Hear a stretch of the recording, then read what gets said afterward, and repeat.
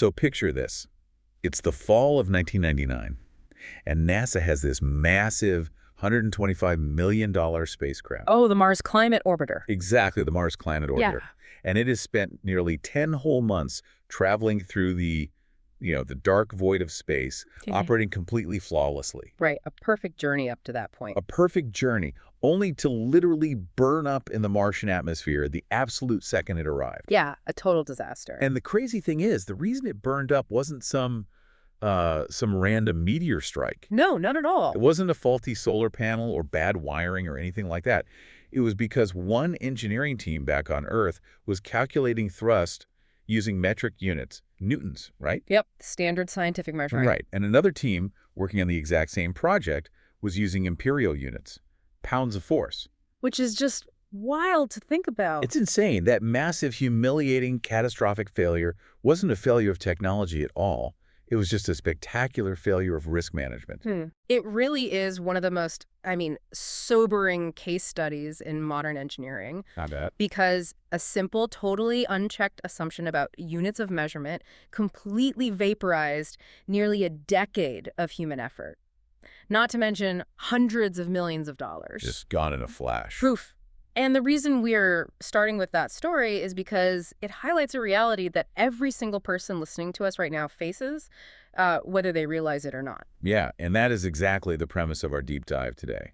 Because you, the listener, step off the edge of the bed every single morning into a world of just absolute, unavoidable uncertainty. Every day is a risk. Every single decision you make carries this sort of shadow of the unknown. Definitely. Like maybe you're sitting in traffic right now mentally planning a massive career pivot, right? Right. Weighing the pros and cons of leaving a super stable corporate job to join some volatile startup. That's a huge risk profile to manage. Or, maybe you're navigating the supply chain nightmare of launching a small e-commerce business right out of your garage. Which is basically all risk all the time. Exactly. Or honestly, maybe you were just trying to organize a multi-city family vacation. Oh, the ultimate stress test. Right, you've got connecting flights, rental cars, a toddler who might throw a tantrum at any second. Well, in all of those scenarios, you are constantly anticipating the future. Right. You're looking at that flight schedule and thinking, if this first flight is delayed by even 20 minutes, we miss the connection. And then the rental car agency closes. Exactly. The agency closes and the entire itinerary just collapses like a house of cards. So basically, you are dodging disaster. You are managing risk. You are. But here's the thing. Most of us just do it on raw instinct. We cross our fingers, we build in a little bit of a time buffer, we pack an extra pair of socks, and we just hope for the best. We rely on luck, mostly. We do. Oh. But when you look at the Mars Climate Orbiter, or when you look at the people who build skyscrapers, or coordinate these massive international shipping logistics. Or manage multi-billion-dollar corporate mergers. Right. Those absolute pros, they are absolutely not just crossing their fingers. Well, they can't afford to, frankly. Because the stakes are too high. Exactly. At that level of operation, relying on gut feeling or luck is quite literally professional negligence. Wow, negligence. Yeah, because to operate at that scale, you need a rigorous, repeatable framework. You need a completely different, almost mathematical way of visualizing the future and categorizing the unknown. Which is why today we are going to look at the master blueprint for how those absolute pros operate. I'm very excited for this one. So our source material today is a highly concentrated, incredibly dense, one-page document. It's titled Appendix F, Tasks Placemat. Right. And it's pulled straight from a definitive text referred to in our sources as 26riskmanagement.pdf. Now, we should probably establish what we mean by a placemat in this specific corporate context, Ralph. Because I'm just picturing a laminated piece of paper under my plate at a diner, maybe with some crossword puzzles on it. Right. No, in the world of enterprise project management, a placemat is a highly visual, single-page matrix. Okay. It is specifically designed to take hundreds of pages of methodology and just compress them into a high-level, at-a-glance overview. And man, compress it. They do? Well, yeah, it is dense. It's super dense. So this specific placemat outlines the 5 domains of the PMI Risk Management Professional Exam. That's the PMI RMP certification. Right, the exam content outline and specifications. And the specific version we're looking at was updated in March 2022. Which means it's very current. Yeah. It also notes that certain bold-faced tasks on this matrix align very closely with the PMBOK Guide 6th edition, specifically diving into the knowledge area risk management. And just for context, for anyone operating outside the formal project management sphere, that PMBOK guide is essentially the foundational text. Like the Bible of project management. Yeah, pretty much. It stands for the project management body of knowledge. So the source document we are analyzing today is essentially the distilled essence of global industry-agnostic best practices for handling uncertainty. Best practices for handling uncertainty. I love that phrasing, but I'm going to shoot straight with you and the listener. Uh-oh. Let's hear it. Looking at this source material, it is a skeletal framework. It is just a list of heavily packed, heavily jargonized professional terms. It's not exactly a beach read. No. Yeah. I mean, if you just read it top to bottom, it's got phrases like perform qualitative analysis and monitor residual and secondary risks. Right. Honestly, it reads like a stereo instruction manual translated from another language. So the mission of this deep dive is to put meat on those bones. And that's the crucial step, I think, because beneath all that dry corporate terminology, this placemat outlines a genuinely fascinating psychological progression. Really? Psychological? Oh, absolutely. It's a philosophy of human foresight, really. Well, I am ready to crack this open. I love uncovering the secret language of different professions. We're going to decode this dense matrix and translate it into a practical playbook for conquering the unknown. And the sequence of that playbook is perhaps the most important part of the entire document. You mean the order of the 5 domains? Exactly. You cannot jump to the end. You have to follow the logic perfectly. Every single step builds the foundation for the next one. Okay, so where does a catastrophic failure like the Mars orbiter actually begin then? Well, it doesn't begin in space. Right. And according to this framework, it doesn't even begin with identifying the immediate dangers, does it? No, it doesn't. Because before you can fight fires, you have to know what building you are standing in. You have to set the rules of the game. Precisely. And that brings us to the very first section of the placemat. Domain 1, risk strategy and planning. Risk strategy and planning. Okay. This is the absolute bedrock. The source outlines several critical tasks here. Go ahead and list them out. First, perform a preliminary document analysis. Next, assess the project environment for threats and opportunities. Got it. Then, confirm risk thresholds based on risk appetites. Which sounds super interesting. It is. And finally, establish a risk management strategy and document the risk management plan.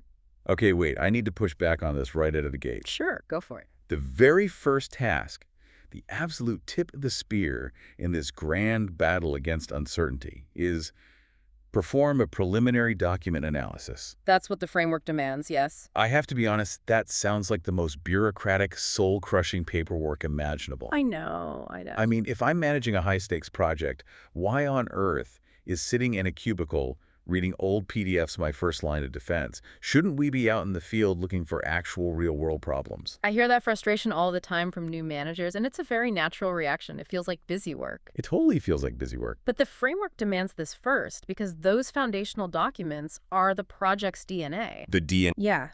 They contain the original business case, the initial budget estimates, the high-level goals, and most importantly, they contain the foundational assumptions made by the executives who actually funded the project. Okay, so if that DNA is corrupted from the start, the whole organism is going to be sick. Precisely. Let's look at a massive enterprise software migration to the cloud, for example. Sure, classic corporate project. Right. Now, if the foundational project charter assumes that your legacy servers can be kept online simultaneously for 6 months during the transition, Okay. and you, as the project manager, happen to know your server lease actually expires in 3 months. Oh, wow. Yeah. The entire project is doomed before you even write a single line of code. Because the timeline is literally impossible. Exactly. If you don't do that preliminary document analysis, you are building your entire risk strategy on a foundation of pure fantasy. So the documents tell you what the project is supposed to be. Yes. You cannot protect something if you don't even understand its intended shape. You know, that makes a lot of sense. It actually reminds me of an old trope in horror movies. Oh, yeah. How so? Assessing the project environment without reading the documents first is like walking into a pitch-black haunted house and just waving your hands around, feeling for the light switch. Hoping you don't hit anything. Right. Hoping you don't trip over a coffee table or step on a rusty nail. You are operating completely blind. That's a great way to visualize it. And let's take that visualization a step further into the enterprise level. Please do.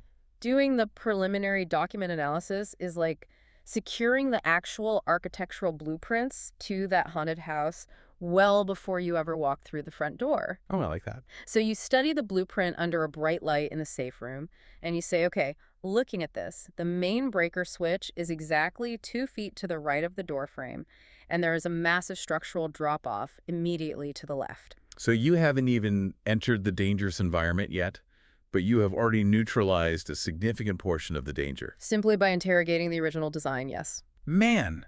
And once you have that blueprint, the next task on the placemat makes perfect sense. Assessing the project environment. Right, step 2. Because now that you know what the project is supposed to be, you look at the real-world ecosystem it has to survive in. The outside world. You look at the economy, supply chain shortages, shifting regulations, company politics. You're scanning the horizon. You scan for threats. Yeah. And interestingly, the text explicitly says you also scan for opportunities. Yes, and the inclusion of the word opportunities there is a massive shift in perspective, and we will definitely unpack that thoroughly when we get to the identification phase. Oh, we definitely will, because that threw me for a loop. I'm sure. But before the framework lets you start listing out those threats and opportunities, it forces you to pause and do something incredibly introspective. Yes, and this is the task I really want to zero in on. Yeah. I think it is the most poetic, psychologically rich phrase in this entire highly technical document. I know exactly which one you mean. It says we must confirm risk thresholds based on risk appetites. It is beautifully precise, isn't it? It really is. And it cuts straight to the core of organizational behavior and human psychology. So let's decode this for the listener. What is the functional difference between an appetite and a threshold? Because to a layman, they sound like synonyms for how much risk can we take? They're definitely related, but treating them as synonyms is a fatal error in project management. Okay, break it down for me. Let's start with the phrasing.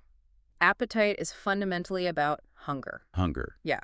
It is how hungry an organization or board of directors or an individual is for risk. It is their general overarching willingness to take a gamble in exchange for a potential reward. So it's more of an emotional state. Exactly. It's an emotional state. Some organizations, like, say, legacy banking institutions, are incredibly conservative. They don't want any surprises. Exactly. They have a very low risk appetite. They want safe, guaranteed, incremental returns. Makes sense. But other organizations, like early stage tech startups in Silicon Valley, have a massive, ravenous risk appetite. Because they have to. Right. Their entire business model is predicated on taking wild existential swings. Okay, so the appetite is a general philosophy. It's a vibe, basically. A vibe, yeah. It's the CEO standing on a stage at a keynote saying, we are disruptors, we move fast and break things. Or, conversely, a bank manager saying, we are the safe harbor in the storm. Yes, it's the cultural vibe. But a cultural vibe is practically useless when you are down in the trenches managing a strict budget and a timeline. You can't put a vibe in a spreadsheet. Exactly. You need hard numbers. And that is where the threshold comes into play. Okay, the threshold. The threshold is the quantifiable hard line in the sand that the organization absolutely refuses to cross, regardless of what their appetite is. I love that distinction. Let me try an everyday analogy here, just to make sure I'm totally getting it. Go for it. So the appetite is me waking up on a Saturday morning and saying, you know what, I'm feeling adventurous. I have a big appetite for a fancy dinner out tonight, and I'm willing to spend some money. Right. That's the emotional state. But the threshold is me sitting at the restaurant, looking at the menu and saying, I am absolutely, under no circumstances, paying more than $50 for a single steak. You've captured the exact dynamic there. You translate the emotional willingness into a quantifiable metric. A hard line in the sand. Yes. Let's map that back to our enterprise software cloud migration example. Okay. The executive board might have a high-risk appetite. They might say to the team, we are willing to accept some operational friction and minor schedule delays to ensure we get a state-of-the-art, future-proof cloud architecture. That's the appetite. They're willing to endure a little pain for a big reward. Right. But the project manager needs to know what some minor schedule delays actually means in reality. Because one person's minor delay is another person's disaster. Exactly. The threshold is the translation of that appetite. So the threshold is defined as, if this migration project is delayed by more than 14 calendar days, we will breach our service level agreements with our 3 biggest clients, triggering financial penalty clauses that will literally bankrupt the division. Wow. Okay, so 14 days is the threshold. 14 days is the threshold. $2 million in budget overruns is the threshold. Got it. And what the placemat is telling us is that you absolutely cannot establish a risk management strategy or document a plan, which, by the way, are the final steps of this first domain. Right. You can't do any of that until you force the organization to clearly define those hard financial and emotional boundaries. Because if you don't force them to define the threshold, your team is going to be operating in a state of constant anxiety or maybe completely misplaced confidence. Both are incredibly dangerous. Right. You might have an engineer spending $50,000 of the budget trying to prevent a 2-day schedule delay, completely unaware that the executive board actually has the appetite to absorb a 10-day delay without batting an eye. Yeah. They're wasting money solving a problem that isn't really a problem. Exactly. Or conversely, you have a team casually accepting a 5% budget overrun because they think the company has a high appetite for risk, completely unaware that a 4% overrun trips a covenant on a massive bank loan. And then the company goes under. Defining the threshold aligns the reality of the project with the emotions of the boardroom. It sets the rules of the game. Yes. Okay, so we've analyzed the blueprints to find the DNA. We've surveyed the economic and political environment. We understand the emotional hunger of the organization. And we have drawn bright red, quantifiable lines on the ground that we cannot cross. Which means the strategy is documented. The planning room phase is officially over. Wow, okay. Yeah. Which means the abstract rules are set, and it's time to transition into active pursuit. We move from asking, how will we handle uncertainties in general, to aggressively asking, what exactly are the specific uncertainties out there waiting for us in the dark? The hunt begins. The hunt begins. Looking at the placemat, this moves us into the second major domain, risk identification. Yes. Domain 2. And the list of tasks here represents a staggering amount of intellectual labor, honestly. It's exhausting just to read it. Seriously. Yeah. We're instructed to conduct risk identification exercises. We need to examine assumption and constraint analyses. We must document risk triggers and thresholds based on context environment.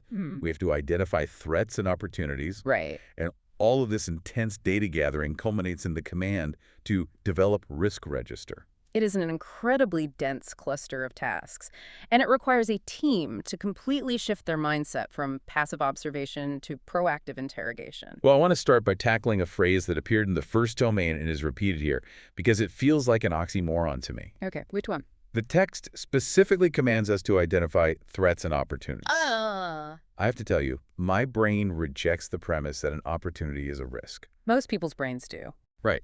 Because in standard English, a risk is a danger.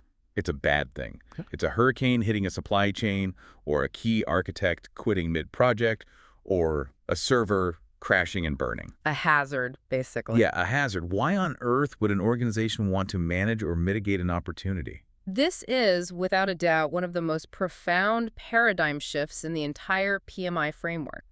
It honestly separates the amateurs from the absolute masters. Okay, explain that. In our daily conversational lives, you're right, we absolutely use the word risk as a synonym for danger or hazard. Always. But in high-level project management, risk does not equal danger. Risk simply equals uncertainty. Risk equals uncertainty, just a blank variable. Exactly, just a blank variable. The formal definition of a risk is any uncertain event or condition that, if it occurs, has an effect on at least one project objective. Okay, I'm tracking. Now, if that uncertainty has a negative effect on your timeline, budget, or quality, well, it is classified as a threat.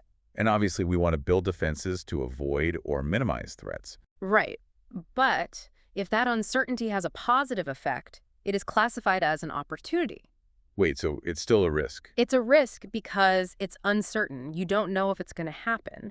And the framework dictates that you must aggressively seek out, maximize, and exploit those opportunities with the exact same rigor you use to fight threats. My brain is still trying to map this to the real world. Can you give me a tangible example of an opportunity masquerading as a risk in an actual project? Sure. Let's stick with our enterprise software team building this new cloud architecture. The gift that keeps on giving. Right. So an uncertainty, a risk, is that a major tech company, let's say Google or Microsoft, might release a highly advanced open source piece of code next month, right in the middle of your team's core development phase. Okay, so it's an uncertainty. There are like rumors on the message boards, but you don't know for sure if they will release it or if it will be compatible with your stuff. Right. Now, if it is released and it is compatible, it could allow your engineering team to completely skip 4 weeks of manual, agonizing database coding. Oh, wow. So it just wipes out a month of work in a good way. Yes, it accelerates your schedule by a month and saves you hundreds of thousands of dollars in labor costs. That's huge. That is a massive, project-altering positive impact. It is a golden opportunity. But because it is uncertain, it is technically a risk. And if you don't identify it in this phase, you lose it. Exactly. If you only view risk as danger, your team is entirely focused on looking out the window for storm clouds. You're just waiting for bad things to happen. Right. And if that open source code drops, your team might miss the announcement entirely. Or they might see it, but because they didn't build any flexibility into the project schedule to adapt to it, they literally can't use it. So they end up wasting 4 weeks doing manual work they didn't have to do, simply because they failed to identify and plan for a positive uncertainty. Precisely. They left a golden ticket on the table because they were too busy looking for monsters. That is brilliant. By mathematically defining risk merely as uncertainty, the framework forces you to remove your pessimistic blinders. It broadens your entire field of vision. Yeah, you aren't just scanning the horizon looking for pirate ships coming to sink you. You are also scanning the horizon for friendly merchant vessels you can trade with to get to your destination faster. That's a perfect analogy. And to find those pirate ships and those merchant vessels, the placemat gives us a specific tool. Which is? It instructs the team to examine assumption and constraint analyses. This is a microanalysis technique that functions like basically an X-ray for your project plan. Let's put that under the microscope. Yeah. What is the functional day-to-day difference between a constraint and an assumption when you are interrogating a plan? Okay, I like to describe constraints as the physical walls boxing you in. The walls. Yes. They are the undeniable hard facts of your reality that restrict your options. Give me an example of a wall. A fixed budget of $2 million is a constraint. A hard legal compliance deadline of December 31st dictated by the government, that's a constraint. You can't argue with the government. No, you can't. The fact that a day only has 24 hours is a constraint. You analyze constraints to understand exactly how tight your maneuvering room is and where the pressure points are. So constraints are the physical walls of the maze you are running through. They don't move. Nope. They are static. What are assumptions then? Assumptions are your blind spots. Blind spots. Yeah.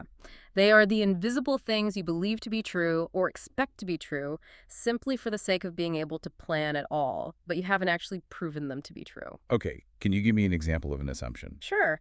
We assume the city will approve the necessary building permits within 30 days. Hoping the city moves fast. Right. Or we assume the price of raw steel will remain relatively stable over the next 6 months. We assume our lead developer isn't going to up and quit to take a job at a competitor. You just have to assume those things, or else you couldn't even start planning. Exactly. But you have to analyze your assumptions because they are incredibly fragile, load-bearing pillars. Because if they break, If an assumption turns out to be false-like, if those permits actually take 90 days to clear instead of 30, that false assumption instantly mutates into a massive project-killing threat. that makes me think of the mundane nightmare of trying to assemble flat-pack furniture. Oh no, the class Saturday afternoon test of patience. Exactly. So the constraints are undeniable. You have exactly 12 wooden dowels, 1 tiny Allen wrench, and the physical dimensions of your living room. Those are constraints. Right, you can't argue with the dowels. You can't wish a 13th dowel into existence. No. But the assumption is my deeply held, completely unproven belief that the instruction manual is actually printed in a language I understand. A very dangerous assumption. Or the assumption that all the pre-drilled holes actually align properly. Right. The moment I open the box and realize page 4 is missing, my assumption shatters, and the entire Saturday afternoon project is instantly at risk of total failure. That is a highly relatable, perfect translation of the concept. The Mars Climate Orbiter team assumed everyone was using metric. Oh man, it goes right back to that. It does. It was an unverified belief that allowed them to move forward with planning until reality shattered it. And blew up a $125 million spacecraft. Yes. And as you are identifying these fragile assumptions and hard constraints, the placemat instructs us to do something else. Document risk triggers. Okay, triggers. This is a vital component of the identification phase that often gets overlooked. What exactly is a risk trigger? Is it the root cause of the risk, like the thing that makes the bad thing happen? Not exactly the root cause, no. Think of a trigger as the early warning radar system. Radar system. Yeah. A trigger, which is sometimes called a symptom or a warning sign, is the specific observable indicator that a risk has either just occurred or is about to occur. Okay, how does that look in practice on a project? Let's say your team has identified a major threat. Our primary hardware supplier might go bankrupt before delivering our microchips. Which would be catastrophic. Right. The trigger isn't the bankruptcy filing itself. By the time they file for Chapter 11, the risk has already detonated and you are just dealing with the fallout. You're already in the blast zone. Exactly. The trigger is the subtle clue that precedes the explosion. What kind of clue? The trigger might be the supplier misses 2 consecutive minor status meetings, or the supplier suddenly asks for a change in payment terms from net 60 to immediate cash on delivery. Because they're desperate for cash. Exactly. They're bleeding cash and trying to hide it. So documenting risk triggers based on the context and environment, as the placemat specifies, means you are actively calibrating your team's senses. Yes, you're training them what to look for. You aren't just writing down a vague warning like beware of supplier bankruptcy and hoping someone notices if things go wrong. You are training your team on the specific behavioral tells. Yeah. You're saying if you see them ask for early payment, sound the alarm. Precisely. You are giving your team the exact tripwires to look for. That is so smart. And all of this intense investigative work, the brainstorming exercises, the x-raying of assumptions and constraints, the defining of triggers, the hunting for both threats and opportunities, it all flows into a single massive funnel. Which leads to the final output of Domain 2. Exactly. Developing the risk register. The risk register, it sounds very official, like a leather-bound historical ledger kept in a vault somewhere. It is arguably the most important artifact a project manager possesses. It is the central nervous system of your entire risk management framework. A central nervous system. And the biggest misconception is that the risk register is just a static Word document you type up once at the beginning of the year to satisfy the executives and then put in a drawer. Just a box to check. But it's not. Not even close. It is a dynamic, living, breathing database. Every single threat, every golden opportunity, every trigger, every fragile assumption, every potential cause and effect, it all lives in the register. And it is constantly updated as the project moves forward. Okay, so let's take a breath and look at where we are in the journey. Good idea. We have finished Domain 2. We have surveyed the entire landscape.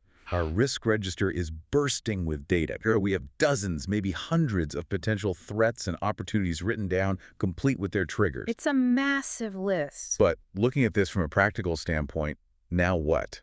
Well, now you have a very serious problem. Right, because you can't possibly tackle everything on that list. No, you can't. If you have a massive enterprise project, your risk register might have 500 line items. If you tried to build the defense mechanism for every single threat and chase every single minor opportunity, you would exhaust your entire budget and burn out your team in a week. You'd be fighting every shadow and chasing every butterfly. Exactly. How do the pros figure out what actually matters? That exact dilemma is what forces us out of the identification phase and into Domain 3, risk analysis. Domain 3 analysis. We have named the monsters, but now we have to weigh their impact. We have to separate the signal from the noise. Looking at the placemat, Domain 3 is visually jarring because it is so incredibly concise compared to the surrounding sections. It really is just 2 lines. Yeah, it contains just 2 bullet points. Task 1, perform qualitative analysis. Task 2, perform quantitative analysis. It may be brief on the printed page, but the sheer volume of work, debate, and calculation involved in these 2 steps is staggering. Really? Oh, yeah. This domain is where subjective human judgment collides with hard mathematics. Well, I want to make sure I am grasping the practical difference between qualitative and quantitative analysis because they sound so similar. They do get confused a lot. Let me try another analogy on you, and you tell me if I'm tracking the logic here. I'm listening. Let's see what you've got. Let's say I'm walking down the street, and up ahead, I see a dog off its leash. Is qualitative analysis me looking at the dog, noticing its ears are pinned back, the hair on its spine is standing up and it's growling, and I make a rapid subjective judgment. That dog looks aggressive. It has a high probability of biting me, and the impact of that bite would be severe. Yes. That is a perfect qualitative assessment. And then is quantitative analysis, like me pulling out a laser rangefinder and a calculator and measuring that the dog is exactly 42 feet away, estimating it can run at 18 miles per hour, meaning it will reach my physical location in precisely 1.59 seconds. This is getting specific. I love it. Then cross-referencing his breed to determine it has a bite force of precisely 320 pounds per square inch. That is a spectacular way to frame it. You have perfectly captured the distinction between the two. Okay, awesome. But more importantly, your analogy accidentally highlights the exact reason why the PMI framework separates them into two distinct sequential steps. Wait, why is that? Why wouldn't you just want the perfect data right away? Think about it. If quantitative analysis gives you the exact math, the 1.59 seconds and the 320 pounds of bite force, why not just do that for every risk on the register? Why bother with the subjective guess first? Think about the physical cost of doing that math. The cost. Yes. Let's map your dog analogy to a massive server migration.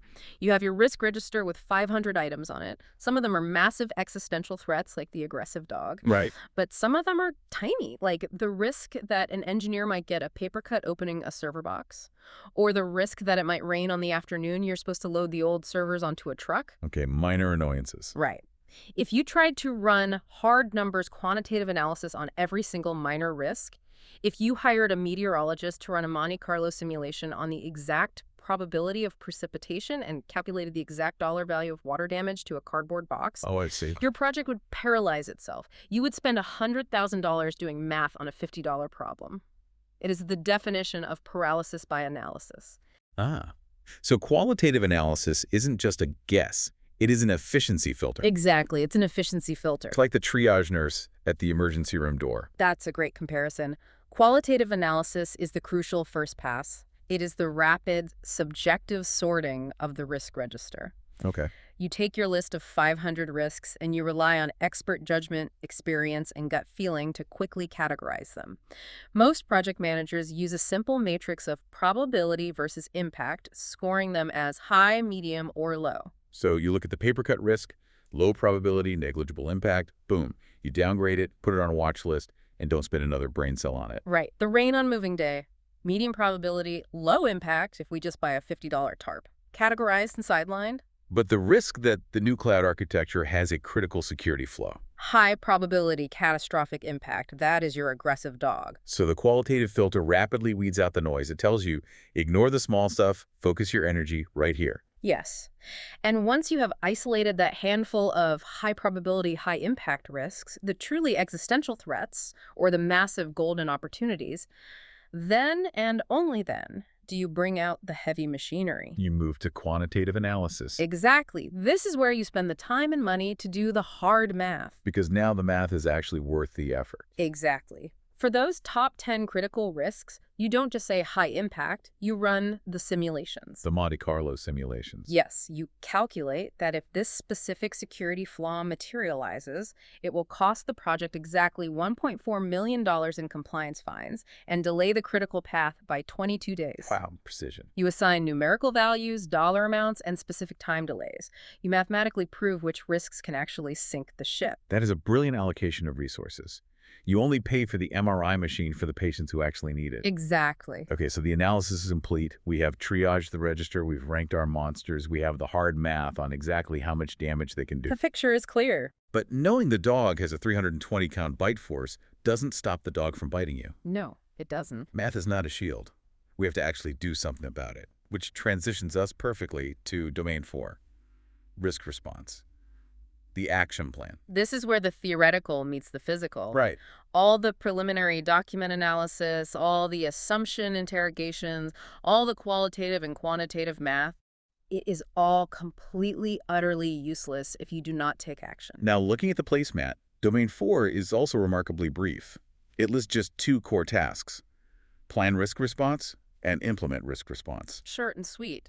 But I'm going to play devil's advocate and push back here because this seems incredibly redundant. Okay, let's hear the pushback. Why are plan and implement separated into 2 distinct bullet points?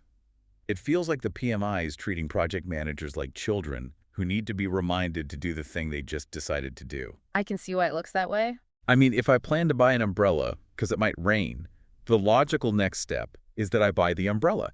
Doesn't implementation just automatically happen once the plan is made? In a perfect world, yes. But in the real world of complex corporate structures, implementation absolutely does not happen Well, automatically. it just stalls out. Oh, all the time. By separating them into two distinct, bold-faced tasks, the framework is addressing one of the most common, fatal, and psychologically fascinating traps in all of project management. Ooh, a trap. What trap is that? I call it the beautiful binder trap, or the illusion of safety through administration. The beautiful binder trap. Okay, walk me through that. All right, imagine a project team. They spend weeks doing the grueling work of domains 1, 2, and 3. The math, the triage, all of it. They argue over thresholds, they build a gorgeous color-coded risk register, they run the quantitative simulations. They're feeling good. Right. They sit in a glass-walled boardroom, look at a massive threat, say, a critical single point of failure in their supply chain, and they say, okay, our plan is to mitigate this risk by hiring a secondary backup supplier in a different geographic region. Lovely, a solid plan. It's a great plan. So the project manager types hire secondary supplier into the response column of the spreadsheet. Everyone nods. Job well done. Exactly. They feel a massive sense of psychological relief because they have solved the problem. They print out the risk register, slide it into a beautiful binder, put it on a shelf, and go back to their daily coding or engineering work. Wait, and they never actually hired the backup supplier. Exactly. They never hire the supplier. Like you're kidding. I wish I was. Because planning is merely the cognitive act of deciding how you are going to handle the risk. It's just a thought. Right. In project management, you generally have 4 choices for a threat: avoid, mitigate, transfer, or accept. Deciding to mitigate the supply chain threat by hiring a backup is the plan. But the implementation. The implementation is the distinct, physical, often highly bureaucratic action of executing that choice. It's doing the work. Right. Implementing means someone actually has to draft a request for proposal. Someone has to interview backup suppliers. Someone has to fight with the finance department to secure a $50,000 retainer. And legal has to get involved. Oh, always. Someone has to get the legal department to draft a contract. That's friction. That's real, actual work. It is massive friction. The PMI framework separates plan and implement to force organizations to acknowledge that action requires its own dedicated effort. You can't just assume it'll get done. No, you cannot just write a plan. You have to assign a specific human being to own the implementation, and you have to give them the schedule and the budget to do it. Building the firewall takes just as much time and money as building the software itself. Exactly. If you blur plan and implement together, the actual execution gets lost in the theoretical paperwork, and the dog still bites you. That is profound. The psychological comfort of making a plan tricks you into thinking you are safe.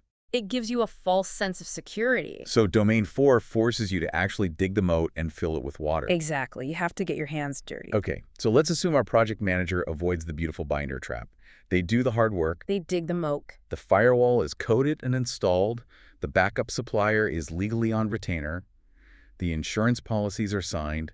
You have planned and implemented your responses. You might think you can finally relax. The castle is defended. You might think that, yes. Right. But the world outside the castle keeps spinning. Right. The economic environment changes daily. A risk you thought was permanently neutralized might suddenly mutate and resurrect. It comes back from the dead. And more importantly, your own defenses might start causing problems. Oh boy. Which brings us to the 5th and final phase of the placemat: monitor and close risks. Monitor and close risks. This domain is the realization that risk management isn't a linear checklist that you finish and walk away from.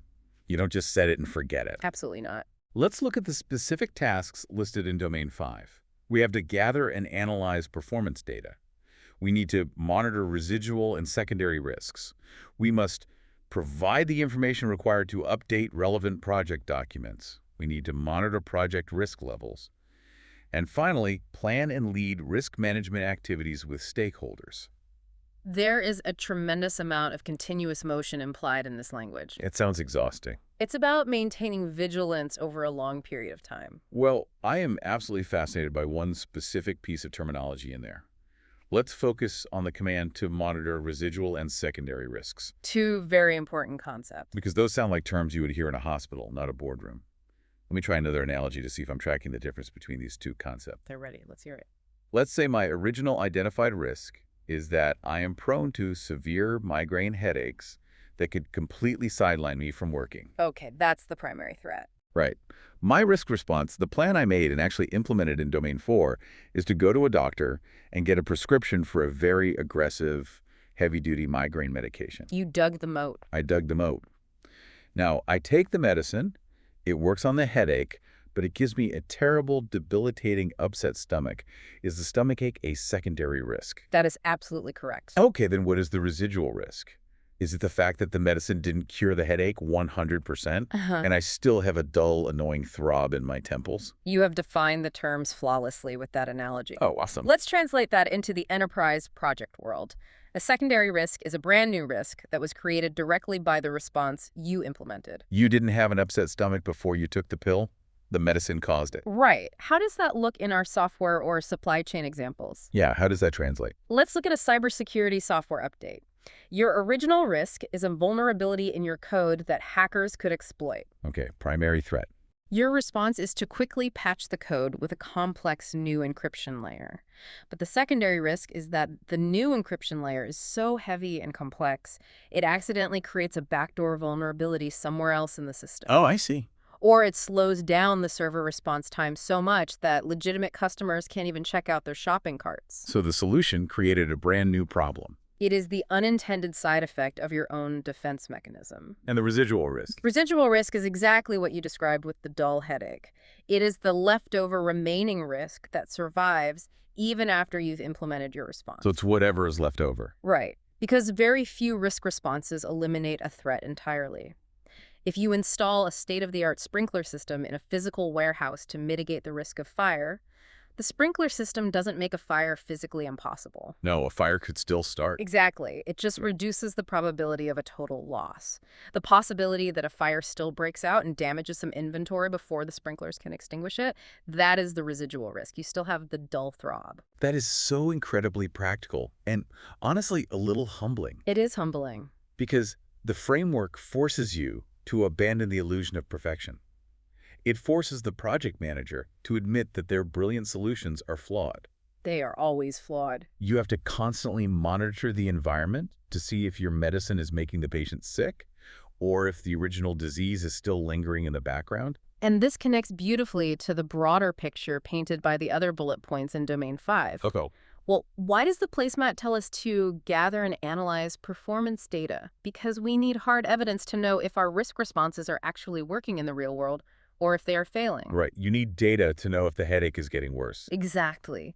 Why does it tell us to update relevant project documents? Because as we gather that data and as secondary risks emerge, our original blueprints, our project DNA from Domain 1, might need to be rewritten. Oh, wow. So it's a loop. It's a continuous, infinite loop. The end of the placemat feeds right back into the beginning. Yes. You gather performance data in Domain 5, which updates the documents, which changes the project environment, which forces you to go back to Domain 1 to reevaluate your original risk thresholds and strategy. It is a cyclical, living loop. The work of risk management is never truly finished until the project is officially closed and handed over to operations. And I want to highlight the very last line on this placemat because I think it brings this entire highly technical, heavily mathematical framework back down to earth. Okay, what is it? The final command is plan and lead risk management activities with stakeholders. Stakeholders. The humans involved. The human element. It reminds us that risk management isn't just a lone genius crunching Monte Carlo simulations in a dark room. Exactly. It is a deeply human, deeply collaborative effort. Stakeholders are the executives funding the project, the engineers doing the physical work, the clients who will use the final product, the suppliers providing the materials. All the people with a vested interest. Right. You have to lead them. You have to communicate with them constantly. If a risk threshold needs to be adjusted because the economy tanked, the stakeholders need to know. Okay. If a secondary risk materializes because of a choice the team made, they need to be informed. The most mathematically perfect risk register in the world is utterly useless if the human beings involved aren't communicating transparently. Okay, let's take a step back and look at the massive journey we have just been on. It's been quite the ride. We started by looking at a single, dense page of bullet points, a study placemat for the PMI RMP certification exam. Which looks like just corporate jargon. Right. And we have unpacked it into a comprehensive psychological philosophy for navigating the unknown. We really have. We have moved from reading the fundamental DNA of a project and setting our emotional and financial boundaries in strategy and planning. That was domain 1. Right. Then we went hunting for uncertainties, both the monsters that want to sink us and the hidden golden opportunities in identification. Domain 2. Then we used qualitative triage and quantitative math to weigh their bite in analysis. Domain 3. We forced ourselves to take distinct physical action to avoid the beautiful binder trap in response. Domain 4. And finally, we committed to an ongoing loop of vigilance against the side effects of our own actions in monitor and close. Domain 5. It really is a superpower when you think about it. It is a superpower. And while this specific document is explicitly designed for enterprise project managers studying for a rigorous certification exam, the underlying framework is completely universal. Absolutely. Anyone listening can apply this methodology tomorrow morning. Yeah, if you are planning a massive wedding, you can define your risk appetite regarding the catering budget and set a hard threshold for the guest list. You can identify the unyielding constraint of the venue's fire code capacity. Right. You can perform a rapid qualitative analysis on the probability of rain during an outdoor ceremony. And if you are launching a small business, you can identify the triggers, the early warning signs, that indicate your social media marketing isn't converting to sales.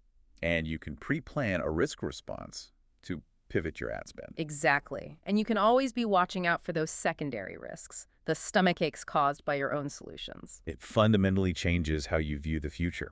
It takes the blind panic out of uncertainty and replaces it with a structured, rational process. It really does. It gives you control over the uncontrollable. But as we wrap up this deep dive into the architecture of risk, I want to leave you, the listener, with a final lingering thought to ponder on your own.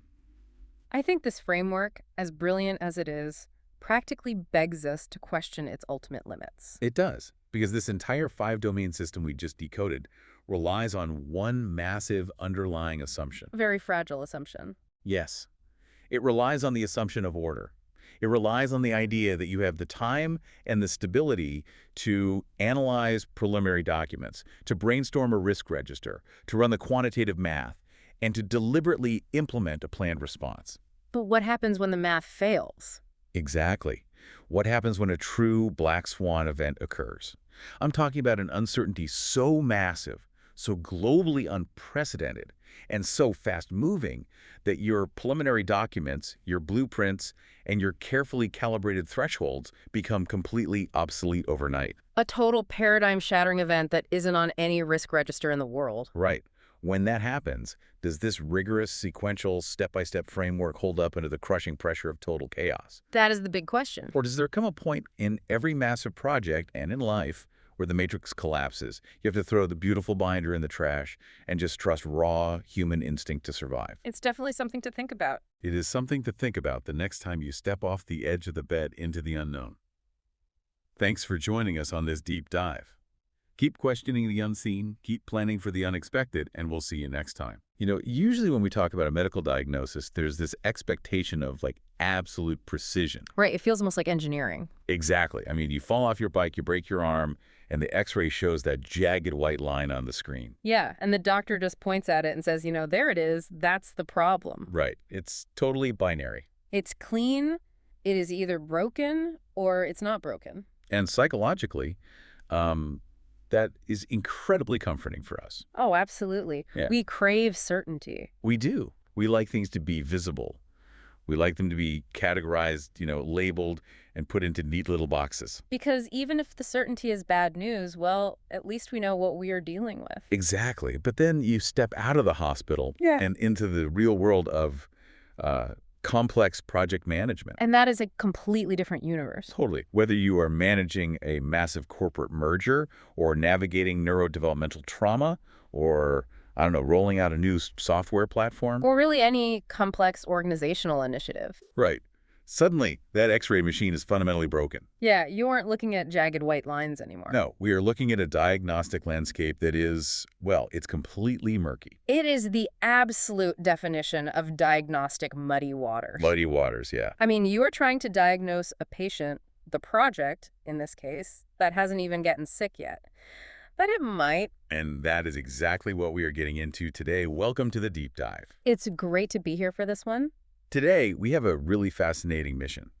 If your project is failing, or, if you feel like you are constantly putting out fires at work, it's probably not because your team is bad. No, usually it's not the team at all. Right. It's because you are fundamentally misunderstanding the mechanics of uncertainty. Yes. The mechanics of the unknown. So today, we are going to decode the hidden mechanics of project risk management. And we have some incredible source material for this. We do. We're looking at a masterclass framework developed by the Project Management Institute. It's a fantastic approach. We've taken a really rigorous set of professional scenarios and extracted the real-world survival skills for managing the unknown. What I love about these scenarios is that they force us to move past, the sterile, theoretical textbook definitions. Right. Nobody likes textbook definitions. Exactly. They put us in the trenches. They ask, well, when the stakes are high and the budget is bleeding, how do professionals actually categorize and attack the unknown? And that's exactly why you listening to this right now should care about this. Absolutely. Because whether you are launching a massive corporate initiative or leading an agile software team, or honestly just trying to organize a chaotic personal project. Like a cross-country move or a complex wedding. Yes. A wedding's a perfect example. Yeah. Understanding how experts categorize and attack risk is literally a superpower. It really is. It is the defining difference between being a passive victim of circumstance and being the active architect of your own survival. So we are going to take a very logical, systemic journey today. I love systemic journeys. Okay. Where do we start? Well, we'll start by simply defining what a risk actually is. Which sounds easy, but it isn't. No, the vast majority of professionals get that wrong right out of the gate. Oh, wow. Really? Yeah. So from there, we'll look at how to properly document it and how to set automated tripwires so Yeah. you aren't just, constantly paranoid. Nobody wants to be paranoid all day. Right? Then we'll mathematically measure the potential blast radius if things go wrong. The blast radius. I like that term. And finally, we will look at how to align all of that local day-to-day chaos with the broader strategic governance of an entire corporation. Okay, let's unpack this. We have to start at the very first conceptual hurdle, which is untangling the language. Language is everything here. It really is. Before we can manage the unknown, we have to accurately label what is actually happening right now in reality versus what might happen in the future. It sounds incredibly simple, Yeah. almost pedantic, really. Yeah, it does. But this is where the majority of projects take their first fatal misstep. Really, just from getting the words wrong. Yes, because the language we use dictates our operational response. We need to clearly and ruthlessly separate risks, issues, assumptions, and constraints. Okay, let's look at one of the real-world hypotheticals from our framework to anchor this. Good idea. Imagine you are a project manager and you are running a critical healthcare rollout. Okay, high stakes. Very high stakes. You're doing an analysis and you identify a constraint on the resources available for your new product. So maybe you only have half the nursing staff you thought you'd have. Exactly. Now you have to figure out what the actual risks are. Right. So you brainstorm things like documentation might be delayed or the actual software implementation might be delayed. Or maybe the cost of acquiring new temporary resources might skyrocket. Right. But here's the trick. The one thing that is absolutely not a risk is the statement, the scope of the project has changed. That is such a vital, profound distinction. Why is that? Why is the scope changing not a risk? Because of the tense of the verb. It has already happened. Oh, I see. It is an established historical fact. Therefore, it is an issue. It's an issue, not a risk. Right. A lack of resources delaying a product that might happen tomorrow or next week. So that is a risk. Let's bring in another scenario to really cement this for you, the listener. Okay, let's do it. Imagine you're coaching an agile software team. They're sitting in a room trying to figure out what a risk impact looks like. They're looking at their board. Yeah, they're looking at scenarios on their board like, our lead tester is expected to be sick for another 4 days. Okay. Or one of our developers doesn't have access to the main code base repository. Oh, that's a bad one. Yeah. Or our senior architect quit after 2 days. Yikes. Right. But according to the framework, the only true example of a risk impact is the statement, Task B might take 2 days longer than we estimated. Because again, the architect leaving the team is an issue. It happened. He handed in his badge. He is gone. Exactly. He's gone. The absence of code base access for your developer is a current active impediment. She cannot code right now. Right now. Yeah. But task B taking longer, that is a potential future consequence, an impact of a risk. That makes total sense. We see this exact same logic applied to threats, too. How so? Well, if your daily stand-up meetings are being skipped by the team, that's an issue right now. Right, because they aren't showing up. Exactly. If your user stories are written poorly, that's an issue right now. Okay.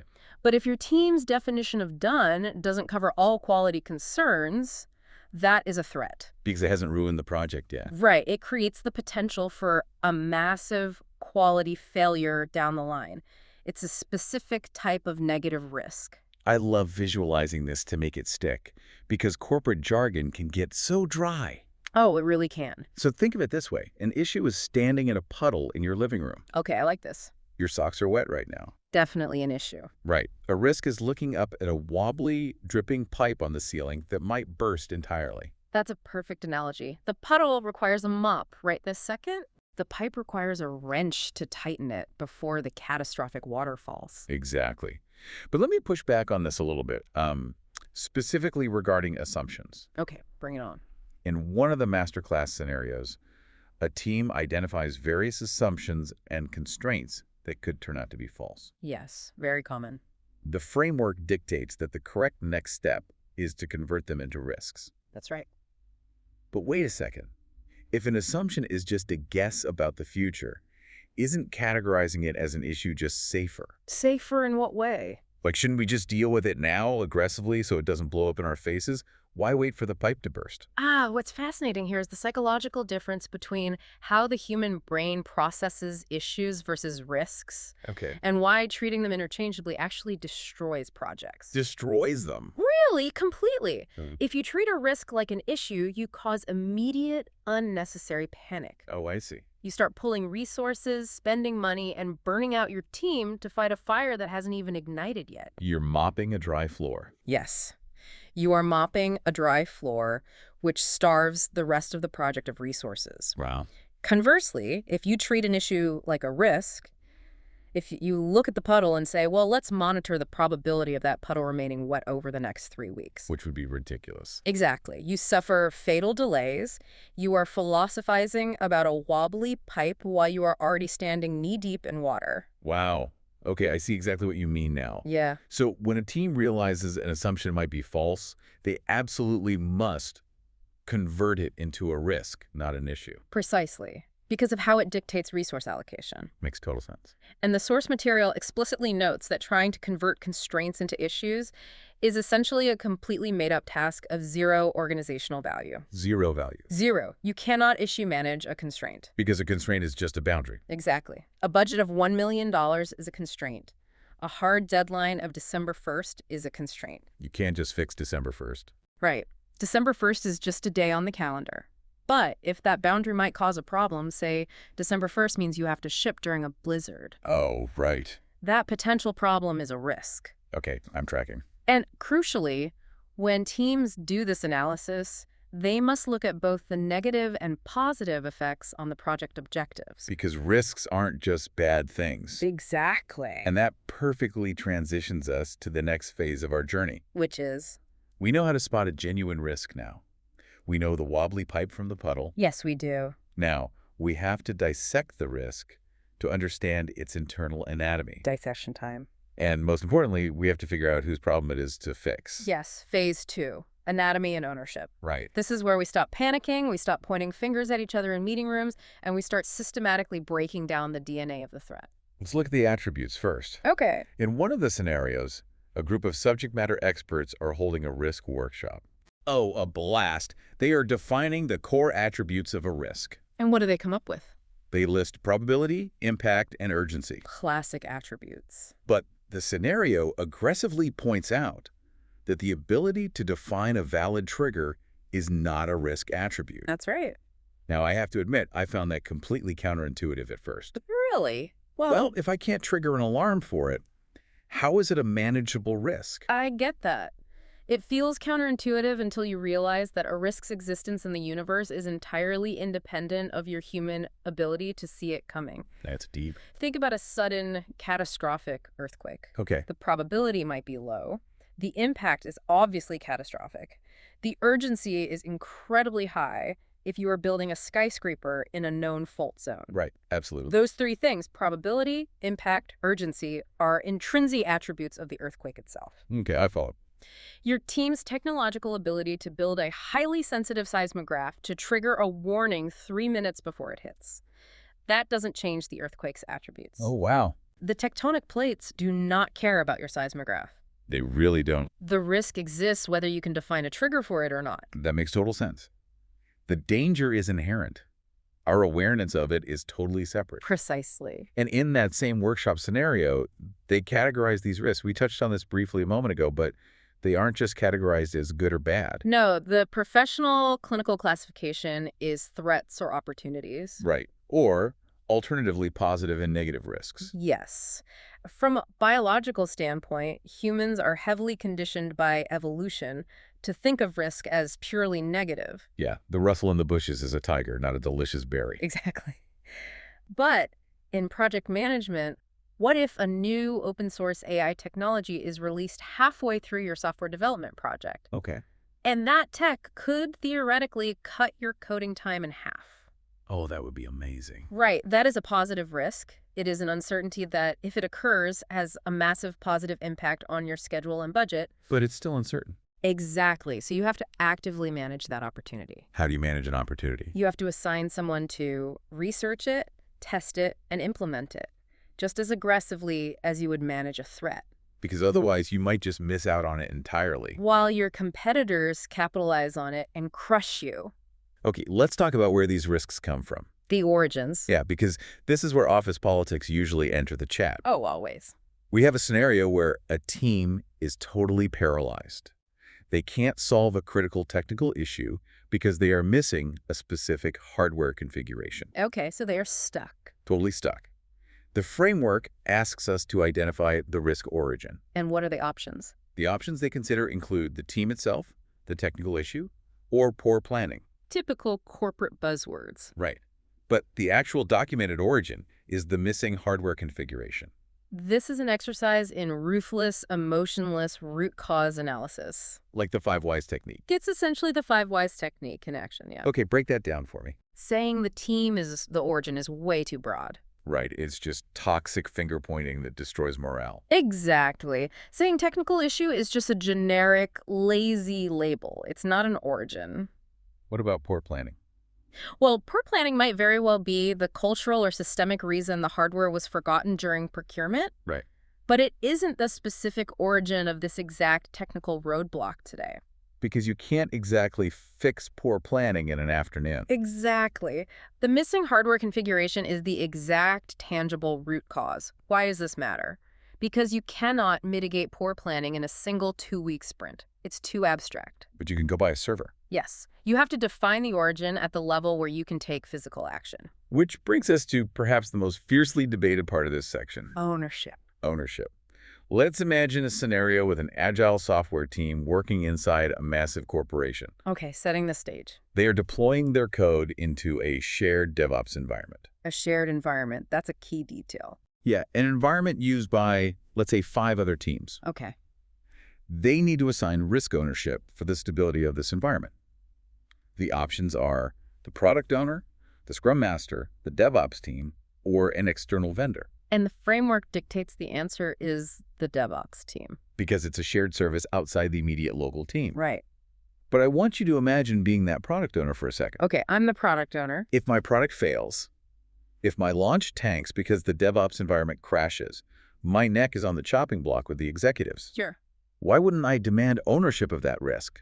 I want control. It is a completely natural, deeply human reaction to want to own the risks that directly affect your personal success. It's just a survival instinct, right? Exactly.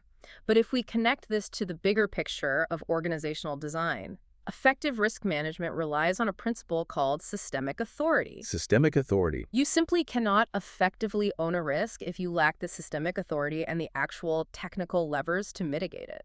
Because the product owner only owns their one specific product. Right.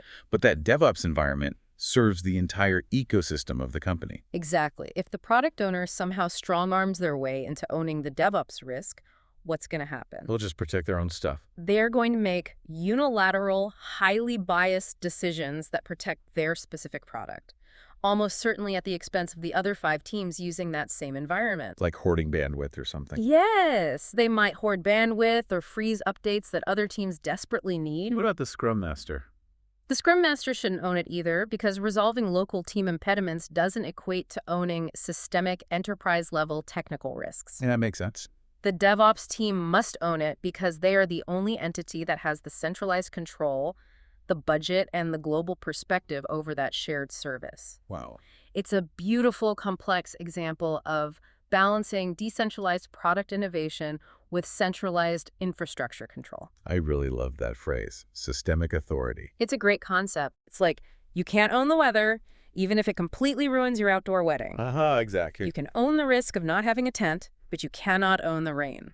Very true. Okay, so we've identified the risks, we've broken down their anatomy, probability, impact, urgency, and we've assigned them to the specific people who actually have the levers to control them. We're making good progress. But where do these risks actually live? Are they just sitting on sticky notes somewhere? Oh, absolutely not. Sticky notes fall off the wall. They need a permanent, highly visible home. Right. They need rigorous documentation. And that brings us to the 2 foundational structural frameworks of risk tracking. Which are? The risk register and the risk breakdown structure, commonly called the RBS.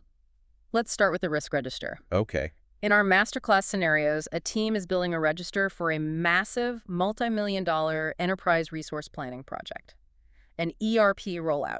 Very complex projects, ERPs. Very. So the register needs an ID number, a categorization, and a source. Source. That's a critical word. What's fascinating to me here is that the framework explicitly states that the word source is highly versatile and vastly preferred over using the word author.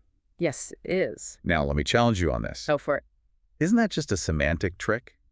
Like a corporate euphemism? How do you mean? Well, if Dave from accounting discovers a massive flaw in the financial reporting module, we all know Dave is the author of that risk. Right. Dave found it. So why not just call him the author? It might seem like a semantic trick, but in the realm of organizational psychology, words matter immensely in documentation. Okay, fair point.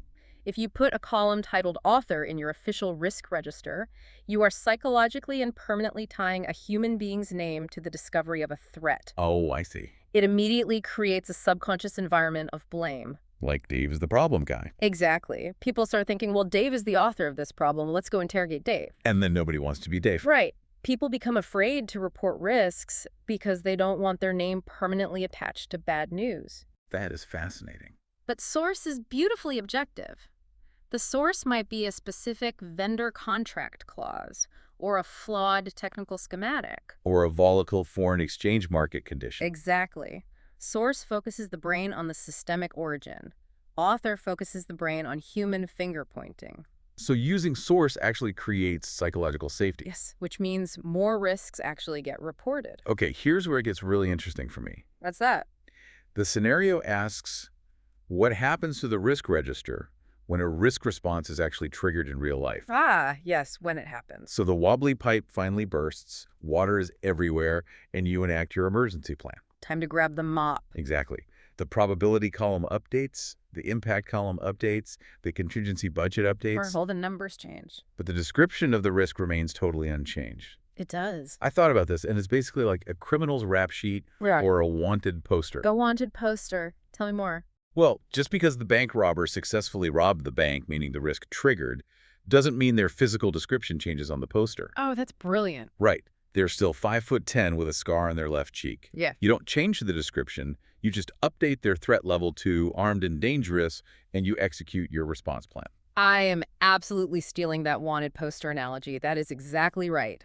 Go for it. The fundamental ontological nature of the event, the physical description of the thief, doesn't mysteriously morph just because the event occurred in time. Right. It's still the same event. What changes is your mathematical reality.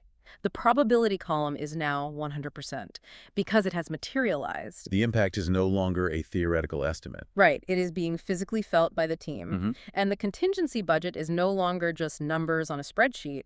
It is actual cash being burned to fix the problem. Now, functioning alongside the risk register, we have the risk breakdown structure, the RBS. Yes, the other foundational tool. We see teams utilizing this to provide broad classification. Things like organizational risks, project management risks, technical risks, external market risks. It's a great taxonomy. And it provides a great framework for cataloging historical data. Yes, it does. But the masterclass is incredibly firm on what the RBS does not do. Right. It has hard limits. It absolutely does not provide guidance on the actual assessment or severity of the risks. No, it doesn't. Think of the RBS as an empty filing cabinet, not a supercomputer. An empty filing cabinet. It tells you exactly which drawer to put the file in so you can find it later, but the cabinet itself cannot tell you how dangerous the contents of that file are. And crucially, issues is never, ever a valid category in an RBS. Never. Why is that again? Because of the golden rule we established back in Phase 1, issues are puddles. Risks are wobbly pipes.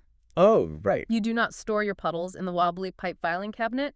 It breaks the entire taxonomy of the system. Okay, that visual really works. There's a great moment in the scenarios where an agile team looks at their RBS and notices that the entire project management category is completely empty. Like, no risks listed at all. None. The scenario asks what the consequences of this are. And what's the answer? The correct answer isn't to hit the panic button or escalate to the executive project management office claiming someone deleted data. Which is probably what I would have done. Most people would. But the answer is simply that the team needs to purposefully identify some risks in that area in due time. Oh. An empty category just means you have a blind spot you haven't aimed your flashlight at yet. It's an invitation to brainstorm. Exactly. It's not a blaring alarm bell. It's the framework functioning perfectly, showing you where your imagination has failed.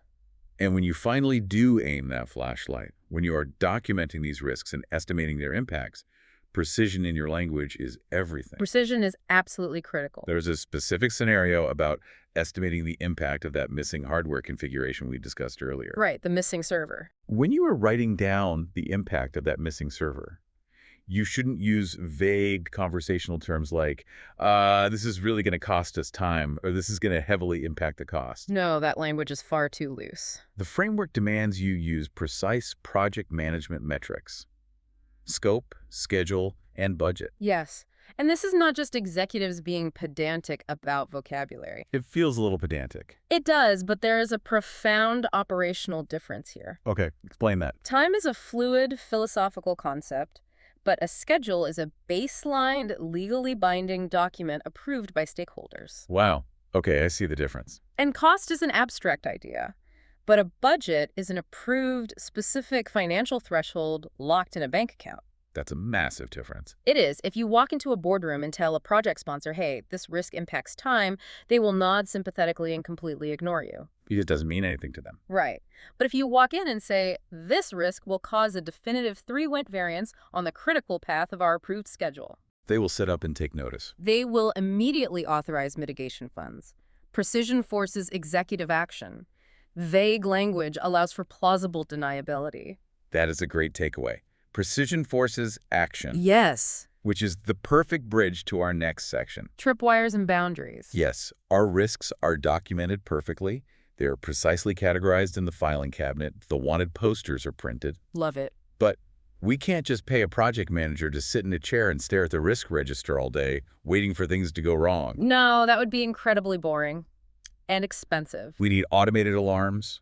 We need tripwires and boundaries, or in the formal language of the masterclass, triggers and thresholds. This is a massive turning point in the framework. Really? Why? This is where risk management ceases to be a static, boring Microsoft Word document and transitions into a dynamic, living, breathing early warning system. Let's dive deep into triggers first. Okay. We see a scenario where a project manager is trying to explain the term risk trigger to a group of non-technical stakeholders. Always a fun meeting. Right.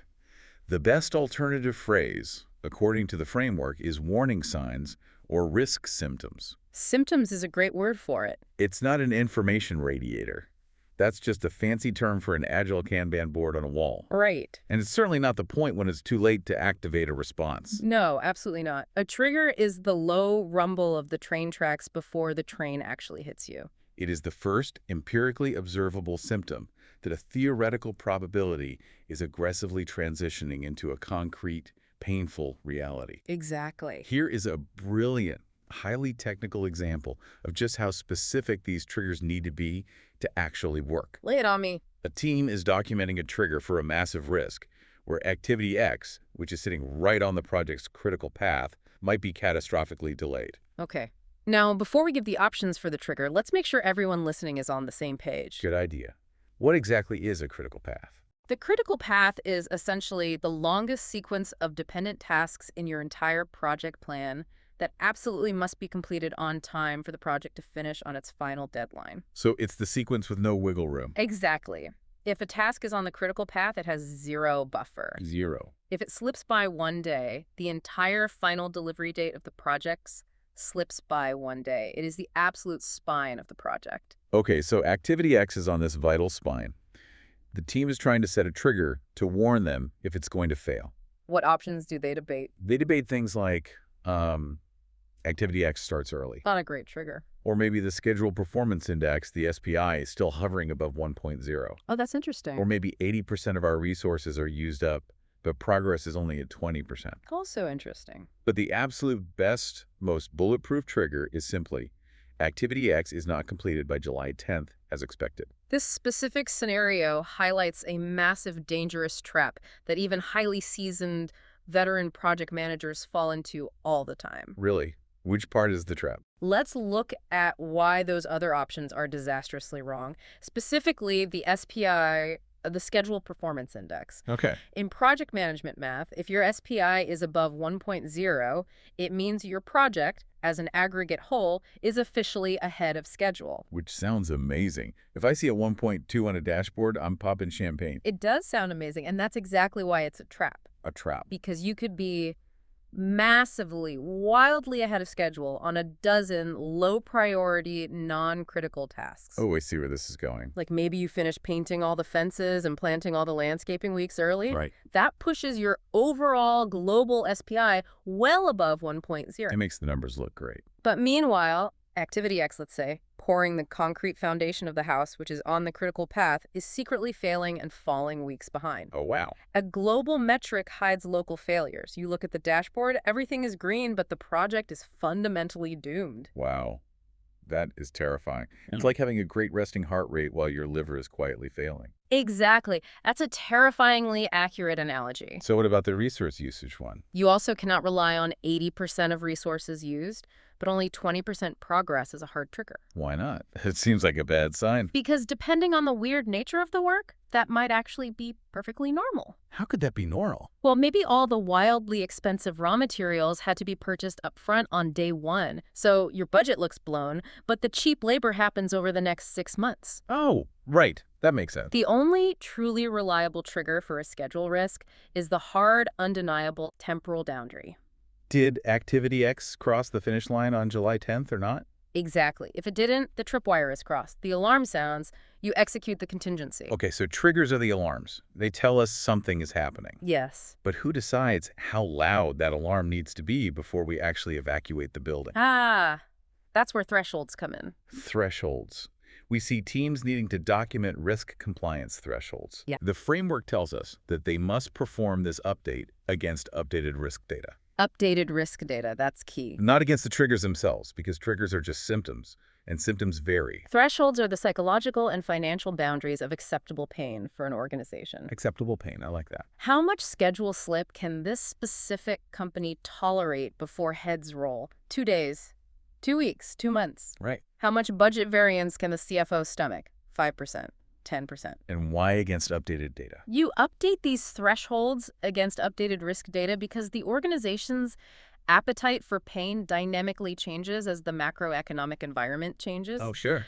A 10% budget overrun might be acceptable during a massive economic boom, but totally unacceptable during a recession. And setting those thresholds is entirely messily human. Very human. We see an agile coach working with a product owner to empower the business stakeholders to challenge these existing thresholds. It's a tricky dynamic.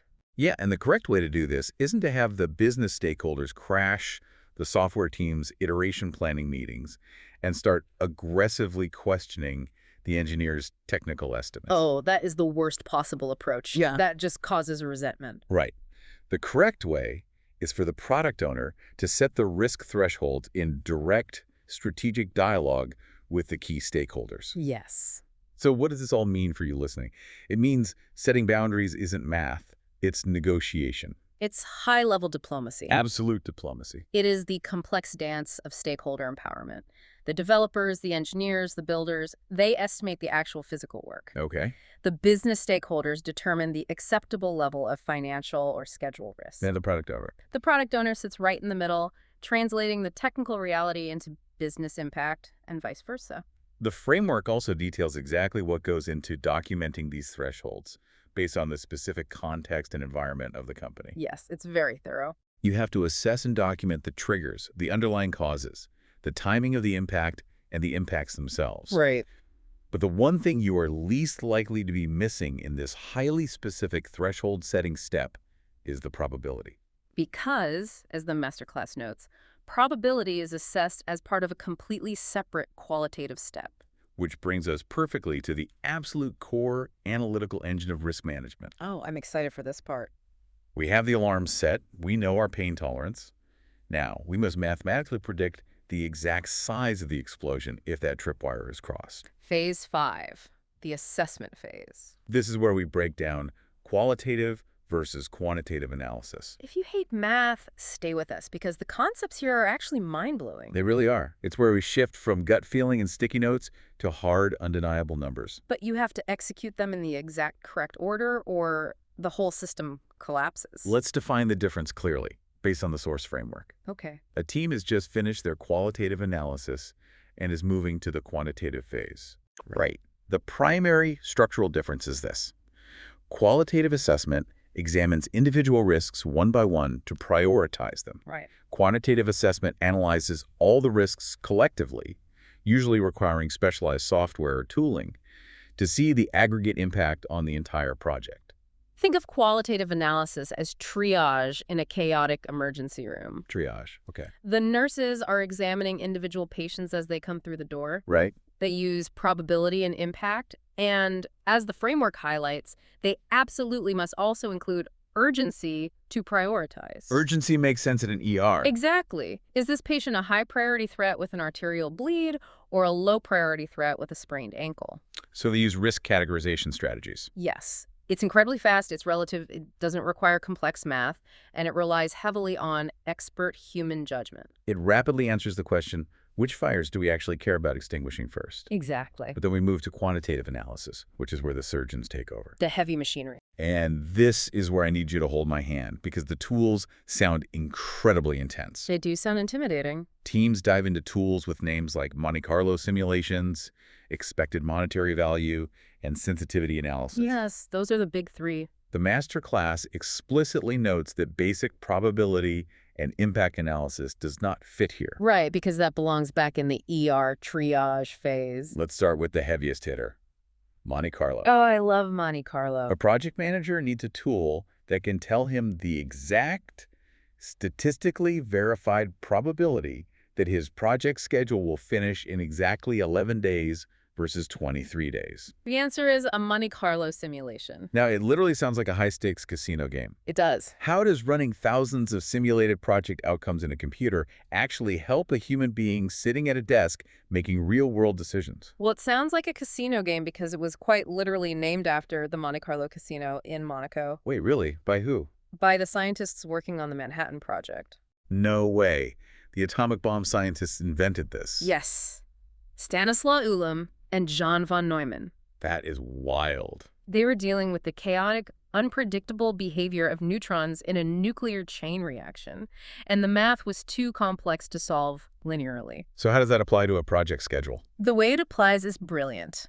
A Monte Carlo simulation actually takes your project plan and it looks at the estimated ranges you've provided for every single task. Wait, ranges, like not exact dates. Exactly. So instead of saying task A takes 4 days, you say task A takes between 3 and 7 days. Okay, I see. And maybe task B takes between 10 and 20 days.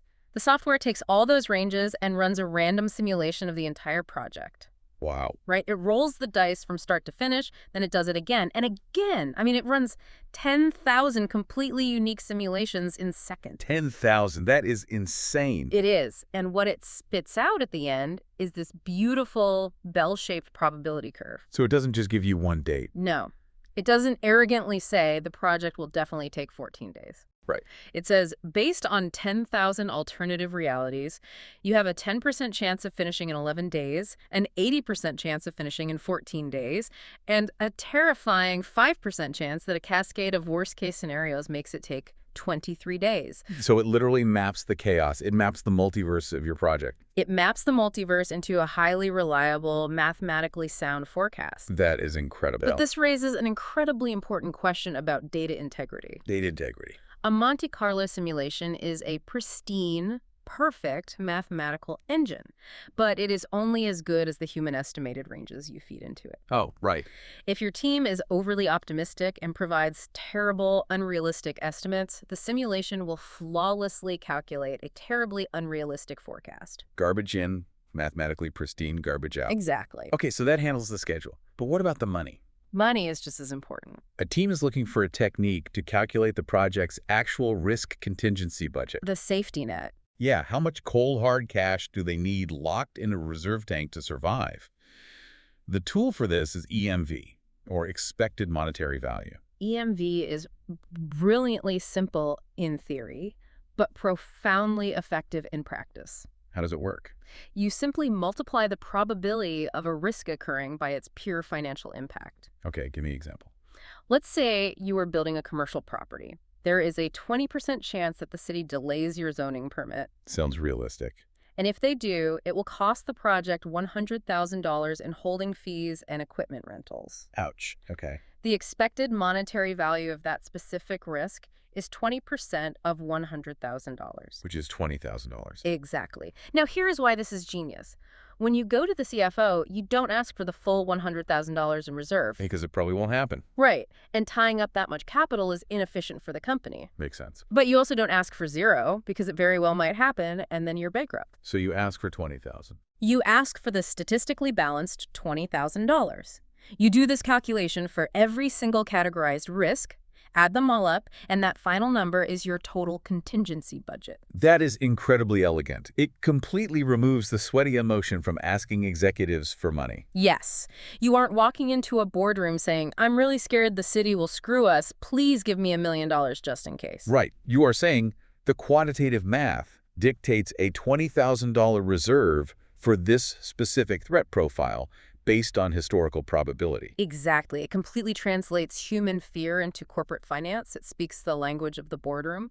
And then there is sensitivity analysis. The third big tool. We see a scenario where a planner is looking at the standard deviation of the tasks in his plan to represent uncertainty. Okay.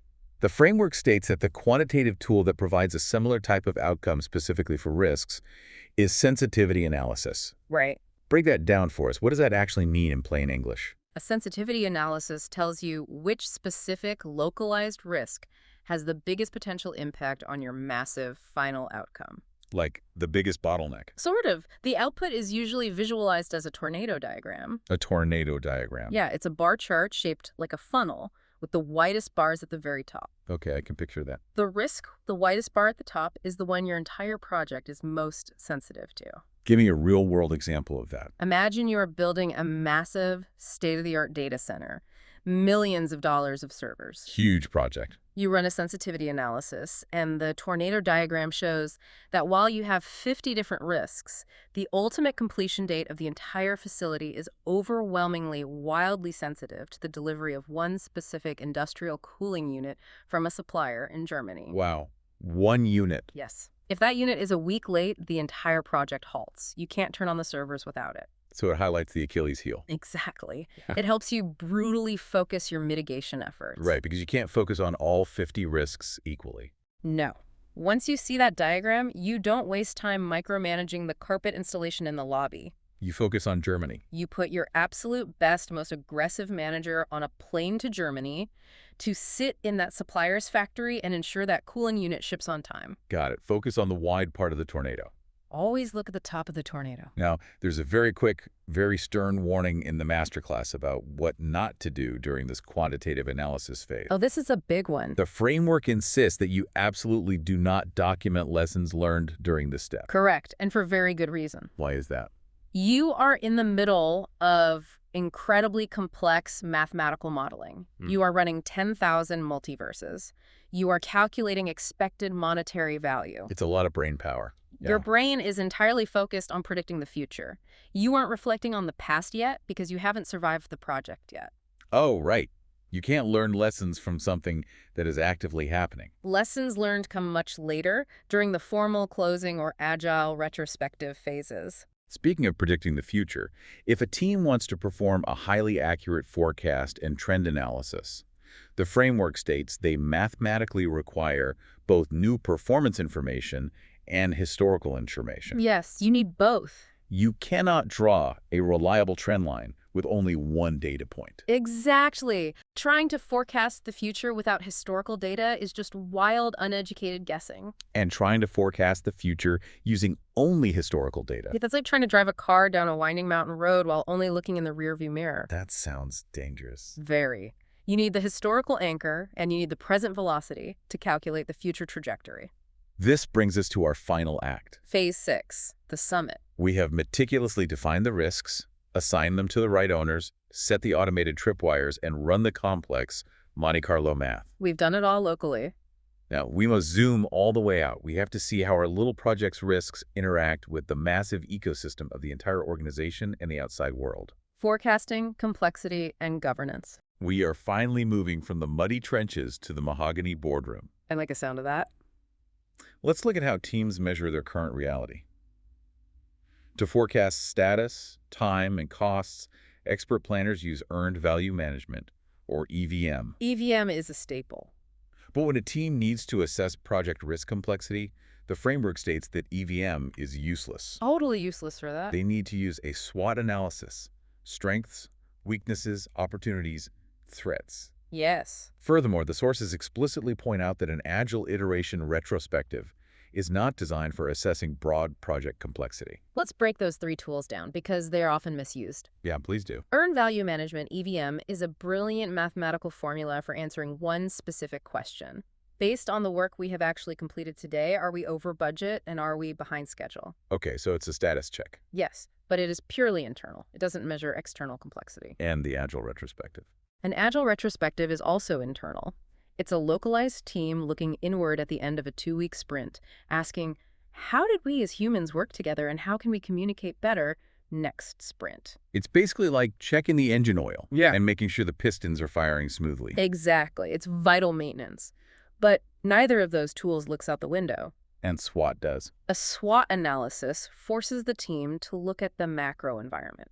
Now, a lot of companies do SWOT terribly. Oh, terribly. They just draw a grid on a whiteboard, write down a few obvious things, and never look at it again. I've definitely been in those meetings. We all have. A true SWOT evaluates the complex ecosystem your project is trying to survive in. Like what kind of things? What are the global economic threats, like inflation? What are the sudden technological opportunities, like a competitor going bankrupt? It forces you to map the complexity of the jungle outside your project walls. Precisely. We see this macro ecosystem perspective again when a Scrum team is asked to perform an impact analysis. Impact analysis is crucial here. The framework dictates they must focus their analysis on core project objectives: scope, schedule or cost, and resources. Yes. The scenario points out a common trap. The environment is just a context. It is not a project objective. That's a very important distinction. To see what a real-world, highly effective impact analysis looks like, the masterclass presents a scenario where a leader conducts a detailed study of business activities, dependencies, and infrastructure. That is what separates a junior project manager from a senior leader. Really? How so? The junior manager just looks at their team's code or their team's construction deliverables. The senior leader looks at how a failure in their specific project cascades through the entire business. Like a domino effect. Exactly. If our new software module crashes, which specific business activities in the marketing department grind to a halt? Right. Which downstream financial infrastructure is critically dependent on this data feed? That is a true impact analysis. It maps the organizational circulatory system. Yes, so you know exactly which organs will fail if you block an artery. And finally, we arrive at governance and compliance. The absolute peak of the mountain. A team is tasked with assessing their project's compliance objectives against the organization's massive 5-year strategic objectives. Okay. They need to know what specific document is the most helpful for proving this compliance. And what is it? It's not the budget. It's not the issue log. It is the project plan. The project plan is the Rosetta Stone of the entire endeavor. The Rosetta Stone. Explain that. It is the central document that translates the corporation's high-level, often abstract strategic vision into ground-level, daily tactical execution. So it bridges the gap. Yes. If you are a project manager and you want to know if your team's daily coding tasks actually comply with the CEO's grand 5-year strategy, you audit your actions against the approved project plan. Why not the budget? The budget only tells you what you're spending. It doesn't tell you why you're spending it. The plan is the why. Ah, that makes perfect sense. And when it comes to the vast hierarchy of governance itself, the framework identifies the critical importance of corporate governance, project governance, and regulatory governance. Interestingly, the term team governance is highlighted as a completely made-up, non-existent term. That's a vital nuance for anyone working in agile or team leadership. Because teams govern themselves. Teams do not have governance. Teams have working charters. They have daily ground rules. They have social contracts. But not governance. No. Governance implies a formal, legal, or organizational authority framework that comes from above. Teams govern their behavior, but they do not provide corporate governance. I think of governance like the rules of the road. Okay, lay it out. You can build the absolute fastest, most meticulously engineered sports car in the world. And that car is your brilliantly crafted project plan. I like that. You can have an incredible, highly trained team of engineers keeping the engine perfectly tuned. That's your agile team following their local ground rules. But if you drive that car out of the garage and completely ignore the local speed limits, blow through the red traffic lights, and violate the federal emissions standards, which represent your corporate and regulatory governance, you are going to crash into a wall. Where you're going to get arrested. Right. Or the government is going to shut your factory down. That is the perfect encapsulation of the entire system. Regulatory governance keeps the CEO out of federal prison. Right. Corporate governance keeps your project aligned with the demands of the board of directors. And project governance. Project governance ensures your high-performance sports car actually reaches the correct destination without running out of gas. The project plan is the ultimate anchor connecting all three of those layers together. Exactly. Okay, let's take a deep breath and recap this massive, complex journey we just went on. We covered a lot of ground today. We started in the murky, muddy waters of vocabulary. Language matters. We learned the absolute critical difference between an issue standing in a puddle with wet socks right now and a risk, the wobbly pipe on the ceiling that might burst tomorrow. We learned that treating assumptions as issues is a fatal mistake that starves a project. They must be aggressively converted into risks. We explored the underlying anatomy of uncertainty, probability, impact, and urgency. We learned the hard truth that your ability to see a risk coming, like defining a trigger or building a seismograph, doesn't change the fact that the earthquake exists. We navigated the treacherous politics of ownership, realizing that systemic authority and centralized control dictate who actually holds the bag. Which is why a centralized DevOps team must own their shared environment, not the emotionally invested product owner. We opened up the filing cabinets, the risk register, where we learned that using the word source instead of author creates psychological safety. And where the physical description of the threat remains exactly the same even after it triggers, just like a wanted poster. We explored the risk breakdown structure, which categorizes our fears but doesn't calculate their danger. We set up our early warning signs.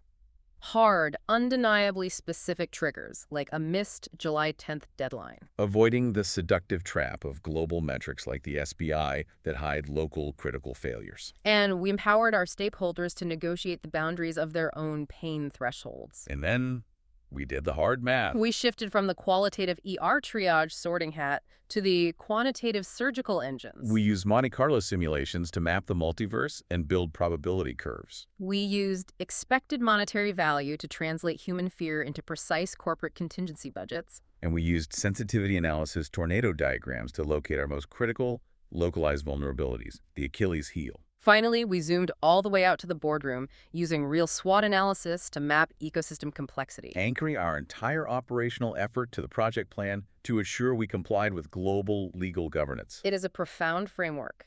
It really is. If you are listening to this, whether you are managing a massive, multi-million-dollar healthcare rollout, leading a tiny startup software team, or just trying to navigate a highly complex, chaotic transition in your own personal life, this framework changes everything. It replaces blind reactionary panic with a cold, systematic plan. It turns the terrifying unknown into manageable mathematical data. But I want to leave you with one final, deeply provocative thought. Oh, I'm ready. What is it? Something that builds on everything we discussed today, but looks at the dark side of the framework. The dark side. Okay. We have spent an hour constructing the perfect, invincible machine.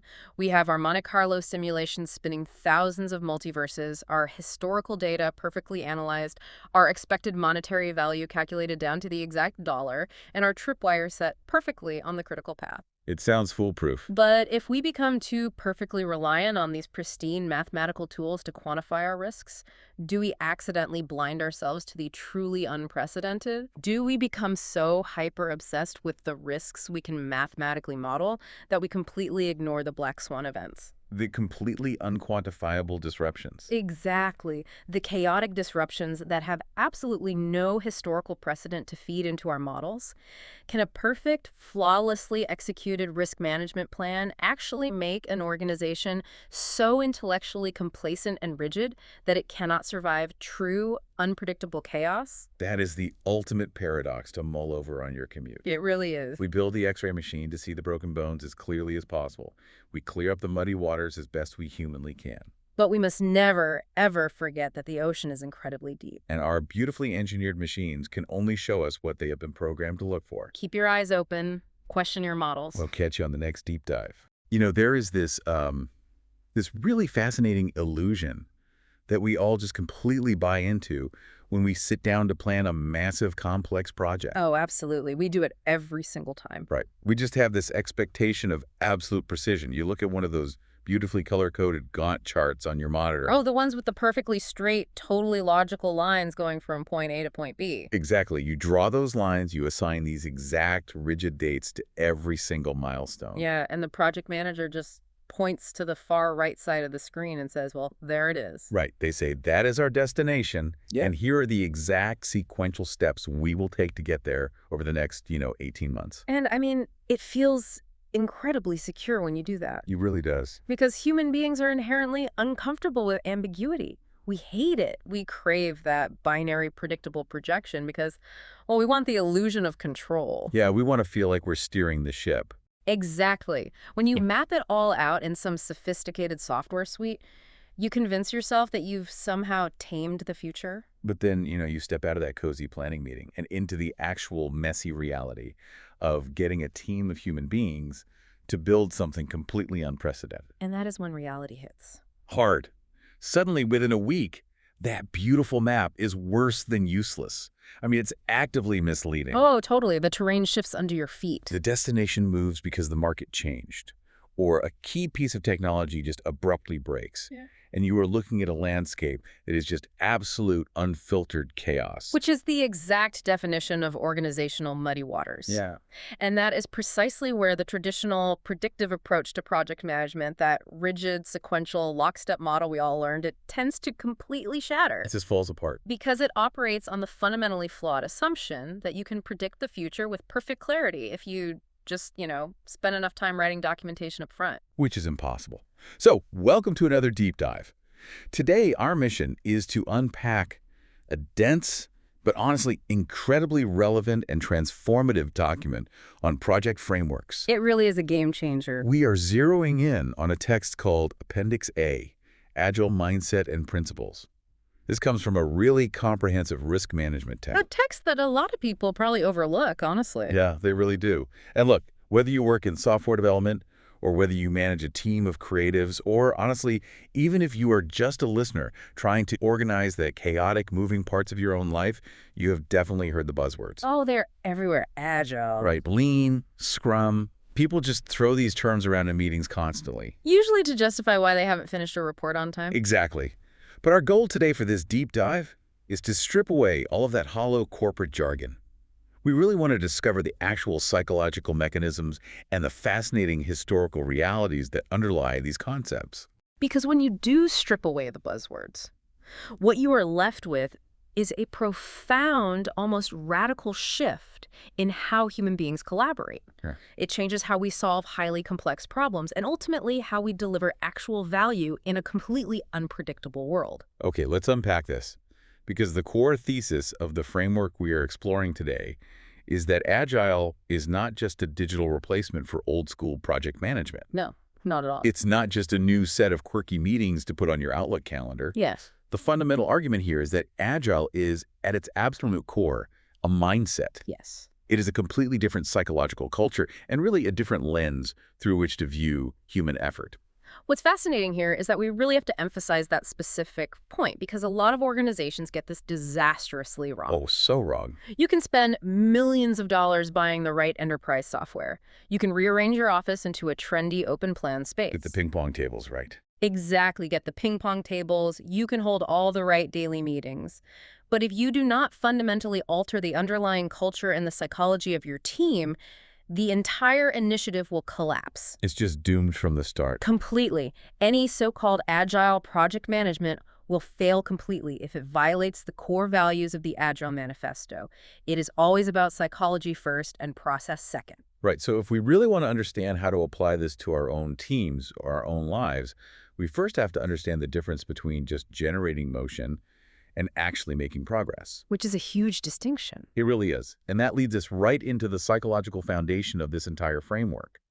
Back in 2002, Jim Highsmith cracked exactly why this massive disconnect happens in corporations. Really nailed it. He drew a very sharp, really unforgiving distinction between what he called doing agile versus being agile. And that distinction, honestly, is the trap that catches about 90% of corporations attempting to modernize today. I couldn't stop thinking about this when I was reviewing his work because it immediately brought to mind the fitness industry. Oh, how so? Well, think about it. Doing agile is exactly like deciding you want to get in shape. Yeah. Right?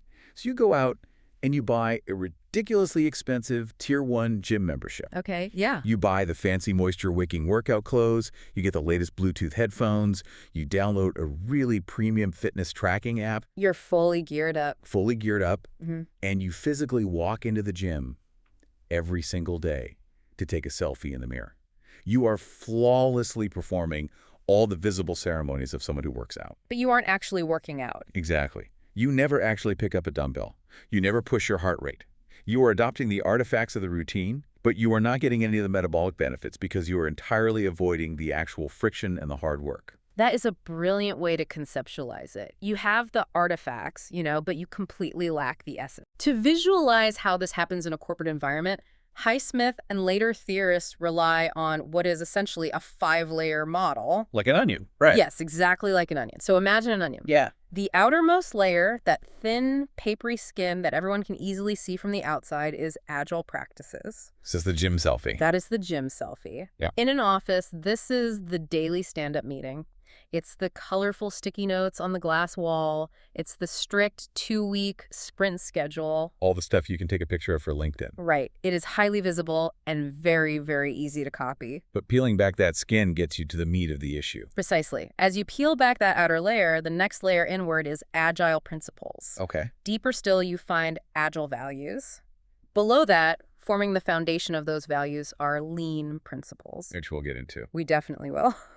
And finally, at the absolute core, the dense center of the onion is the agile mindset. The mindset. Highsmith's entire point is that if you only operate on that outer layer, if you are just mimicking the practices without having that core mindset, you are just going through the motions. You're just taking selfies. Exactly. The profound benefits only manifest when that inner core mindset informs literally everything you do on the surface. Let's drill straight down into that core then, the agile mindset. where does this actually come from? Well, it's older than people think. Right, because it's not a business school invention, is it? The foundational research is purely psychological. Entirely. It links directly back to the work of Stanford psychologist Carol Dweck and her watershed 2006 book, Mindset. Dweck's research is the absolute bedrock of this entire conversation. It really is. She spent decades studying how individuals fulfill their potential, and she identified two starkly different cognitive frameworks that people use to navigate the world. The fixed mindset and the growth mindset. Exactly. The fixed mindset and the growth mindset. When we talk about an agile mindset in a business context, we're explicitly talking about operationalizing Dweck's growth mindset at a massive scale. I really want to break down the mechanics of these two mindsets because the contrast is just staggering when you look at how they dictate behavior. It's night and day. Let's start with the fixed mindset. In a fixed mindset, you fundamentally believe your abilities, your intelligence, and your talents are static traits. They are carved in stone. Right. You view your intellect exactly the way you view your height. You are exactly as smart as you are ever going to be, and there is nothing you can do to change it. And think about the cascade of behaviors that belief triggers in a person. It's paralyzing. It is, because if your ability is static, your primary psychological drive in life, and especially in the workplace, becomes proving that you have a high level of ability. You just want to look smart all the time. Your goal is to constantly look smart. Therefore, you actively, sometimes subconsciously, avoid challenges. Wow, so you run away from anything hard. Yes. Why? Because a difficult challenge carries the risk of failure. And if you fail, a fixed mindset interprets that as conclusive proof that you simply aren't smart enough. So failure is a direct threat to your ego. It's a direct threat to your ego and your core identity. And if failure defines your underlying identity, of course you will run from it at all costs. Naturally. You will hide your mistakes, you will blame your coworkers when things go wrong, you'll fudge the data. Anything to protect the ego. But I think the most insidious part of the fixed mindset is how it views effort. Oh, this is crucial. If you operate from a fixed mindset, you believe that effort is only for people who lack natural talent. Right, the idea that if you have to try, you aren't gifted. Exactly. If you have to try really hard at a task, it implies you aren't a natural genius. So when faced with a massive obstacle, the fixed mindset reaction is just helplessness or this defensive disengagement. Now, contrast every single one of those behaviors with the growth mindset. The agile core. In this framework, ability is not static like your height. It is completely malleable. It operates like a muscle. Which fundamentally rewires how you approach a Tuesday morning at the office, doesn't it? It changes your entire incentive structure. Because if ability can be developed, your primary goal is no longer to just look smart. Right, your goal is to actually learn. Yes. You don't avoid challenges, you lean into them because that is where the growth actually happens. So failure isn't scary anymore. Failure is completely decoupled from your identity. If a project bombs, it doesn't mean you are inherently flawed. It just means the strategy was wrong. It's just a data point. Failure is simply a data point. It is feedback.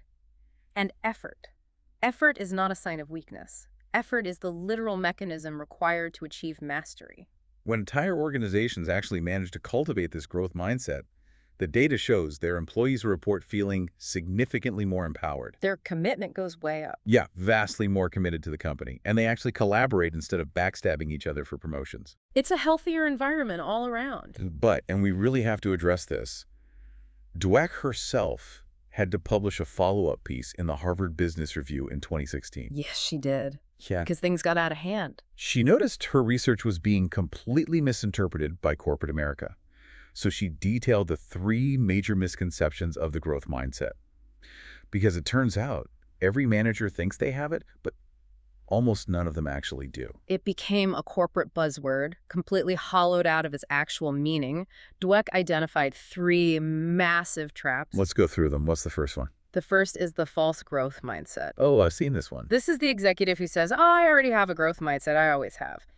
They incorrectly conflate a growth mindset with just being a flexible, open-minded person or just having a sunny, positive disposition. Right. They think, I am friendly and I smile during Zoom meetings, therefore I have a growth mindset. Exactly. But Dweck points out that a pure growth mindset is a total myth.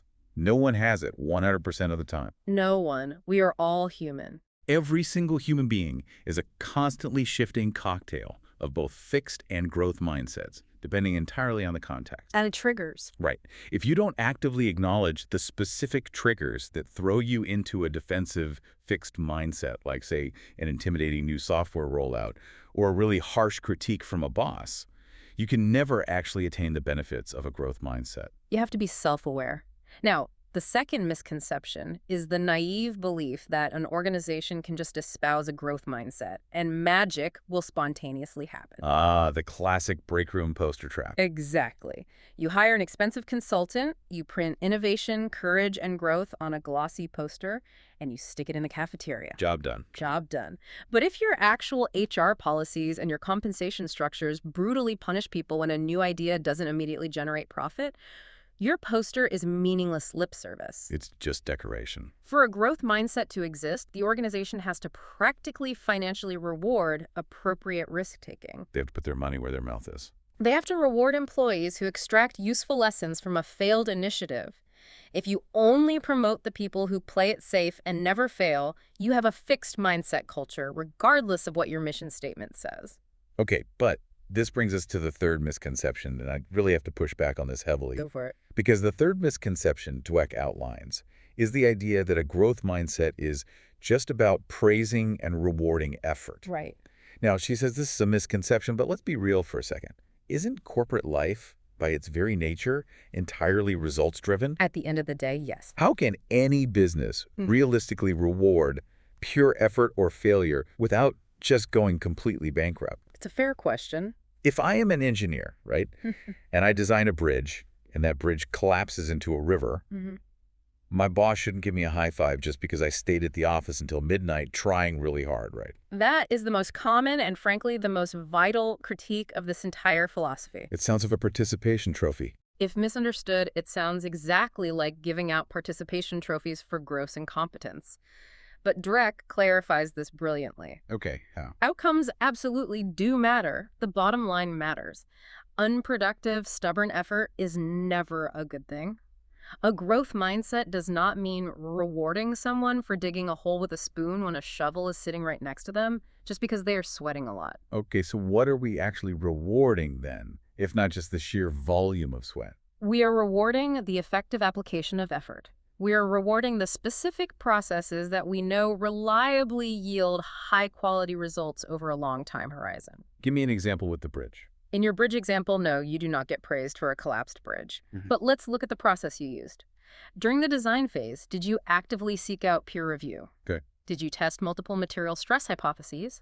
When a preliminary simulation failed on your computer, did you pivot and try a new mathematical model, or did you stubbornly hide the failure from your team? I see. The true growth mindset rewards the learning loop.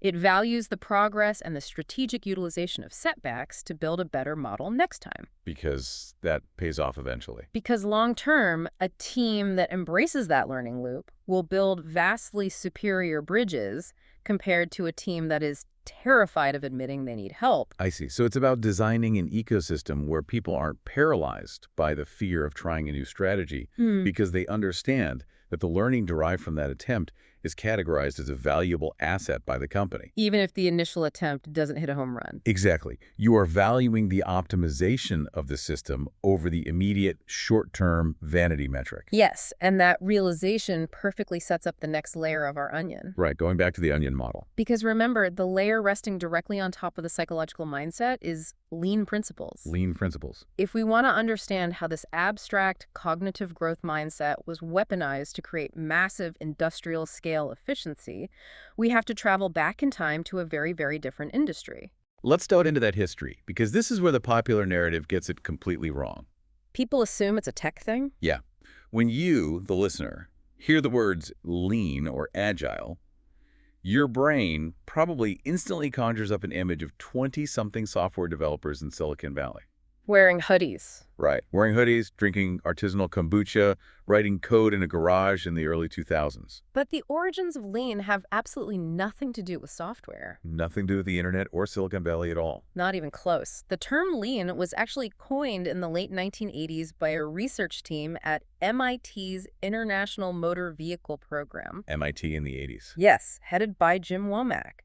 And what they were studying was physical heavy manufacturing. Cars, right. Specifically, they were desperately trying to figure out how the Toyota Motor Corporation in Japan was absolutely obliterating American car manufacturers in terms of quality, speed, and cost. So they were studying how to stamp out physical metal boxes in engines. Yes. The core philosophy they observed at Toyota, which Womack and his team eventually dubbed Lean, was a relentless, almost obsessive focus on maximizing customer value while simultaneously ruthlessly minimizing waste.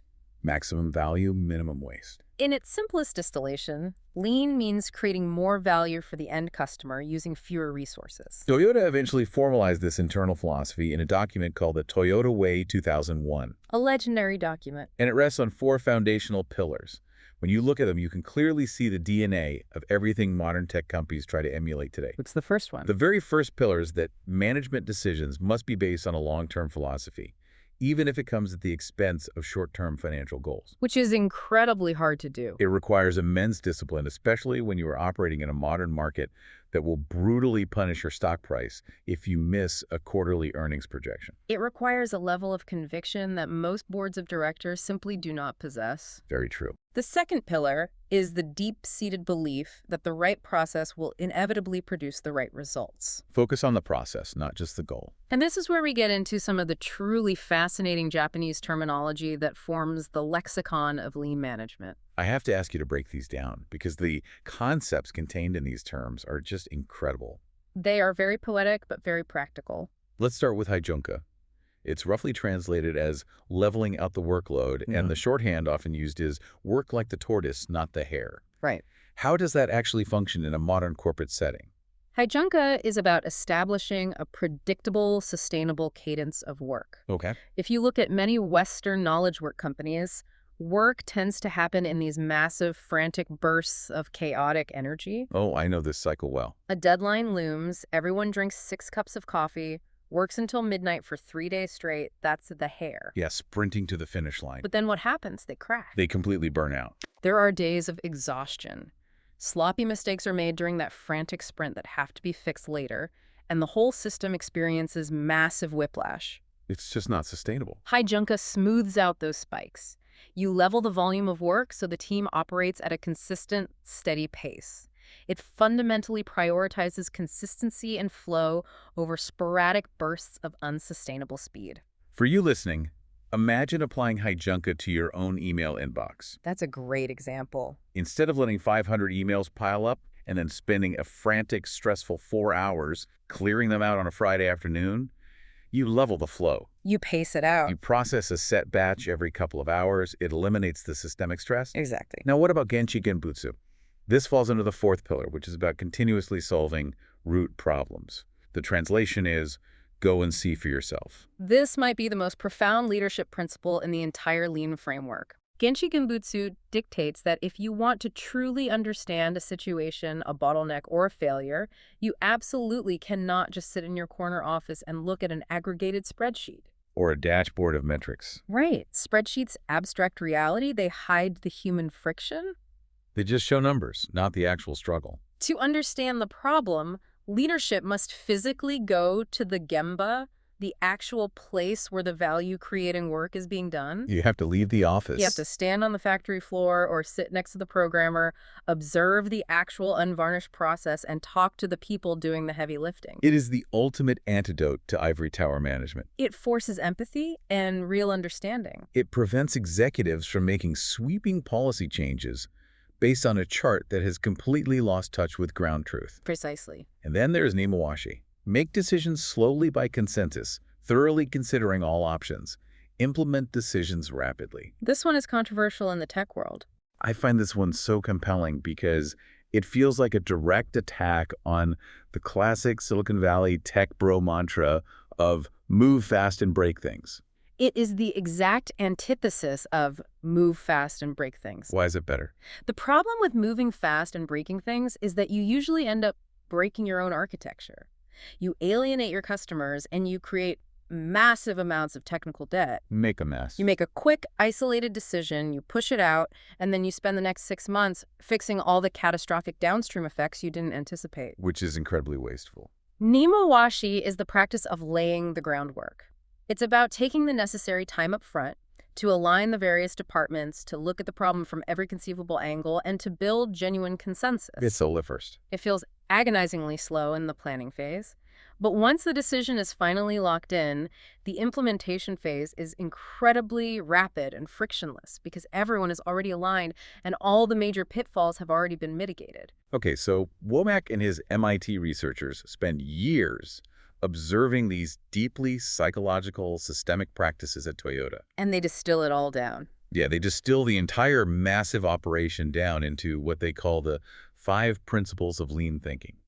I really want to walk through the mechanics of these because they form the operational physics of everything that comes later. They are the building blocks. The 5 principles are value, value stream, flow, pull, and perfection. Let's start with value. We have to start with value because if you get this wrong, the rest of the system just helps you fail faster. Oh, that's a good way to put it. The principle here is that value can only be defined by the ultimate end customer. Not the creator. It is not defined by what your engineering team thinks is a brilliantly elegant piece of code. It is not defined by what the marketing department thinks will look great on a billboard. The customer dictates it. Value is exclusively a specific capability provided to a customer at the exact time they need it, at a price they're willing to pay. If the customer doesn't care about it, it is not value. Which leads directly into the value stream. Right. This is the entire sequence of specific actions required to take a product from a raw concept all the way through development and into the physical hands of that customer. The whole journey. And it is within this value stream that Womack introduces the critical concept of waste, or MUDA. MUDA. The framework categorizes every single action your company takes into 3 buckets: value added, type 1 MUDA, and type 2 MUDA. Can you explain the difference? Certainly. Value-added activities are the golden actions. They unambiguously change the product in a way that the customer is willing to pay for. Cutting the metal, writing the core code. Exactly. Now, Type 1 MUDA are activities that create absolutely zero value for the customer, but under your current operating conditions, they are unavoidable. Like what? Think of government regulatory compliance reporting or financial audits. Ah, okay. The customer driving the car does not care about your internal safety audit spreadsheet. It doesn't make the car go faster or look better, so it is technically waste. But you have to do it. You legally have to do it to stay in business. It is unavoidable waste. And type 2 MUDA. Type 2 MUDA is the enemy. Pure waste. These are activities that create zero value for the customer and are immediately avoidable. It is pure, unadulterated friction. Give me an example of that in an office. Forcing your team to sit through a 2-hour status meeting where absolutely no decisions are made. Oh, everyone hates those. Or forcing an employee to physically walk across a massive warehouse 50 times a day because the tools are stored in the wrong place.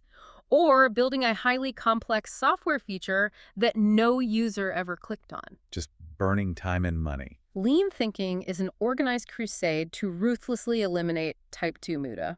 To really visualize how this waste is generated, there is a specific triad in the framework known as the 3 M's: MURI, MURA, and MUDA. They are completely interconnected. The core theory is that MURA, which translates to unevenness in an operation, creates MURI, which is the severe overburdening of your people or your equipment. Right. And that overburdening inevitably, mathematically, leads to MUDA, which is waste. You cannot have one without triggering the others. It is a total domino effect. When I was trying to map this out for myself, it immediately made me think of the mechanics of a badly managed restaurant kitchen. Oh, that's a perfect analogy. Let's say you have a restaurant, and the host at the front door decides to seat 50 people at the exact same time at 7 p.m.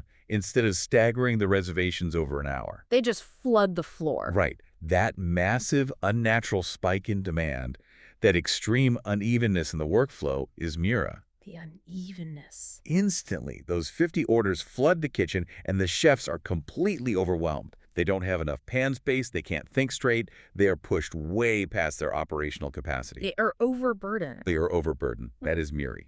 And because they are panicked and rushing, what is the inevitable result? Mistake. They leave a steak on the grill too long and burn it. They drop a plate of pasta on the floor. They have to throw away ruined food and start over.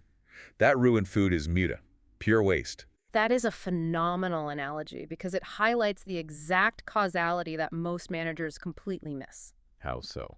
Well, when the manager sees the wasted steak, the MUDA, their first instinct is usually to storm into the kitchen and yell at the chefs to be more careful. Right. blame the workers. But yelling at the chefs doesn't solve the root cause.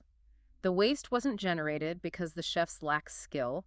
The waste was a mathematical certainty generated by the uneven seating at the front door. The system set them up to fail. Exactly. If you want to eliminate the muda in the kitchen, you have to go upstream and fix the mirror at the host stand. You have to stagger the seating to relieve the muri on the chefs.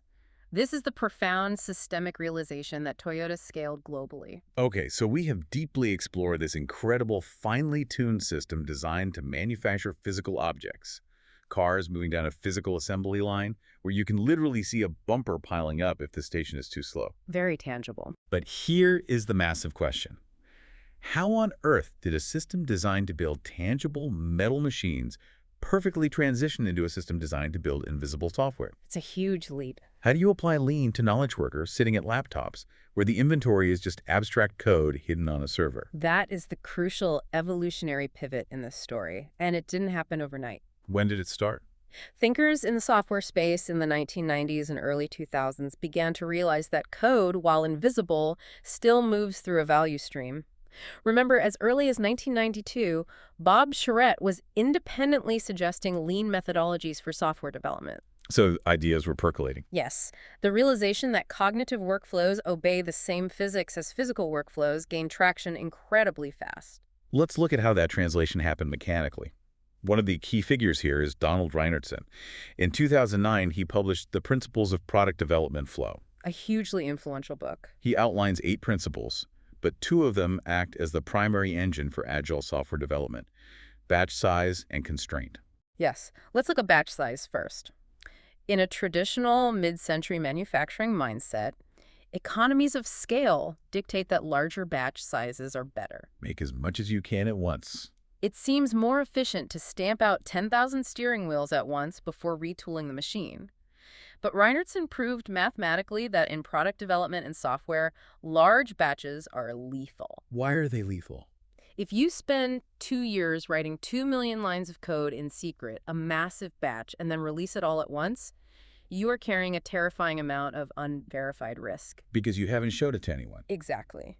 If the market changed during those 2 years, your entire massive batch is worthless. So lean software development radically reduces batch size. They get smaller? You build one tiny functional feature, you release it to the customer, you gather data, then you build the next tiny feature. You are constantly clearing the inventory. Which completely minimizes the risk profile. Exactly. And what about constraint? Because this involves a term that is everywhere in modern office culture: WIP limits or work in progress limits. Constraint is about managing your cognitive bottlenecks. Your brain power. Yes. In a physical factory, you can see if station B is overwhelmed because a giant pile of half-finished doors starts accumulating on the floor. You trip over them. Right. But in knowledge work, you can't see the pile. An engineer might have 15 different half-finished tasks assigned to them in Jira. Just hidden in tabs on their browser. So, to prevent the overburdening of the mind, you implement WIP limits. You mathematically cap the maximum number of active tasks a team or an individual is legally allowed to work on at any given moment. So if the limit is 3. If I have 3 active tasks, I cannot start a 4th, no matter how much the boss yells, until I finish one and move it to done. Now, I have to ask about the underlying psychology there. In a fast-paced tech environment, isn't telling your team to stop starting new work counterproductive? Doesn't it feel like you are slowing them down? It feels that way to traditional managers, yes. But the reality is the exact opposite. How does stopping work speed you up? WIP limits force throughput by eliminating the massive cognitive penalty of context switching. Context switching. If a developer is juggling 5 different complex coding problems at once, their brain spends massive amounts of energy just reloading the context of the problem every time they switch screens. Just trying to remember where they were. Exactly. Their actual productive output plummets. No. By capping the WIP limit, you force the individual to focus intensely, finish the single item, push it through the value stream, and then pull the next item. It dramatically accelerates the actual delivery of value. That makes perfect sense. You're optimizing for things being finished, not things being started. Exactly. Finished is all that matters to the customer. The translation of lean to software was also heavily championed by Mary and Tom Poppendieck, who wrote about the 7 principles of lean software development in 2003. Another cornerstone text. They list principles like eliminate waste, amplify learning, and deliver as fast as possible.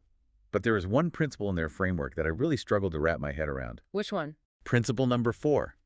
Decide as late as possible. Yes. I'm sorry, but when I first read that, my immediate reaction was, isn't deciding as late as possible just a fancy academic excuse for chronic procrastination? A lot of people think that. If I am managing a multi-million-dollar software project, shouldn't my job be to make all the major architectural decisions up front so my team has clear direction? That is the standard waterfall mindset talking, and it is a very common reaction. It sounds exactly like procrastination.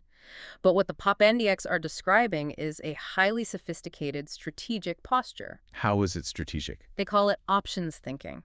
And it hinges on waiting for what they term the last responsible moment. The last responsible moment. That is a brilliant piece of phrasing. How does it work? Think about the fundamental nature of information in a new project. At the very beginning, on day one of a 2-year build, you actually possess the least amount of factual information you will ever have about what the customer wants, how the technology will behave, and what the market will do. You literally know nothing on day one. You are operating at peak ignorance. So if you lock in irreversible foundational decisions on day one, which is what a traditional Gantt chart forces you to do, you are making your most critical decisions when you are the most blind. Oh, wow. I've never looked at it through the lens of information asymmetry. If we use an analogy, think of it like playing poker. Okay. Betting all your chips before the dealer has even revealed the flop is technically a decision, but it's a foolish one because you lack information. You're just guessing. Deciding as late as possible means you refuse to commit your capital until the community cards are on the table.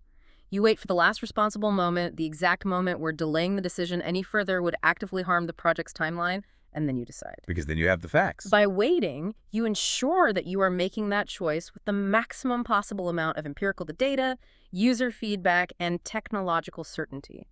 It drastically reduces the risk of making a catastrophic early error that requires months of rework. So it's not procrastination. It is not procrastination. It is the strategic preservation of options. That completely upends the traditional view of a strong manager who makes quick decisions.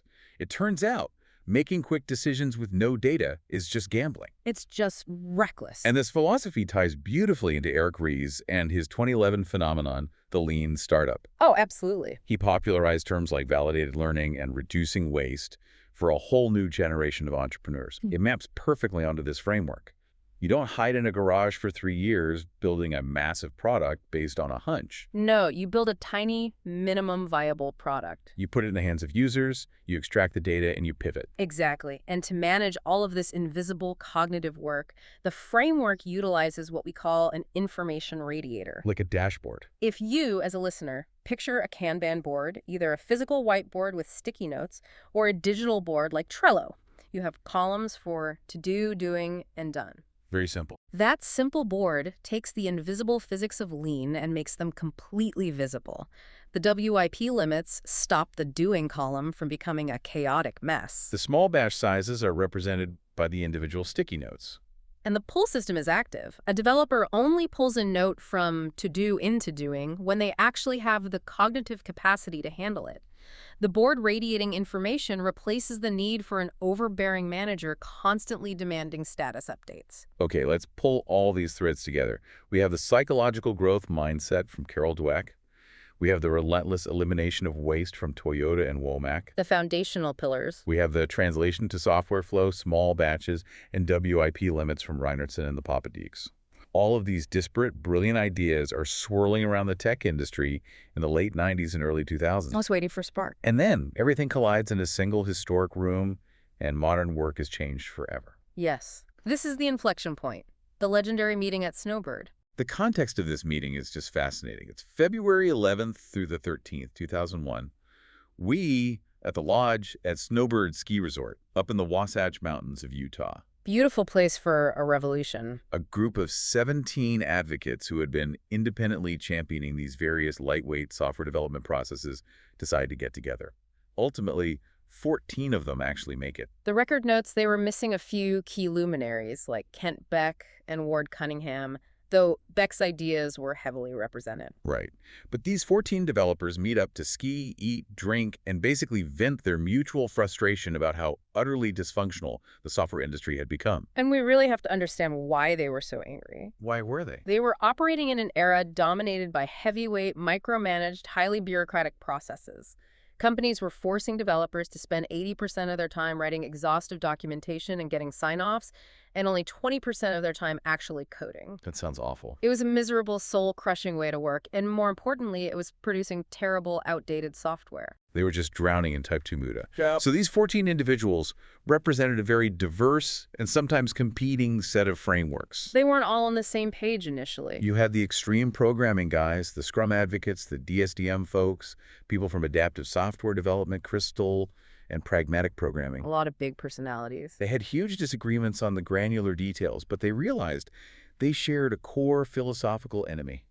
They came together to find common ground. And what emerged from that weekend was a masterclass in synthesis.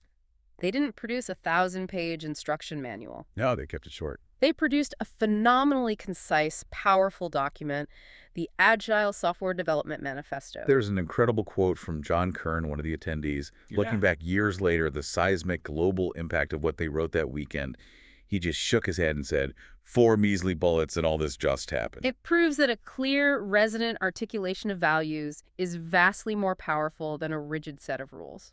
Here's where it gets really interesting, because we have to dig into the actual syntax of those 4 bullets. This is where a lot of modern Agile evangelists actually get it wrong. They miss the nuance.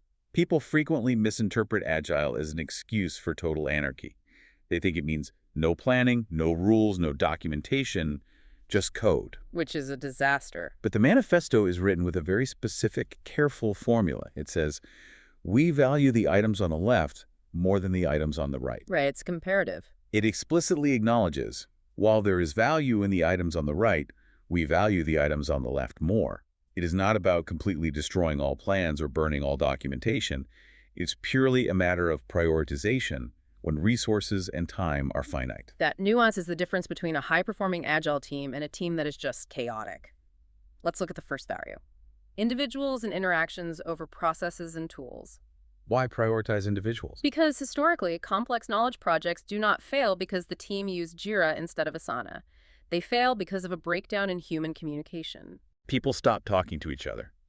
Agile recognizes that a team of motivated individuals who talk honestly with each other can overcome almost any obstacle, even with rudimentary tools.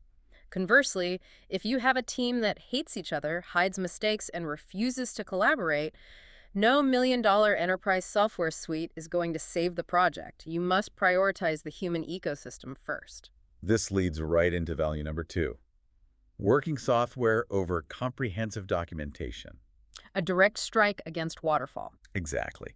This was a direct strike against the old waterfall methodology, where you would spend 6 months writing a perfectly formatted 300-page requirements document before writing a single line of code. And by the time you code it, it's outdated. The Agile philosophy argues that the ultimate unarguable measure of progress is whether or not the product actually functions in the real world. Kent Beck is heavily quoted as suggesting that well-written code is its own documentation. Which, again, relies on the syntax. They are not saying documentation is evil or that you shouldn't comment your code. You still need some records. They are saying you should produce just enough documentation to get by. Because if you spend a year writing a flawless manual for a piece of software that fundamentally doesn't solve the customer's problem, you've generated massive amounts of waste. The functioning product is the only truth. Value number 3, customer collaboration over contract negotiation. This one is arguably the most impactful from a business perspective. It completely changed the client dynamic. We have a stunning statistic to back this up. Over the past 2 decades, as Agile has saturated the market, software project success rates have more than doubled worldwide. Doubled. And the primary driver of that is abandoning the rigid legal contract as the primary mechanism of customer interaction. In the old model, you negotiate fiercely with the client, you sign a blood oath contract detailing exactly what will be delivered, and then you retreat into your cave for a year to build it. And what happens when you emerge? When you emerge, the client says, "This isn't what I wanted," and you point to the contract and say, "Yes, it is, legally." Which just makes everyone miserable. It creates a deeply adversarial relationship. Agile shifts the paradigm to continuous verbal collaboration.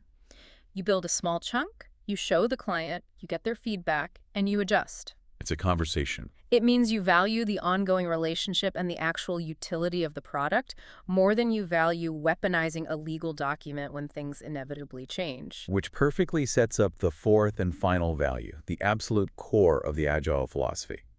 Responding to change over following a plan. This is the big one. There is another massive data point we have to look at here. Industry analysis reveals that over 60% of product or project requirements change during the actual development phase. 60%. Let that sink in. More than half of what you thought you needed on day one will be proven wrong, irrelevant, or obsolete by the time you finish. If you know that mathematical reality going in, why on earth would you blindly commit to following a static 2-year plan? Exactly. If we connect this to the bigger picture we discussed earlier, it reveals a profound truth about human nature. What's that? Customers almost never know what they actually want until they can physically interact with a working version of it. It's the reality of requirement churn. Yes. Human imagination is surprisingly limited when it comes to complex systems. You can describe a brilliant new software feature to a client, you can draw wireframes on a whiteboard, and they will enthusiastically agree to it. Because it looks good on paper. But until they actually click the button on a screen, until they feel the friction of the user interface, they do not genuinely know if it solves their underlying problem. So if you wait 2 years to show them, If you refuse to show them the working product until the end of a multi-year project, it is far too late to incorporate that vital experiential feedback. Clinging to your original plan is completely useless if the target you're aiming at has moved 3 feet to the left. you have to be able to pivot. The only logical, mathematically sound path forward is to build a system that is inherently designed to absorb and respond to change. So when we zoom out and look at this entire deep dive, what does this actually mean for us? We started this conversation by looking at that beautifully color-coded Gantt chart. We talked about how alluring that illusion of control really is. It's a powerful illusion. But what this exploration of agile, lean, and human psychology has shown us is that true operational control doesn't come from enforcing rigid, static plans. True control comes from cultivating supreme adaptability. It comes from fully integrating the growth mindset. It comes from accepting that reality is fluid and designing your workflows to harness that fluidity rather than fighting against it. Exactly. Agile is not just a meaningless corporate buzzword. It's not just a digital whiteboard full of digital sticky notes. It's much deeper than that. It is a deeply complex, incredibly potent psychological framework. It is rooted in the Japanese automotive industry's relentless, visionary pursuit of eliminating waste. And it fundamentally prioritizes human adaptability and rapid learning over the comforting fiction of outdated plans. Well said. So, for you listening to this right now, how can you start applying these mechanics to your own life and your own work? Look at your daily schedule. Where can you implement pull systems and strict WIP limits so you aren't constantly drowning in the cognitive penalty of context switching? Where are your bottlenecks? Look at the flow of your week. Where is the Mura, the massive unevenness in your workload that is actively causing you Muri, the overburdening and burnout, which inevitably result in Muda, the wasted days and ruined projects? Are you addressing the root cause? Are you actually doing the hard work of progressing, or are you just taking a selfie at the gym, focusing on the superficial artifact of productivity while ignoring the essence? And I think there is a deeply provocative final thought we can leave you with, drawing directly from the most striking statistical reality we discussed today. What's that? The data proves, unequivocally, that 60% of requirements change over the course of a project, simply because human beings rarely know what they truly want until they physically experience a working version of it. 60%. Now, if that is a proven mathematical truth for building a software application, how true is it for the massive, complex project of our own lives? Oh, wow. That is a heavy question. Think about it. Are you currently clinging to a rigid contract with yourself? Are you stubbornly following a 5-year plan for your career trajectory or your personal relationships based entirely on what you thought you wanted years ago when you were at your peak level of ignorance? When you have the least amount of information. Exactly. Are you actively ignoring the actual working reality right in front of you, the feedback your life is giving you right now simply because it deviates from a Gantt chart you drew up in your 20s? That is close to home for a lot of people. Perhaps instead of desperately trying to force the chaotic world to match your outdated plan, it is time to wait for the last responsible moment. It might be time to be a little more agile with yourself. That is an incredibly powerful paradigm shift to leave on. Thank you for joining us for this deep dive into the source material. We have completely thrown away the map today, but I am fairly confident we've discovered a much more reliable compass. We will be back with more knowledge extraction in the next one. You know, there's this incredibly common illusion we all kind of fall for when a company announces a new workflow. Oh, yeah. Yeah. The classic silver bullet. Right. It's always presented as this clean mechanical upgrade. Like you're just, I don't know, flipping a switch. Management buys the flashy new enterprise software. They send out the mandatory training memo. Which nobody actually reads, by the way. Exactly. Nobody reads it. Maybe they set up a fancy new digital dashboard. And the expectation is just immediate, frictionless clarity. Like suddenly, overnight, everyone on the team is supposed to be 20% more efficient. It's basically the productivity 2.0 fantasy. I mean, we treat human organizations like they're smartphones. You just push an over-the-air software patch, force everyone to restart their devices, and expect the whole team to run at a faster processing speed. Without the battery draining. Right, which is just not how human beings operate. It really isn't.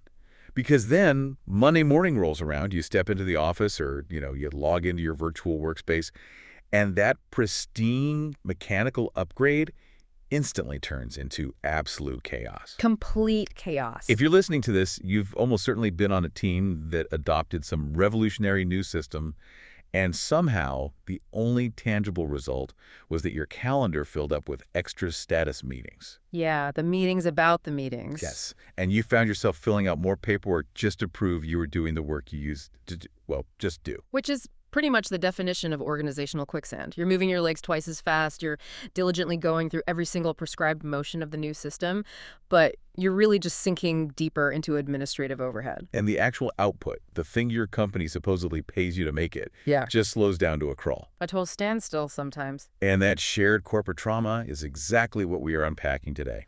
So, welcome to the Deep Dive. I'm your host, and today we are focusing on the actual DNA of modern work. And I'm thrilled to be here to tear this apart with you because it is such a universal problem. It really is.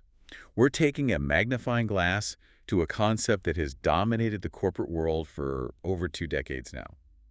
The agile mindset. But we should clarify, our mission today isn't to just learn about agile in the traditional sense. Right. Because you've all heard the buzzwords. You've probably sat through the agonizing PowerPoint presentations. We've all been there. Our goal today is to fundamentally dissect the difference between merely going through the motions, which we're going to call doing agile, and actually internalizing the psychological shift required to truly be agile. And to do that properly, we really can't just look at whatever watered-down corporate interpretation is trending on social media this week. No, we have to go to the source. Exactly. We're going straight to the architectural blueprints.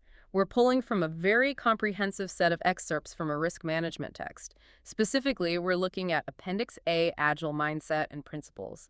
And what makes this specific source material so incredibly valuable is that it kind of strips away 20 years of commercialized consulting fluff, right? It does. It completely bypasses all that noise and breaks down the foundational original documents of the movement. And it's a fascinating progression we're going to trace today. Because we aren't just looking at one snapshot in time. We're starting with what was essentially a rebellious, slightly chaotic manifesto written in a ski resort back in 2001. Which is a crazy origin story in itself. It really is. Then we'll explore how those abstract ideals had to be translated into 12 practical, boots-on-the-ground principles. Because philosophy doesn't write code. Right. But it doesn't stop there. Because developers figuring out how to work together is one thing, but getting their bosses on board, that's a whole different battle. Oh, a massive battle. So we'll look at how this evolved into a formal declaration for modern management in 2005. And finally, we'll cap it off by exploring this really cool psychological funnel that perfectly explains why some teams become elite, high-performing units, while others just get bogged down in endless, pointless ceremonies. It's a remarkable journey, honestly. What began strictly as an emergency triage method to fix broken software development projects, it ultimately mutated into a universal blueprint for how human beings can collaborate effectively. Especially in environments of high uncertainty. Exactly. And framing it through the lens of risk management, which is what our source text does, it completely changes how you understand the rules. Okay, so we need to set the stage. Let's travel back to the beginning. The year is 2001. The location is a ski resort in Snowbird, Utah. Great place for a revolution. Right. Picture 17 software developers in a room. Now, when I hear 17 developers write a manifesto, my first thought is that these guys were all part of some unified club, like they were all already best friends. But the text paints a very different picture. A completely different picture. The text is actually very explicit about the fact that it was incredibly difficult for this group to agree on a detailed description of their values. So they weren't just singing Kumbaya around a whiteboard. Not at all. These were not 17 people who naturally sang from the same hymnal. They were representatives of various competing lightweight software methodologies. Like what kind of methodologies? Things like extreme programming, Scrum, DSDM, Crystal. They all brought wildly different backgrounds to this meeting, different egos, different corporate philosophies. So if they disagreed on so much, I mean, getting 17 engineers to agree on anything is a miracle. What brought them to a ski resort in the first place? What was the catalyst? They had a shared enemy. Oh, the enemy of my enemy is my friend. Exactly. Throughout the 1990s, the software industry had been utterly dominated by heavy, bureaucratic, documentation-obsessed methods. It was the era of the waterfall approach. Waterfall. That word just makes managers either swoon or shudder. Usually shudder these days. In that model, you'd spend a year writing a massive binder of requirements, then another year building it in complete isolation. And let me guess, by the time it was done, By the time you shipped the product to the customer, the market had moved on or the technology was completely obsolete. It was catastrophic in terms of failure rates. Wow. So these 17 individuals, they were all independently pioneering ways to break out of that rigid, heavyweight mindset. They were meeting to see if they could find any common foundational ground among their various, rebellions. it's literally like a summit of rival factions calling a temporary truce to overthrow an oppressive regime. That's historically pretty accurate. And the miracle of that meeting is that despite all their differences and egos, they managed to distill their shared beliefs into something incredibly potent, the Agile Software Development Manifesto. And they kept it incredibly simple. Very simple. They stripped away all the specific practices and mechanics of their individual frameworks. They didn't argue about whether to use sticky notes or whiteboards, and narrowed everything down to just 4 core values. Now, if you work in tech, or really any modern corporate environment, you have probably seen these 4 pillars printed on a poster in a break room somewhere. Oh, absolutely. Next to the coffee machine. Right, the mantra is familiar. But the source text forces us to look closer at how they are actually structured. Because they didn't just write a list of good things. Like, they didn't just say, be nice to customers. No, they structured each pillar as a preference, preferring one specific thing over another specific thing. Which is a crucial distinction. The text reminds us that they aren't saying the thing on the right side of the statement is evil or useless. Right, they're not outlawing it. They're simply declaring that when push comes to shove, the thing on the left is more valuable. It's a prioritization framework for making really hard decisions. Exactly. Let's lay them out for everyone. Okay, Pillar A, individuals and interactions over processes and tools. Pillar B, working software over comprehensive documentation. Pillar C, customer collaboration over contract negotiation. And Pillar D, responding to change over following a plan. Now, if you just read those in a vacuum today, they might sound like, I don't know, pleasant common sense platitudes. Sure, they sound very reasonable. But in the context of 2001, and frankly in the context of many deeply entrenched legacy corporations today, these are highly disruptive, almost dangerous concepts. Oh, they're entirely dangerous to the status quo because they directly attack the traditional mechanisms that middle management relies on to feel safe, the things they use to mitigate risk. And this brings us to one of the most brilliant parts of the source text. It doesn't just ask you to passively accept the manifesto, it actively challenges your underlying corporate conditioning. I love this part. There's an exercise included in the text, exercise 8.5, and it playfully references that 1991 dance track by CNC Music Factory, things that make you go, Which is just a great pop culture nod to find in a risk management text. It really is. But it proves The authors of the text understand that these concepts should cause a bit of mental friction.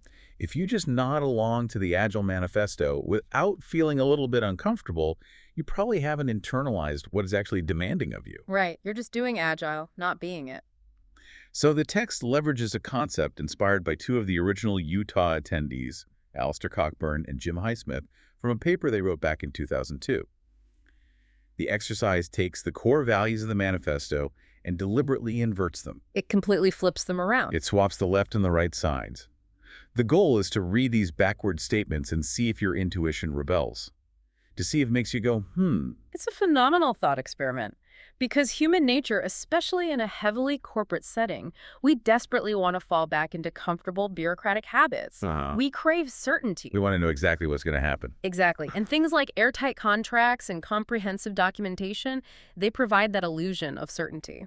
Let's actually put this to the test right now. I'm going to read one of the inverted statements directly from the text. This is statement number 4 in their exercise. Quote, "Can we have a successful Agile team by delivering comprehensive documentation with less emphasis on working software?" End quote. Okay, let's unpack that. Well, I want to pause and genuinely play devil's advocate here. Because if I'm managing a project for a massive financial institution or an aerospace company, documentation isn't just a nice to have, right? It's a legal and operational necessity. Absolutely. If my lead engineer gets hit by a bus tomorrow, somebody else needs to know exactly how the database is structured. So why is working software inherently superior to a perfectly documented, comprehensively vetted plan? It's the completely natural reaction to have, and honestly, it's a vital touchback. The text itself is very careful to state that in this specific exercise, there are technically no right or wrong answers. Yeah, it's designed to provoke exactly the debate we're having right now. But let's look at why that inverted statement should make you uncomfortable. Think about the psychological function of documentation in a traditional corporate environment. Why do we obsess over it so much? Because it proves we're doing something. Exactly. We obsess over it because it feels like tangible progress.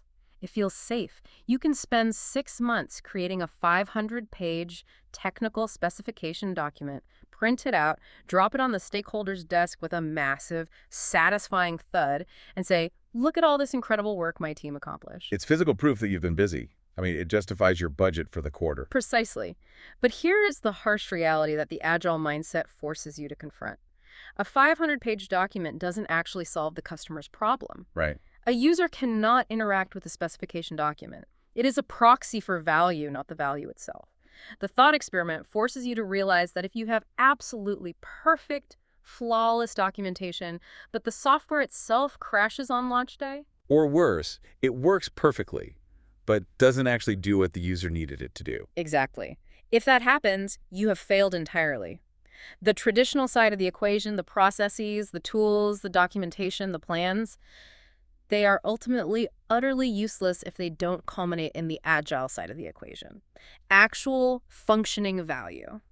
So if I'm understanding the hierarchy of value here, it's Yeah. like, imagine you're at a high-end restaurant. Okay. The traditional mindset is obsessed with having a perfectly formatted, beautifully illustrated, exhaustively detailed recipe book. And that recipe book is important. Sure, the chefs need it. But if the kitchen never actually cooks the meal, or if the meal comes out raw, the customer's going to walk out. You can't eat the recipe book. That is a flawless analogy. The customer pays for the meal. The working software is the meal. Spot on. And that is the exact realization that makes you go, when you read the other inverted statements in the text. Like, think about Pillar C inverted. Can you have a successful team by delivering contract negotiation with less emphasis on customer collaboration? Absolutely not. I mean, you might have an airtight legal defense when the project goes off the rails. Your lawyers might be thrilled. But you'll have a furious customer who will never work with you again, and a product that fails in the marketplace. Right. The manifesto is, at its core, a tie-breaking mechanism. It's an emergency protocol. When you are strapped for time, when the budget is tight, when push comes to shove, you must choose the meal over the recipe. You must choose the customer's happiness over the contract's fine print. Exactly. But this naturally raises a massive logistical problem. A manifesto is inspiring. 4 bullet points on a whiteboard can rally a team for a few days, but it's fundamentally just philosophy. Right. It's very high level. If I'm a project manager, I can't just walk into a room on a random Tuesday morning, yell working software over documentation, and expect everyone to magically know what to do. Yeah. How do we bridge the gap between this high-minded philosophy and actual daily execution? And that is precisely the gap the architects of Agile knew they had to close. The manifesto was the constitution, but they needed laws to govern daily life. The source text points us to another historical milestone, heavily driven by Kent Beck around the year 2000, which formalized the 12 principles of Agile software. 12 principles, I got it. And the text is very explicit about how we should view these. It states clearly that these 12 principles were not intended by the creators to just be given lip service and then conveniently ignored when things got stressful. They are defined as working values. Working values. I really like the pragmatism of that phrase. It implies that these are tools meant to get dirty. They are meant to be applied to the messy, ambiguous decisions a team has to make every single day. Exactly. The text explains that while the various specific Agile methodologies, whether you're using Scrum or Kanban or extreme programming, they might approach the mechanics slightly differently. But every true Agile methodology has specific processes deeply rooted in these 12 principles. So they're the common denominator. Yes. If your practices don't map back to these principles, you aren't doing Agile. You're just having weird meetings. Before we start breaking down the 12 principles themselves, I want to highlight a piece of data from the source text that I found incredibly compelling. Because when you're looking at a list of principles written in the early 2000s, it's very easy for a modern listener to be skeptical. Oh, for sure. The tech world reinvents itself every 6 months. Why should we care about rules written before the iPhone was even invented? It's a very fair skepticism. The landscape has changed entirely. But the text directly addresses this by citing academic validation. It references research conducted by Lori Williams at North Carolina State University in 2012. Right, so a full decade after the original manifesto. Exactly. It was published in a major ACM article titled "What Agile Teams Think of Agile Principles." She surveyed a massive community of practicing Agile professionals to see if these principles actually held up in the real world. And the results were staggering. Completely staggering. The finding was that out of the 12 original principles, 11 of them received a mean score of 4.1 out of 5 or higher from the active community. Which is incredible. For an academic survey of a notoriously cynical tech demographic, a 4.1 out of 5 across the board is essentially universal consensus. The text literally concludes its analysis of this data by stating that the original authors, quote, nailed it. It is remarkably rare to see a set of industry principles maintain that level of fierce loyalty and practical relevance after a decade of rapid technological evolution. What does that tell you? What that data tells us is that those 17 people in Utah didn't just invent a cool new way to write code. They tapped into something fundamental about human psychology, team dynamics, and the physics of value delivery. They solved a human problem, not just a technology problem, which is exactly why it hasn't become obsolete. Let's get into the weeds then. We need to unpack these 12 principles. To do this properly, let's group them thematically. Because if you just read a list of 12 things, the brain just kind of glosses over. Yeah, you lose the narrative thread. The source text does a fantastic job of mapping these principles to underlying values and specific actionable practices. So let's start with the first thematic block. Customer focus and delivery. Principle 1 states, our highest priority is to satisfy the customer through early and continuous delivery of valuable software. If you really want to understand the mechanics of Principle 1, you have to look at the correlations the text draws. It explicitly maps this first principle to 2 core values, commitment and feedback. And that pairing is absolutely vital. Walk me through the logic there. How do commitment and feedback translate into continuous delivery? Well, you cannot possibly satisfy a customer early and continuously unless you have an unwavering commitment to actually solving their problem rather than just fulfilling a contract. Right. And you cannot ensure you are solving their problem unless you are constantly, almost obsessively, seeking their feedback. The text lists the specific daily practices that make this happen. Maintaining a fluid product backlog, ensuring the whole team is aligned, and focusing relentlessly on incremental deployment and small releases. So no more waiting 2 years for a product. Exactly. In the traditional 1990s model, you made the customer wait 2 years in the dark for a massive, monolithic delivery. Agile forces you to give them a small, functional, working piece of the product in a few weeks. Ask them if they like it, and adjust based on their answer. Which flows seamlessly into Principle 2, which is arguably the most terrifying principle for a traditional manager to read. Oh boy, yes. Principle 2, welcome changing requirements, even late in development. Agile processes harness change for the customer's competitive advantage. This is usually the exact moment where legacy project managers start hyperventilating. Oh, completely.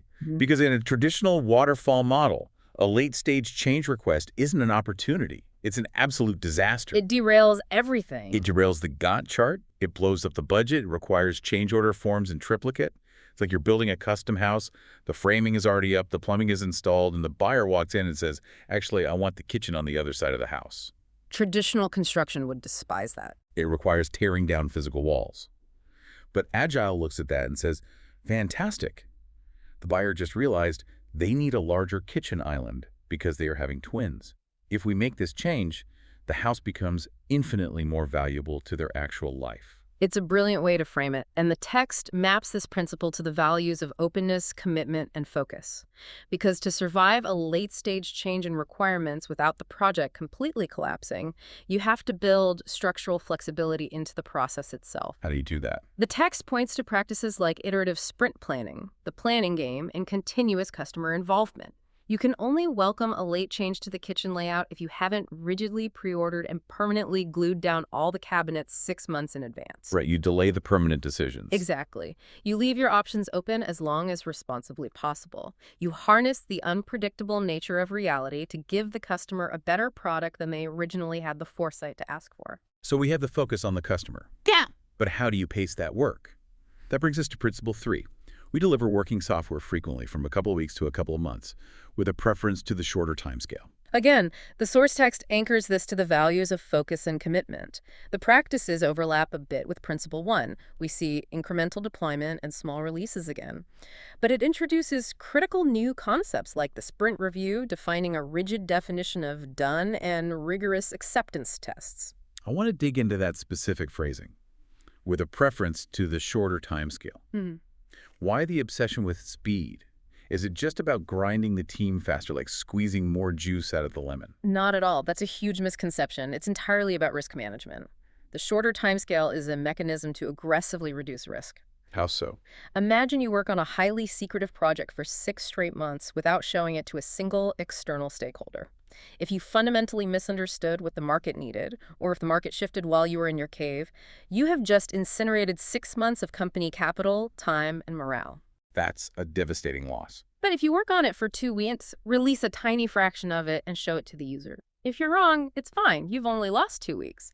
Shorter timescales dramatically tighten the feedback loop. You fail fast, you fail cheap, and you course correct immediately. And to make those short timescales possible, you have to eliminate the bureaucratic handoffs, which is what Principle 4 is all about. Business people and developers must work together daily throughout the project. Which was a massive seismic shift in corporate culture back then. Historically, the business side, the product managers, the executives, the sales team, they wrote a massive requirements document, tossed it over a metaphorical brick wall to the engineering department, and then didn't speak to them again until the deadline approached. Just total isolation. Principle 4 takes a sledgehammer to those silos. The source text maps this principle to cross-functional collaboration, real customer involvement, and a very specific term I want to unpack: osmotic communication. Now, I hear osmotic, and my brain immediately goes back to high school biology. What exactly does osmotic communication mean in a business context? It's one of the most elegant concepts in the entire text. In biology, osmosis is the passive passing of a substance through a semi-permeable membrane. In an agile environment, osmotic communication means that critical project information flows naturally and effortlessly into the background hearing of team members simply because they exist in a highly connected, shared environment. So you're absorbing information without even trying. Exactly. You absorb vital context just by being in the slipstream of the team's daily interactions. That is why the text ties this heavily to the practice of the daily scrum or stand-up meeting. The business folks who understand the market and the technical folks who understand the code are breathing the same air, whether physically or virtually. They share the same context every single day. Nobody is out of the loop because the loop is ambient. That concept actually serves as a perfect bridge to our next thematic block. We've covered the mechanics of the product and the delivery, but what strikes me about the source text is its massive, undeniable emphasis on human psychology. Yes. Heavily focused on the people. It recognizes that frameworks don't build products. People do. Let's look at Principles 5 and 6, which are entirely focused on the human beings doing the work. Principle 5.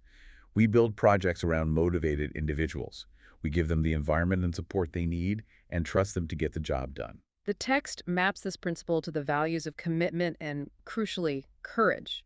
And the primary management practice it lists to achieve this is servant leadership, coupled with active motivation. Servant leadership is one of those phrases that gets thrown around a lot on business podcasts. It's almost a cliche now. But in this context, it implies a fundamental inversion of the org chart. The manager isn't a dictator standing on a podium. They are a snowplow, clearing roadblocks out of the way of the team. Precisely. And that is where the value of courage comes in. It takes immense courage for a traditional manager to relinquish the illusion of control, to step back, to simply provide the necessary tools and political cover, and then actually trust the team to execute. Because traditional managers want to micromanage every detail. Right. Traditional management relies on command, control, and constant surveillance. Agile management relies on setting clear context, defining the desired outcome, and trusting the intelligence of the people closest to the problem. The text is making a very blunt argument here. You cannot possibly have a functional Agile team if you are treating your employees like untrustworthy cogs in an assembly line. Now, Principle 6 is one that consistently sparks intense debate, especially right now. It states, the most efficient and effective method of conveying information to and within a development team is face-to-face conversation. Ah, yes, the remote work debate. Let's inject a little reality here because I want to push back on the text. In today's highly distributed, globalized world, where a single team might have engineers in London, a product owner in Tokyo, and a designer in California, how do we interpret face-to-face? Is this principle just an archaic relic from 2001? Is the text implying we all need to be physically tethered to the same cubicle farm? It's the absolute most common critique of this principle. But if we look at how the source text maps it, the underlying intent becomes very clear.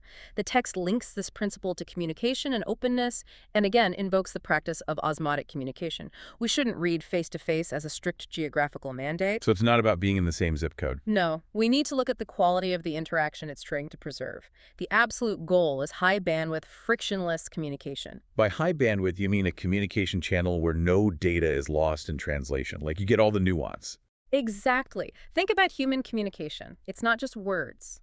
It's body language. It's vocal inflection. It's the immediate, real-time clarification of a misunderstanding before it spirals out of control. Right, compared to a 50-message multi-day email chain. Which is a brutally low bandwidth medium.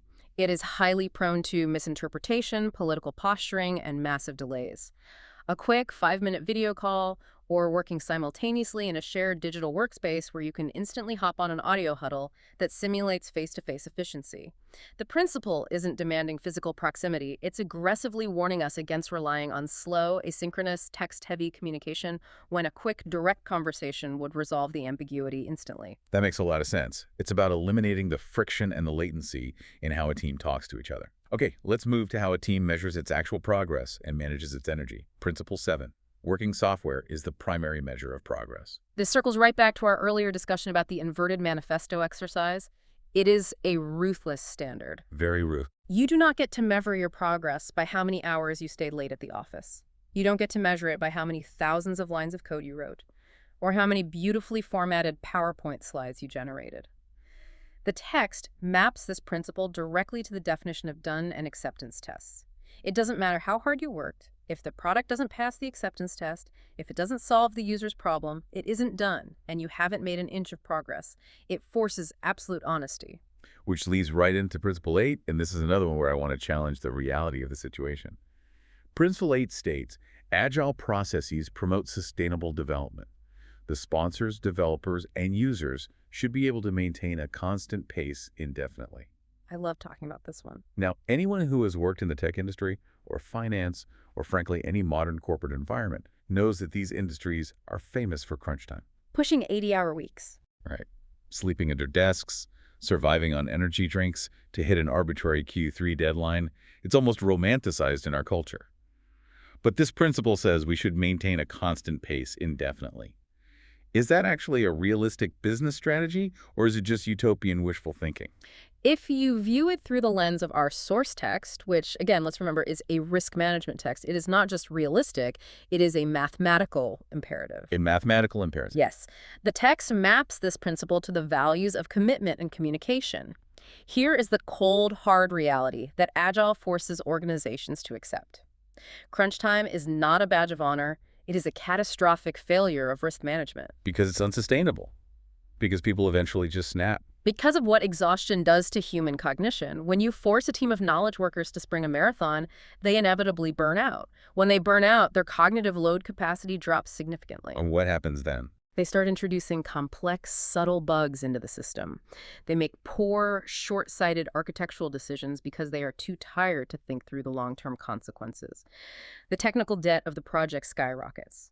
The true Agile mindset views employee burnout not as a soft HR problem, but as an unacceptable existential risk to the product's long-term viability.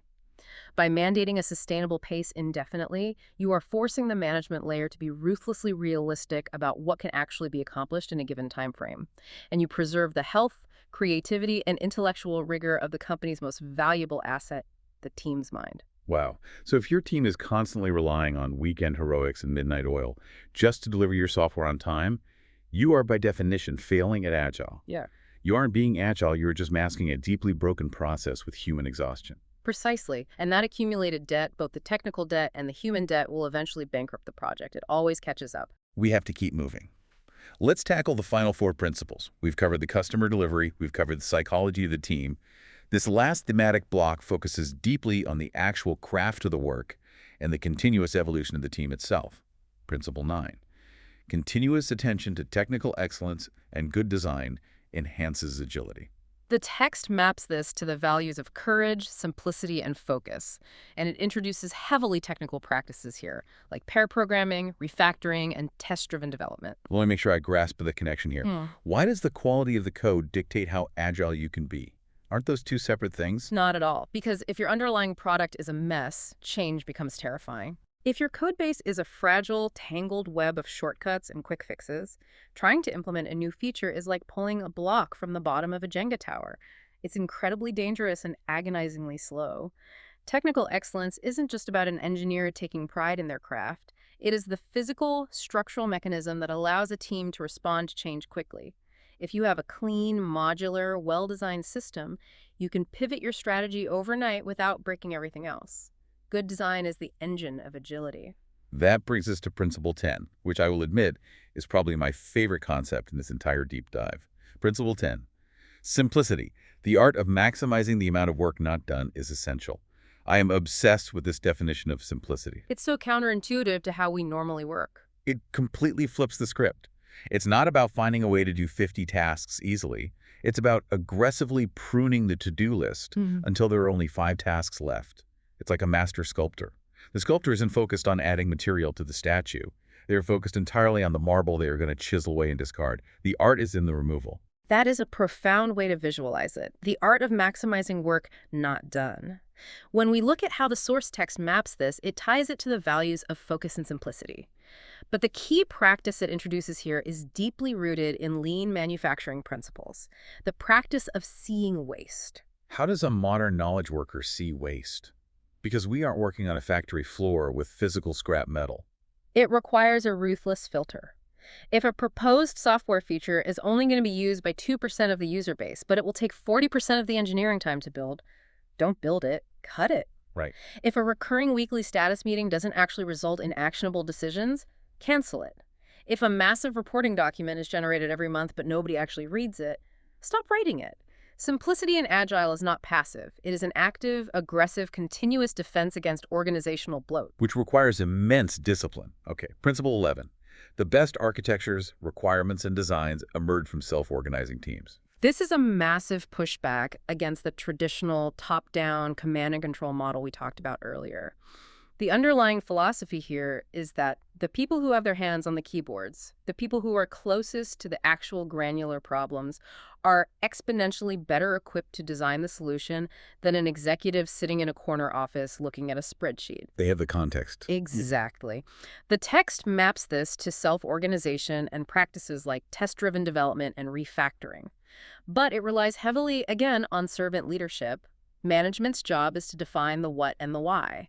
The team's job is to self-organize and determine the optimal how. And finally, Principle 12, the engine that keeps all of this running. At regular intervals, the team reflects on how to become more effective and then tunes and adjusts its behavior accordingly. This is the heartbeat of continuous improvement. The text maps this principle directly to the concept of inspect and adapt, and it specifically points to formal practices like the sprint retrospective and rigorous root cause analysis. A true Agile team never assumes they have achieved perfection. They are constantly looking in the mirror, acknowledging without ego what isn't working, and recalibrating their processes for the next cycle. So if we step back, we have this incredible historical progression. The Utah Manifesto in 2001 gives us the disruptive core philosophy. The 12 principles take that philosophy and translate it into a highly functional set of working values for a development team. But there's a catch. Exactly. Because as I'm looking at the source text, it points at a glaring structural gap that emerged over the next few years. The manifesto and the 12 principles are fundamentally written by software developers, for software developers, and their immediate project teams. But what happens to the rest of the company? What happens to the middle managers, the directors, and the executives who are supposed to oversee these radically self-organizing teams? That gap became the central crisis of the early Agile movement. You had these highly efficient, highly motivated Agile development teams trying to operate within the rigid, archaic structures of traditional corporate bureaucracies. And they were hitting a brick wall. They were speaking two different languages. Yes. The management layer simply didn't know how to interface with them. The developers were speaking Agile, but their bosses were still demanding 18-month Gantt charts and rigid budget forecasts. It's like trying to plug a USB-C cable into a floppy disk drive. The systems are fundamentally incompatible. So, to solve this crisis, in 2005, a group spearheaded again by Alistair Cockburn, Jim Highsmith, and 13 other leaders got together to write an addendum.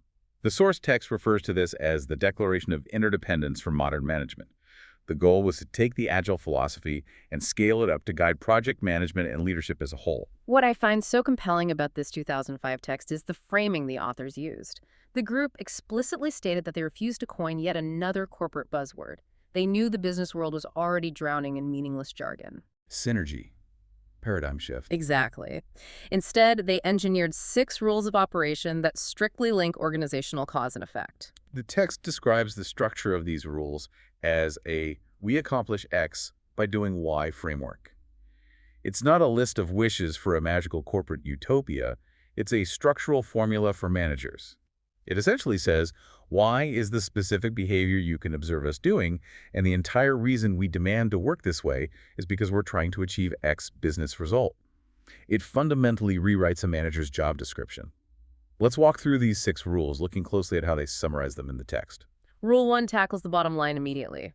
We increase return on investment by making continuous flow of value our focus. Notice the pivot there. The text specifically contrasts this with the traditional managerial obsession of tracking effort. Like we mentioned earlier with the green dots. Right. A modern manager shouldn't care how many hours an employee's green dot is active on their chat app. They should care exclusively about whether tangible value is flowing continuously into the hands of the customer. That's a huge perspective shift. Rule 2 addresses risk. We deliver reliable results by engaging customers in frequent interactions and shared ownership. It takes that concept from the manifesto customer collaboration over contract negotiation and frames it as the ultimate reliability mechanism for a manager. Rule 3 is where the risk management angle really shines. We expect uncertainty and manage it through iterations, anticipation, and adaptation. Traditional management tries to manage uncertainty by building a bigger, heavier, more rigid plan to mathematically eliminate the unknown. Agile management accepts that the future is unknowable and manages that reality by staying incredibly nimble. Now, Rule 4 focuses on the people.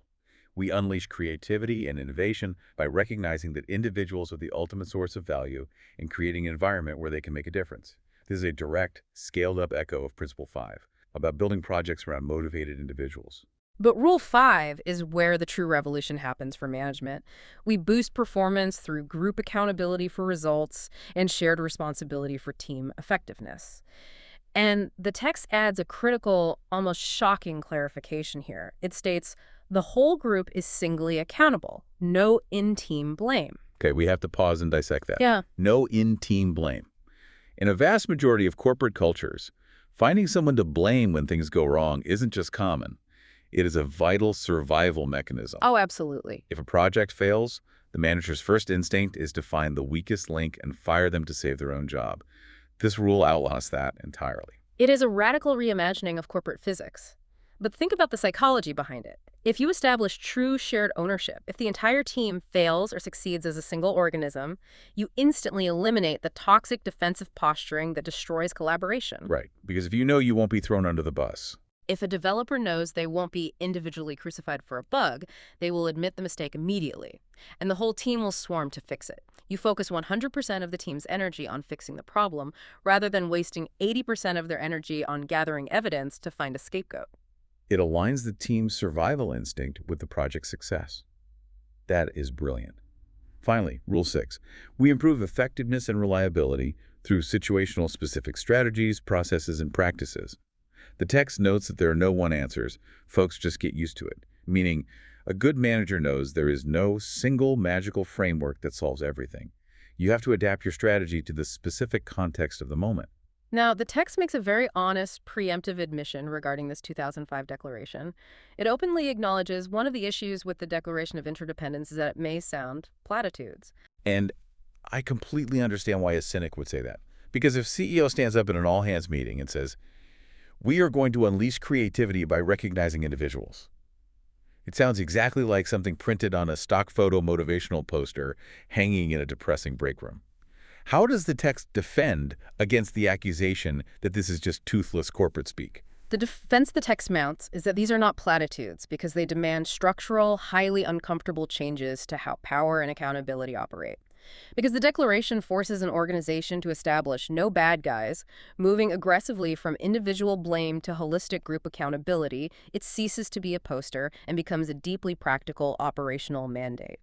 It is designed to make the agile mindset the default, unshakable mode of management at every level of the hierarchy. You can't fake group accountability. You either enforce it or you don't. To give you a sense of the broader historical map, the source text outlines the evolutionary timeline of all these documents. We've covered the major milestones: the Agile Software Development Manifesto in 2001, the 12 Principles later in 2001, the Declaration of Interdependence for Modern Management in 2005. The text also mentions two later developments: the Software Craftsmanship Manifesto in 2009 and the Guide to Agile Practices by the Agile Alliance in 2011. But there is a crucial caveat in the text for anyone utilizing this material for professional certification. It explicitly notes that those later editions, the 2009 and 2011 documents, are not commonly applied in general risk management frameworks and are currently not tested on exams like the PMI-RMP. So if you want to understand the foundational bedrock of how Agile mitigates risk, the intellectual journey from 2001 to 2005 is the critical path. Exactly. That 4-year window is where the modern operating system of work was written. Which brings us to a massive, glaring paradox. We have the Foundational Manifesto, we have the 12 Granular Working Principles, we have the 2005 Declaration that scales it all up for management. It seems like the industry has been handed the perfect, comprehensive instruction manual. And yet, despite all of this documentation, modern teams fail at Agile constantly. They fail spectacularly. They end up right back in that organizational quicksand we talked about at the top of the deep dive. Why? If they have the blueprints, why does the house keep collapsing? Because they treat the blueprint like a mindless checklist. Yeah. And this brings us to what I believe is the most vital, illuminating concept in the entire source text. It's a conceptual model developed by Ahmed Sidki, building on concepts from Jim Highsmith. It clearly delineates the massive chasm between doing Agile and being Agile. The text uses a very specific visual analogy to explain this, and I want to paint that picture for you. Imagine a massive industrial funnel. Pouring into the wide-open top of this funnel are dozens of floating buzzwords and concepts: sprints, daily stand-ups, sticky notes, story points. These dots represent Agile as a process and practices. This is the realm of doing Agile. The text defines this top layer as learning all the physical practices and applying them strictly by the book, without possessing the underlying mindset, and crucially, without knowing how or when to tailor those practices to a unique situation. And at the very bottom of that visual, the narrow, concentrated spout of the funnel outputs directly into a human brain. That represents Agile as a mindset and culture. That is the state of being Agile. To make this incredibly concrete, let's use an analogy outside of the corporate world. It's like deciding you want to be a musician, so you go out and buy a ridiculously expensive professional-grade Fender Stratocaster. You hire a teacher, and you learn how to physically place your fingers to play 3 specific chords perfectly. When you play those chords, you are physically making the correct sounds. But you have absolutely no understanding of rhythm. You know nothing about music theory. You don't know how to listen to the drummer or the bassist you are playing with. Right. You are technically doing music, but you are not a musician. Exactly. If someone asks you to improvise or jam or change the tempo, you freeze. That is a perfect encapsulation of the problem. And the source text issues a very direct, unsparing warning about this, specifically targeting the highly popular Scrum framework. It states point blank, just using Scrum without really understanding Agile values, principles, and mindset is just doing Agile. It acknowledges that, sure, going through the motions might be enough for a mediocre organization to simply survive and get by, but it explicitly warns that a team will never become high-performing if the participants don't deeply understand why they are using the various tools or why they are holding the ceremonies. Ceremonies. That is such a loaded, accurate word for it. If you are forcing your team to stand in a circle every morning for a daily Scrum meeting, purely because the project management manual mandates it, but no one is actually practicing that osmotic communication we talked about. And the manager isn't actually acting as a servant leader to remove the roadblocks brought up in the meeting. And it's not a functional mechanism, it's just an empty religious ceremony. You are worshiping the process instead of delivering value. The fundamental takeaway of the funnel concept is the order of operations. Being agile requires doing the incredibly hard, invisible work of internalizing the mindset, the core values, and the principles first, down at the bottom of the funnel.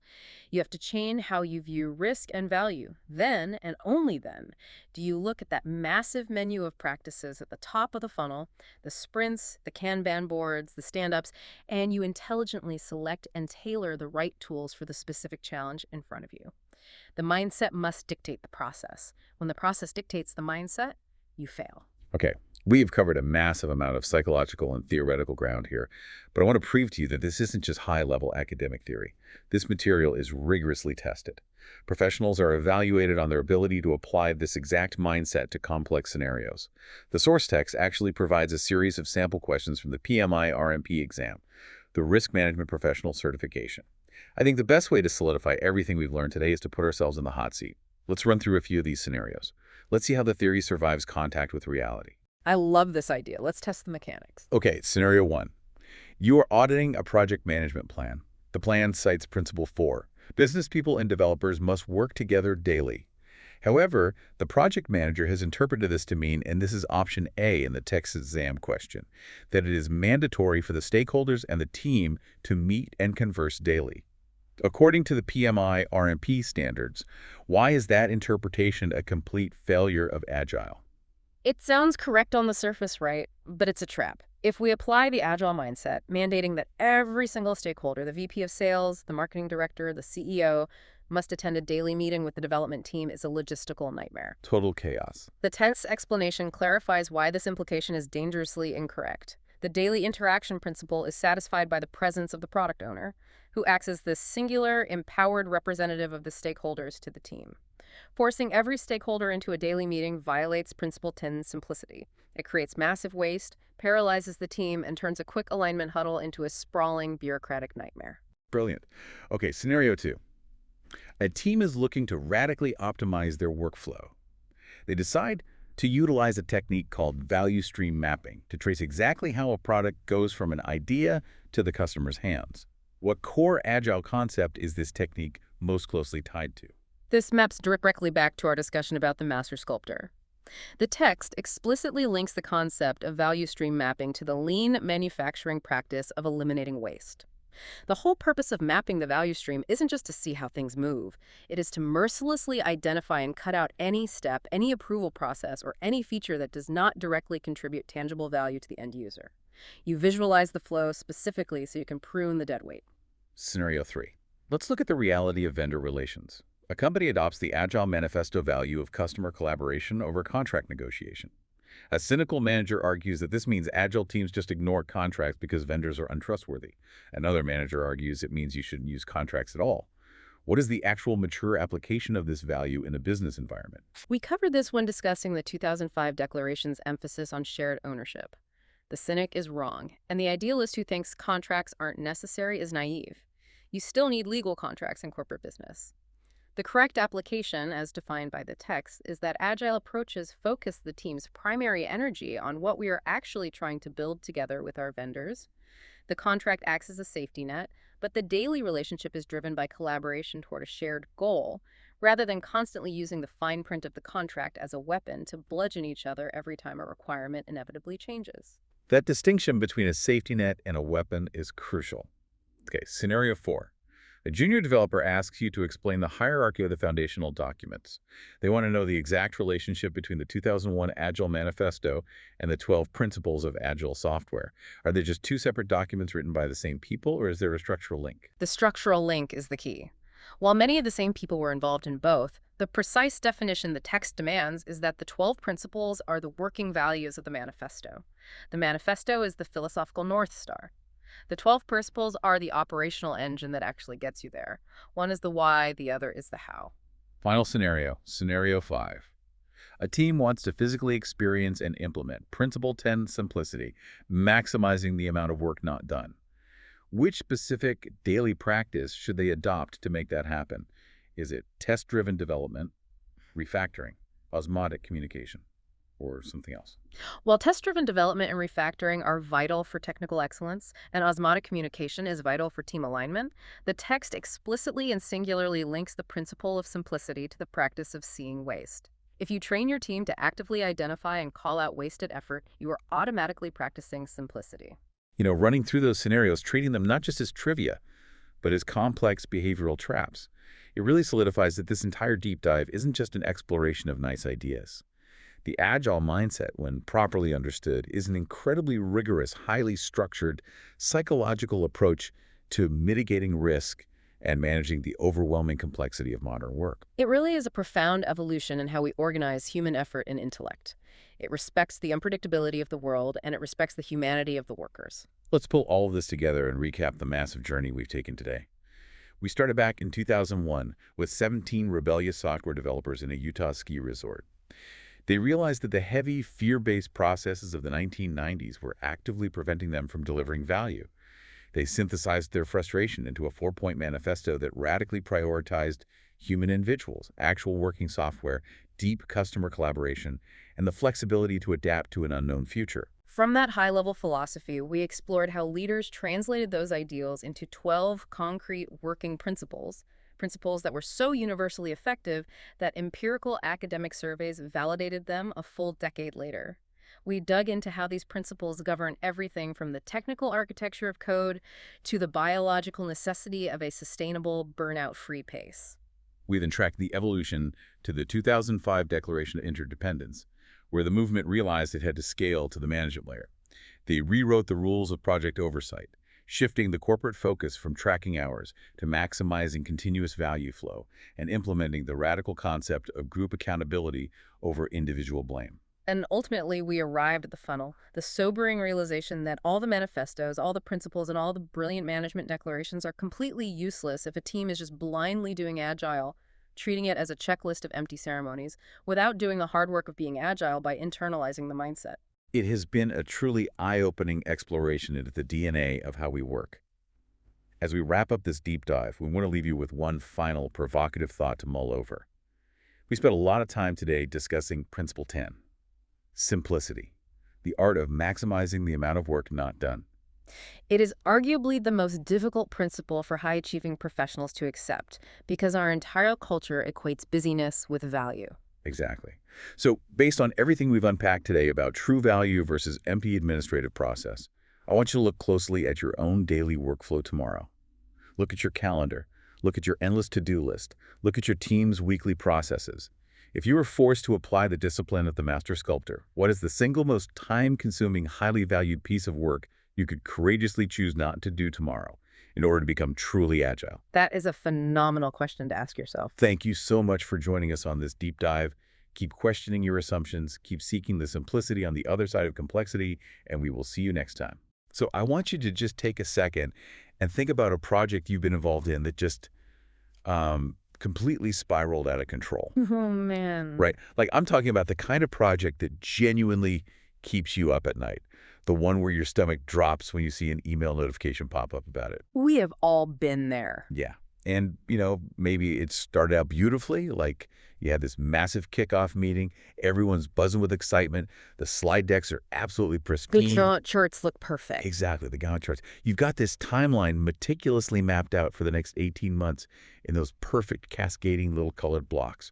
But then, reality actually hits. It always does. It really does. The deadlines start slipping by days and then weeks. The budget starts ballooning. People just stop communicating altogether. Yeah. And by the time you finally drag this totally exhausted team across the finish line to deliver the end product, you realize, with this horrible sinking feeling, that nobody actually wants the thing you just spent a year and a half of your life building. Which is just the worst feeling in the professional world. It is. The market moved on, or the customer's needs changed, or maybe the original assumption was just dead wrong from day one. It's a terrible, almost universal experience. And so today's deep dive is really about the antidote to that exact brand of chaos. It really is a universal pain point, whether you are, building enterprise software, designing a marketing campaign, or even trying to overhaul a whole corporate department. Right. That feeling of working incredibly hard on something, executing a rigid plan perfectly, only to realize the plan itself was fundamentally flawed from the very first day. Yeah. And that's exactly why the concepts we are exploring today are so vital. We are diving into the source material, looking at excerpts from the 21 Risk Management PDF, specifically Appendix B. Which covers agile frameworks and the mechanics of Scrum, right? Exactly. And while Scrum is historically deeply tied to the world of software development, the underlying mechanisms we're going to explore today, things like continuous adaptation, psychological safety, empirical observation, these are universally applicable to how human beings collaborate to build literally anything of complex value. I mean, if you work in any kind of modern corporate environment, you have definitely heard the words Scrum and Agile. Oh, they're everywhere. They've become these massive, almost unavoidable buzzwords. People just throw them around in meetings to sound innovative. They'll be like, oh, we're going to Agile this, or let's do a quick Scrum on that. Which doesn't even make sense half the time. No, not at all. So our mission today is to strip away all that jargon. We really want to deconstruct what Scrum actually is at a mechanical level. Right. Because this isn't just some niche workflow trend for Silicon Valley engineers. It's a fundamental shift in how human management works. I mean, the adoption rates for Scrum are staggering. In 2021, it was sitting above 80% of all agile methodologies used globally. That is total market dominance. Yeah, and you don't get 80% of the global market just by having a catchy name. So to understand why this framework basically took over the world, we really have to look backward. We have to understand the specific flavor of misery it was designed to replace. Well, to understand the cure, you have to understand the disease, right? Exactly. And for decades, the disease in project management was the illusion of predictability. If you look at the timeline of how we thought about efficiency over the last century, you see this massive industrial hangover. Which brings us to the 1970s. Right. In the 70s, the era was completely dominated by what we call the waterfall approach. And the defining characteristic of waterfall was its absolute reliance on prediction. It was so rigid. Extremely. It was entirely based on distinct, isolated phases. It demanded mountains of upfront documentation, and it relied on strict functional handoffs from one specialized department to the next. Well, the name waterfall is honestly so perfectly descriptive because water only flows in one direction. Right, it goes down. It goes down, and it does not go back up. Right. If you apply that to project management, it's like, okay, it's like ordering the construction of a custom house. You sit down with an architect, you draw up all the blueprints, you choose every single material, every light fixture, every door handle. You're mapping out everything before a single brick is laid. Everything. You create this massive, supposedly flawless master document. You hand that stack of paper over to the builders, and then you basically walk away for a year. And hope for the best.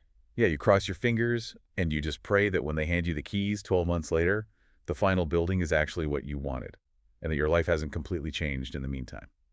And in the 1970s, applying that heavy industrial mindset to the emerging field of software development seemed entirely logical to people. I mean, it kind of makes sense on the surface. Right. People thought, well, this is how we build bridges and skyscrapers, so this must be how we build code. You design the whole thing, you build the whole thing, you test the whole thing. One phase flows inevitably into the next. But the fatal flaw in that system which the house analogy kind of highlights, is the absolute absence of an early feedback loop. Exactly. Imagine you are building that house, and halfway through framing the walls, you walk the site and realize you actually need a third bedroom instead of a massive home theater because, I don't know, you just found out you're having twins. Oh, wow. Yeah. In a waterfall model, you are in serious trouble. The cost of changing the plan at that stage is astronomically high because the entire system, the entire contract, the whole supply chain, it's designed to resist change. Because it's a waterfall. Mhm. It can't flow backward. Right. It is designed to relentlessly follow the predictive plan, regardless of whether that plan still makes sense in reality. Because if the plan is wrong, but everyone executes their specific phase perfectly, the project managers can still say, well, I did my job. Yep, they cover themselves. It protects the individual but destroys the actual product. So obviously, people realize that blindly following a year-long plan in a really fast-moving industry was a total recipe for disaster. They did. And that realization triggered the next major evolution in the 1980s, which is often referred to as the spiral era. Okay, so spiral. Yeah, this was the dawn of the iterative approach. The industry recognized that they needed process frameworks that allowed for cycles, a way to kind of loop back and refine things. There was a catch, right? A big one. The problem with the spiral era was that it was still heavily infected with the waterfall mindset. It was iterative, sure, but it was still driven by heavy tools and just an immense amount of documentation. So it was just mini waterfalls. Exactly. It was essentially waterfall broken into slightly smaller pieces, but still bogged down by rigid bureaucratic processes. It really wasn't until the 1990s that we saw the real paradigm shift toward true agility. And agility here meaning something very specific. Right, an approach defined not just by being iterative, but by being relentlessly adaptive and relying on self-organizing teams. And that shift from managing the plan to actually empowering the people, that is the crucial pivot point. But I want to trace this intellectual lineage a bit, because this idea of self-organizing teams didn't just, spontaneously generate in some Silicon Valley garage in the 90s. Oh, no, not at all. The roots go back much further into some really surprising industries. Yeah, the history is actually incredibly rich. So to understand the DNA of Scrum, the sources point back to the early 1900s, to a physicist and statistician named Walter Shewhart. Shewhart, right. Yeah, he introduced this concept called the Plan, Do, Study, Act cycle. And you have to remember, in an era where factory managers just wanted workers to shut up and pull levers as fast as possible, Shewhart's idea was completely revolutionary. You'd be telling them to stop and think. Exactly. He said you have to formally study the results of an action, actually analyze the data, before you plan the next action. You build learning into the actual cycle of the work. Which is such a massive shift in thought. And then, by the mid-1900s, Shewhart's work was championed and expanded upon by Edward Deming, who is basically a towering figure in the history of quality control. Right. Deming took these concepts of statistical process control and total quality management and proved that quality isn't something you just inspect at the end of a production line. You can't just slap quality on at the end. No, it's something you build into the system by constantly analyzing the process itself. And Deming actually took those ideas to Japan after World War II, which essentially laid the intellectual foundation for the Toyota production system. It is wild to think about how much of modern digital product development owes its core philosophy to mid-century Japanese car manufacturing. I know, right? When you look at the principles, Toyota championed things like continuous improvement, an absolute respect for people, a long-term philosophy, and empowering workers to continuously solve root problems. I mean, it sounds exactly like a modern Agile manifesto. It really does. And the phrase respect for people is the absolute linchpin there. In traditional waterfall project management or early 20th century heavy manufacturing, the worker is basically viewed as a replaceable cog in a machine. Just a meat robot. Pretty much. They are merely a resource allocated to execute a predetermined plan. But Toyota fundamentally inverted that dynamic. They recognized that the people whose hands are actually on the car, the people doing the daily work, are in the best possible position to identify inefficiencies and root problems. You don't have to wait for management. Exactly. You don't wait for a manager in a glass office to come down and tell you the process is broken. You empower the line worker to pull the cord and stop the entire assembly line the exact moment they see a defect. And you combine that manufacturing revelation with another major mid-century intellectual shift, Peter Drucker's concept of the knowledge worker. Oh, this is huge. Yeah. Drucker realized that the modern economy was increasingly relying on people who use their brains for a living, rather than just their physical muscles. This is a really profound distinction. You cannot manage a knowledge worker the same way you manage someone shoveling coal into a furnace. Not at all. If you manage an assembly line, you can observe the physical output and mandate a quota. But you cannot mandate a quota of brilliant ideas. You can't force a software engineer to solve a complex architectural problem faster by, yelling at them or timing their bathroom breaks. That usually has the exact opposite effect, actually. Right. You have to create an environment where they have the autonomy to self-organize, experiment, and innovate. Because if you are paying someone for their cognitive ability, whether they are writing code, designing an ad campaign, or drafting a legal strategy, you don't actually know exactly how long every single keystroke should take. You're paying for their brain, not their hands. Exactly. You need their active, engaged brain, not just their physical compliance. So you have these massive foundational ideas swirling together throughout the late 20th century.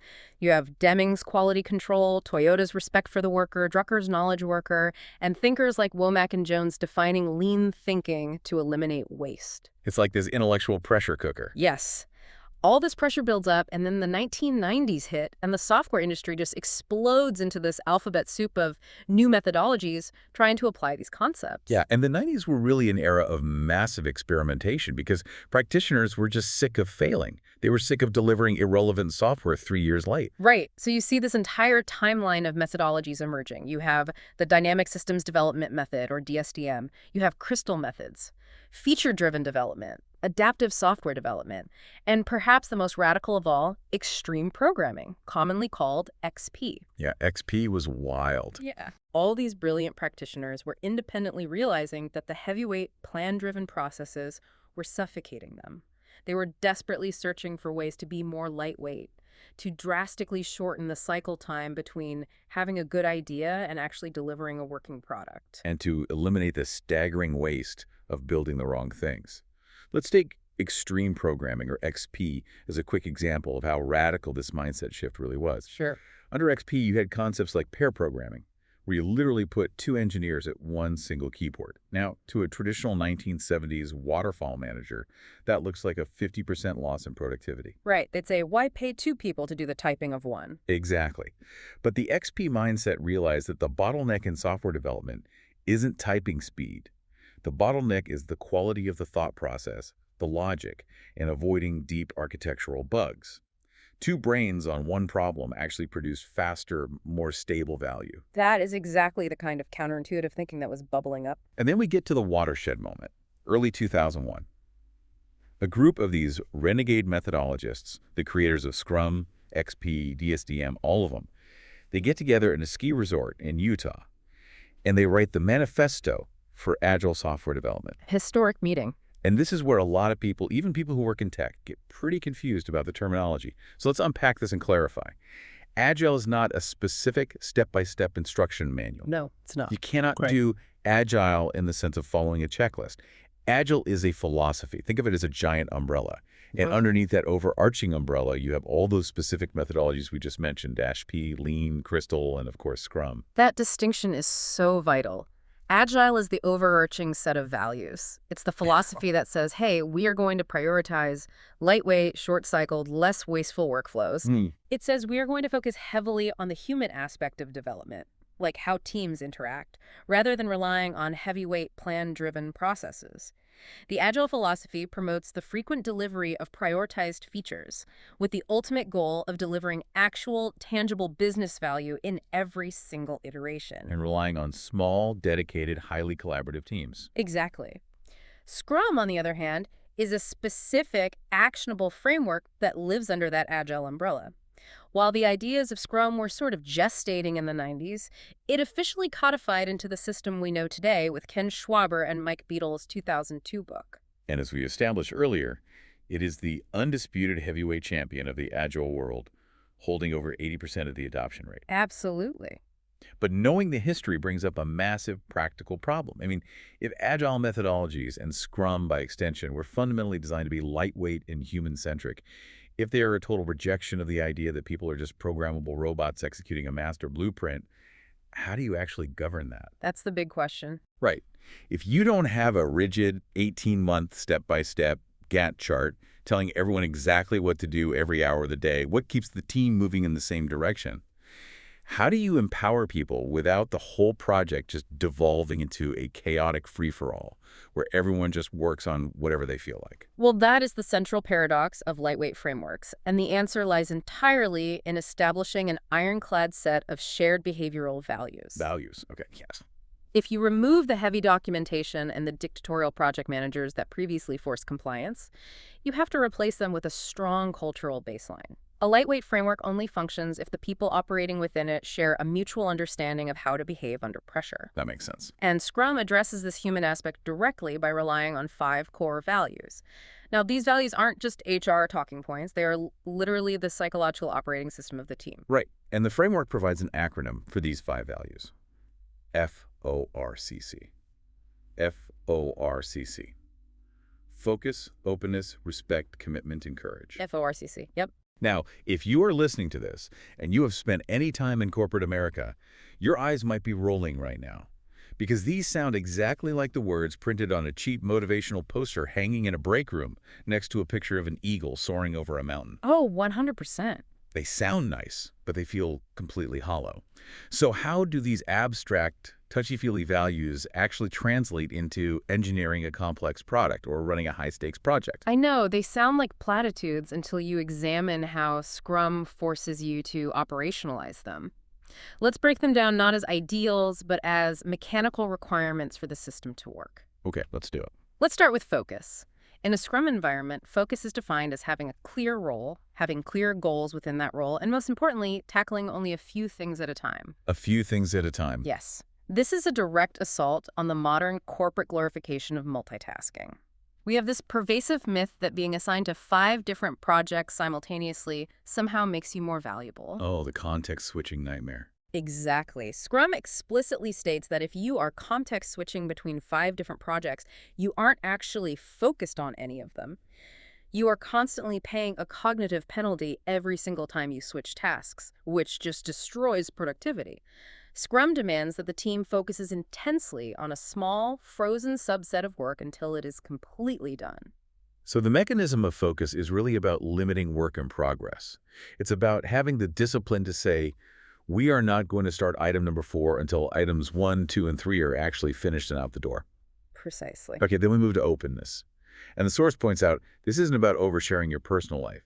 It means radical transparency about the work itself. Right. Hiding nothing. It means being completely open about your progress, what you are learning, and crucially, the problems you are facing. It requires collaborating across different disciplines and constantly sharing feedback. But you cannot have openness without the third value, which is respect. Absolutely. Openness is entirely dependent on the psychological safety generated by respect. If you do not genuinely respect the diverse expertise and backgrounds of your team members, you will never achieve true openness. Because you'd be too scared. Exactly. You will not share your half-finished code or admit that you don't understand a marketing metric if you fear that your colleagues are going to mock you or use it against you politically. Respect in Scrum means understanding that harmony is created when each distinct role syncs together to create a sustainable development rhythm. You have to trust that the person sitting next to you is a competent professional doing their best, even if their approach differs from yours. And that leads directly into commitment. And the definition here in the material is very specific. It's being willing to create realistic goals and actually stick to them. It specifically emphasizes being mentally and physically present at the meetings. Yes, actually showing up. I think about how many status meetings I have sat in where half the room has their laptops open, secretly answering emails, just waiting for their turn to speak so they can give their little 2-minute update and then totally tune out again. We've all done it. Commitment in Scrum means you are actively engaged in the collective goal of the team, not just clocking your individual hours. And finally, we have courage. This is perhaps the most difficult value to cultivate in a traditional corporate environment. Courage means trusting the empirical process, and above all, not fearing to raise impediments daily. Which goes against everything we're taught in a traditional corporate hierarchy. Totally. Usually, raising a problem or admitting that a task is taking twice as long as estimated is viewed as a sign of weakness or straight-up incompetence. Yeah, the natural human instinct, just driven by self-preservation, is to hide the problem, work nights and weekends to try and fix it in secret, and just hope nobody notices. And Scrum violently rejects that behavior. In Scrum, hiding a problem is the ultimate failure. Courage means having the professional fortitude to stand up in front of your peers every single day and say, I am stuck, my original estimate was wrong, I need help. Okay, so we have established the psychological baseline. We need teams that are focused, open, respectful, committed, and courageous. But values are still just philosophy until you write the rules of the game. Right. If I am managing a team right now, telling them to have courage is not a management strategy. I need operational rules. How do we actually force a team to prioritize value? How do we build a framework that makes these values inevitable? Well, this is where we transition from the philosophical values to the rigid principles of Scrum. The framework introduces 6 core principles that serve as the mandatory guidelines for applying the methodology. The pillars of the house. Exactly. These principles are the structural beams that support the entire thing. They take those abstract behavioral values and translate them into concrete, operational reality. Let's walk through these 6 pillars. The 6 principles are empirical process control, self-organization, collaboration, value-based prioritization, time boxing, and iterative development. And some of those map very clearly to the values we just discussed. They do. Collaboration and self-organization are the mechanical expressions of respect and openness. The framework mandates that the team works together, interfaces directly with stakeholders, and operates on the belief that employees are self-motivated individuals who actually seek out and accept greater responsibility when they're given autonomy. Right. Value-based prioritization is the operational rule that ensures the team is always focused on delivering maximum business value in the shortest time span, rather than just checking off easy tasks to look busy. I love that one. Then time boxing means there is a strict, unyielding maximum time limit for every single meeting or ceremonial event, which structurally enforces the value of focus. And iterative development means we build complex products in small, manageable cycles, not in one massive, risky, monolithic push. All of those are crucial. But if we are really deconstructing how Scrum works based on the source material, we have to spend some serious time on the very first principle you mentioned, empirical process control. Oh, yeah. It's the engine. Because if you truly understand this one concept, you understand the engine that drives the entire Agile philosophy. Now, empirical process control sounds like a deeply intimidating term you would hear in a university chemistry lab. But the scientific implication of that phrase is entirely intentional, isn't it? Absolutely, it is. The defining characteristic of empirical process control is that decisions are made based on continuous observation and experimentation rather than on detailed upfront planning. It's the total opposite of waterfall. It is the absolute antithesis of the 1970s waterfall blueprint approach. Instead of sitting in a room trying to predict the future behavior of your users, the market, or the technology, you acknowledge that the future is inherently unpredictable. So what do you do instead? So, you run small experiments, you observe the actual results in the real world, and you base your next decision strictly on that empirical data. To make this function, empirical process control relies on 3 unbreakable pillars: visibility, inspection, and adaptation. Okay, let's ground this in reality. Let's create a hypothetical scenario to show how these 3 pillars, visibility, inspection, and adaptation, actually save a project from disaster. Let's do it. Imagine you have a team building a new e-commerce website. Under the old predictive model, they would spend 6 months designing the perfect multi-step checkout process based on what the executives thought looked sleek. Right. They would launch it and then discover 6 months later that users hate it and cart abandonment is at like 80%.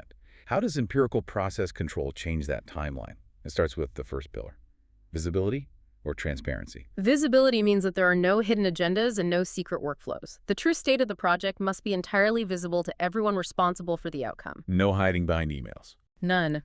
This applies to the meetings, the communication, and physical or digital information radiators, like a Scrum board.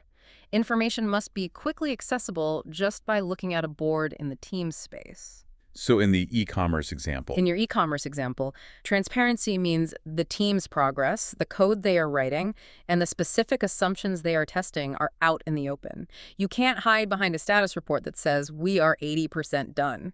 The actual functioning software is the only true measure of progress, and it is visible to the whole team. So everyone can see what is happening. That leads to the second pillar, inspection.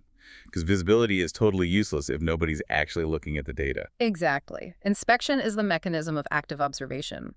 The framework relies on frequent feedback loops, whether that is refining the backlog of work, conducting release planning, or executing a formal sprint review. All of this is designed to ensure timely checks for deviations. You aren't waiting 6 months. Right. You aren't waiting 6 months to inspect the final e-commerce site. Going back to your scenario, under empirical process control, the team builds the absolute bare minimum stripped-down version of a checkout cart in 2 weeks. They inspect the work internally to ensure it meets quality standards, and then they release it to a small subset of actual users. They actively inspect the analytics. And what do they see during that inspection? They see that users are abandoning the cart because the system forces them to create an account before they can pay. Yep, a classic mistake. The empirical data proves that the executive's assumption was just wrong. Real users want a guest checkout option. Which brings us to the ultimate purpose of this entire system, the third pillar, adaptation. I mean, what good is inspecting a process and finding a fatal flaw if your project plan is too rigid to allow you to actually change course? Adaptation is where the survival of the product is secured. Adaptation happens continuously during daily meetings, during retrospectives, and crucially, in the product itself. Because they only spent 2 weeks on it. Exactly. Because the team only spent 2 weeks building that initial checkout flow, they haven't sunk millions of dollars into it. They aren't emotionally or financially defensive about it. They take the empirical data from their inspection, and they immediately adapt their plan for the next 2 weeks. They pivot. They pivot, and they build a guest checkout feature instead of whatever they had originally planned to do. They adapted to reality, rather than trying to force reality to conform to their plan. But knowing that you need to adapt changes how you build a product from day one. There is a fascinating technical directive nested inside this concept of adaptation in the text. If you know that your plans are going to change based on constant inspection, you have to architect your product to absorb that change without shattering. Yes. The framework highlights a crucial concept here, specifically for software, but honestly it applies to almost anything. Software must be written with future changes in mind. And it introduces the acronym DRYY. Don't repeat yourself. The DRY principle is a foundational concept in software engineering, and its inclusion here really highlights the intersection of management philosophy and technical architecture. If you are building a system that you know will need to adapt rapidly, modularity is your best friend. Give me an example of that. Well, imagine you are writing code that calculates sales tax for that e-commerce site. If you copy and paste that exact same tax calculation logic into 50 different places across your code base, on the cart page, the receipt email, the user dashboard, you have violated the DRY principle. You have repeated yourself 50 times. Okay. Now imagine you inspect the system, adapt to a new business requirement, and realize you need to update how tax is calculated. You now have to manually find and change that logic in 50 different places. Which is a nightmare. You have introduced massive friction. It will take weeks, and you will almost certainly miss one, causing a critical bug. The DRY principle states that you write that tax logic once, in one central module, and those 50 different places simply point to that one module. If you only change it once. Exactly. When it's time to adapt, you change one line of code, and the entire system updates instantly. Your technical architecture must be as agile as your management framework. Otherwise, the friction of adaptation will bring the whole team to a grinding halt. I absolutely love that because it applies to so much more than just code. If you are writing a sprawling 500-page nonfiction book and you constantly reference specific page numbers in your text, like as seen on page 42, you are repeating yourself and creating rigid dependencies. Oh, that's a great analogy. Right. If your editor decides to cut chapter 2 to adapt the pacing of the book, every single page number reference in the entire manuscript is now wrong. You have to manually rewrite the whole book. You have to build modularity into whatever you are creating, whether it's code, a book, or a legal contract, so that when the inevitable adaptation is required, it isn't excruciatingly painful. So, if we pull the camera back and look at the whole picture, we now understand the 5 core FORCC values that govern the human psychology of the team. We understand the 6 principles centered heavily around empirical process control, visibility, inspection, and adaptation that govern how the work is observed and adjusted in reality. Right. But a philosophy, a set of values, and a list of principles are entirely useless on their own.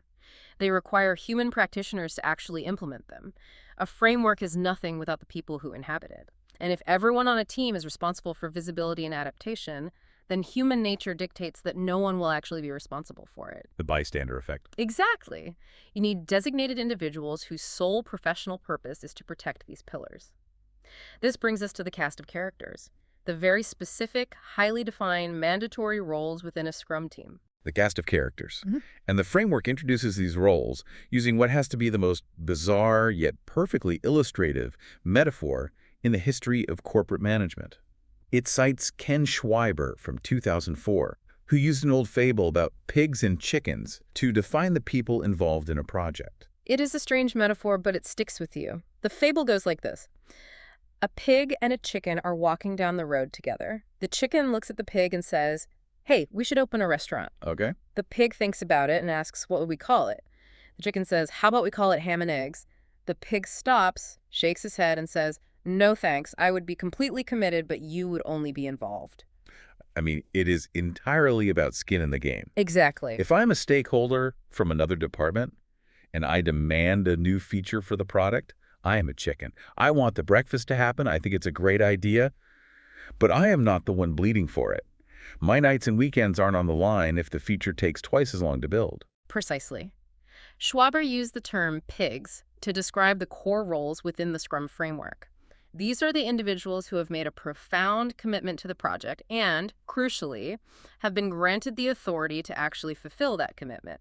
Their professional bacon is on the line. Their bacon. Nice. Thanks. The non-core roles, the executives, the stakeholders, the managers from other departments, the end users, they are the chickens. They are highly involved, their feedback is incredibly valuable, and the product is ultimately for them. But they are observers. They do not have the daily authority, the technical expertise, or the mandate to deliver the actual work. And Scrum mandates that there are 3 and only 3 core pig roles. The framework is completely uncompromising about this. These roles are mandatory, they are designed to be full-time commitments, and each person can only hold one role at a time to maintain that critical value of focus we talked about. That's right, one role per person. All right, let's meet the pigs. The first core role is the product owner, or the PO. The text uses a fascinating heavy title for this person. It refers to the product owner as the CEO of the product. The sheer terror and pressure of that responsibility is immense. It's a massive job. The product owner is responsible for the business justification of the entire endeavor. They own the financial reality, the business case. They are the visionary who envisions the final product. They are outward-facing, representing the stakeholders and acting as the singular voice of the customer. And mechanically. Their primary mechanical job is to constantly groom and prioritize what is called the product backlog, which is the master wish list of everything that needs to be built. They decide what gets built first, they choose the release dates, and ultimately, they are the single point of authority who accepts or rejects the final deliverables from the team. The product owner is entirely obsessed with value creation. They are constantly looking outward at the chaotic reality of the market, talking to users, analyzing competitors, and trying to divine exactly what needs to be built to ensure the project doesn't end up as a useless artifact. Right. But here is the critical boundary of authority in Scrum. The product owner has absolute authority over what gets built, but they have zero authority over how it gets built. That's a huge distinction. Huge. They cannot dictate the engineering architecture, the daily schedule, or the technical execution. That immense responsibility falls entirely on the second core role, the development team, or simply the Scrum team members. The framework often refers to them as the workforce. But calling them a workforce almost undersells it, because in a waterfall system, the workforce is really just a group of order takers. In Scrum, the development team is radically autonomous. They are self-organizing and cross-functional, meaning they have all the skills necessary, design, coding, testing, to build the product without relying on external departments. They are a self-contained unit. Exactly. The product owner comes to them with the grand vision and says, "We need to build a bridge to cross this river." The development team takes that epic requirement, and they're the ones who actually estimate the complexity. They break it down into actionable tasks. They figure out the engineering physics. They select the materials, and they manage their own daily workflow to build that bridge. The boundary is sacred. The PO owns the what, the dev team owns the how. It is a delicate balance of power. You have a visionary demanding massive value and a technical team dealing with the complex reality of execution. Bridging the gap between those two forces and ensuring that the entire Agile philosophy doesn't instantly collapse under the pressure of corporate deadlines requires the third and final core role. The Scrum Master. Yes. It sounds like a title from a martial arts movie. What does this person actually do? Because if they don't dictate the product vision, like the PO, and they don't actually write the code or build the product like the dev team, aren't they just a glorified secretary scheduling meetings? That is the most common and dangerous misconception about Scrum. A weak Scrum Master will act like a secretary, and the team will absolutely fail. A true Scrum Master is described using metaphors like facilitator, coach, mentor, and bulldozer. Bulldozer. I like that. I think the most accurate analogy is an offensive lineman in American football. The offensive lineman doesn't call the plays. That's the product owner. They don't throw the ball or score the touchdowns. That's the development team. Right. But if a 300-pound defensive tackle tries to crush the quarterback, the lineman takes the hit. If a demanding vice president from another department tries to bypass the product owner and force the development team to work on a pet project, the Scrum Master steps in and bulldozes that obstacle. They are the shield. Exactly. The framework explicitly states that the Scrum Master shields the team from external responsibilities and external noise. They are the protector of the team's focus and psychological safety. Furthermore, they are the guardian of empirical process control. They ensure that the specific rules, ceremonies, and time boxes of Scrum are strictly adhered to, preventing the team from sliding back into comfortable, chaotic habits. That dynamic is absolutely brilliant. You have deliberately engineered a system of structural tension. You have the product owner who is relentlessly pushing the team to deliver more business value to the customer. And you have the Scrum Master who is relentlessly pushing back against the product owner and the broader organization to protect the health of the team and the integrity of the process. It's a built-in tug-of-war. It's a system of checks and balances. And the source material captures the necessity of this tension perfectly, using a diagnostic concept called the Richler Matrix from 2010. The Richler Matrix is one of the most powerful diagnostic tools for analyzing why a project is failing.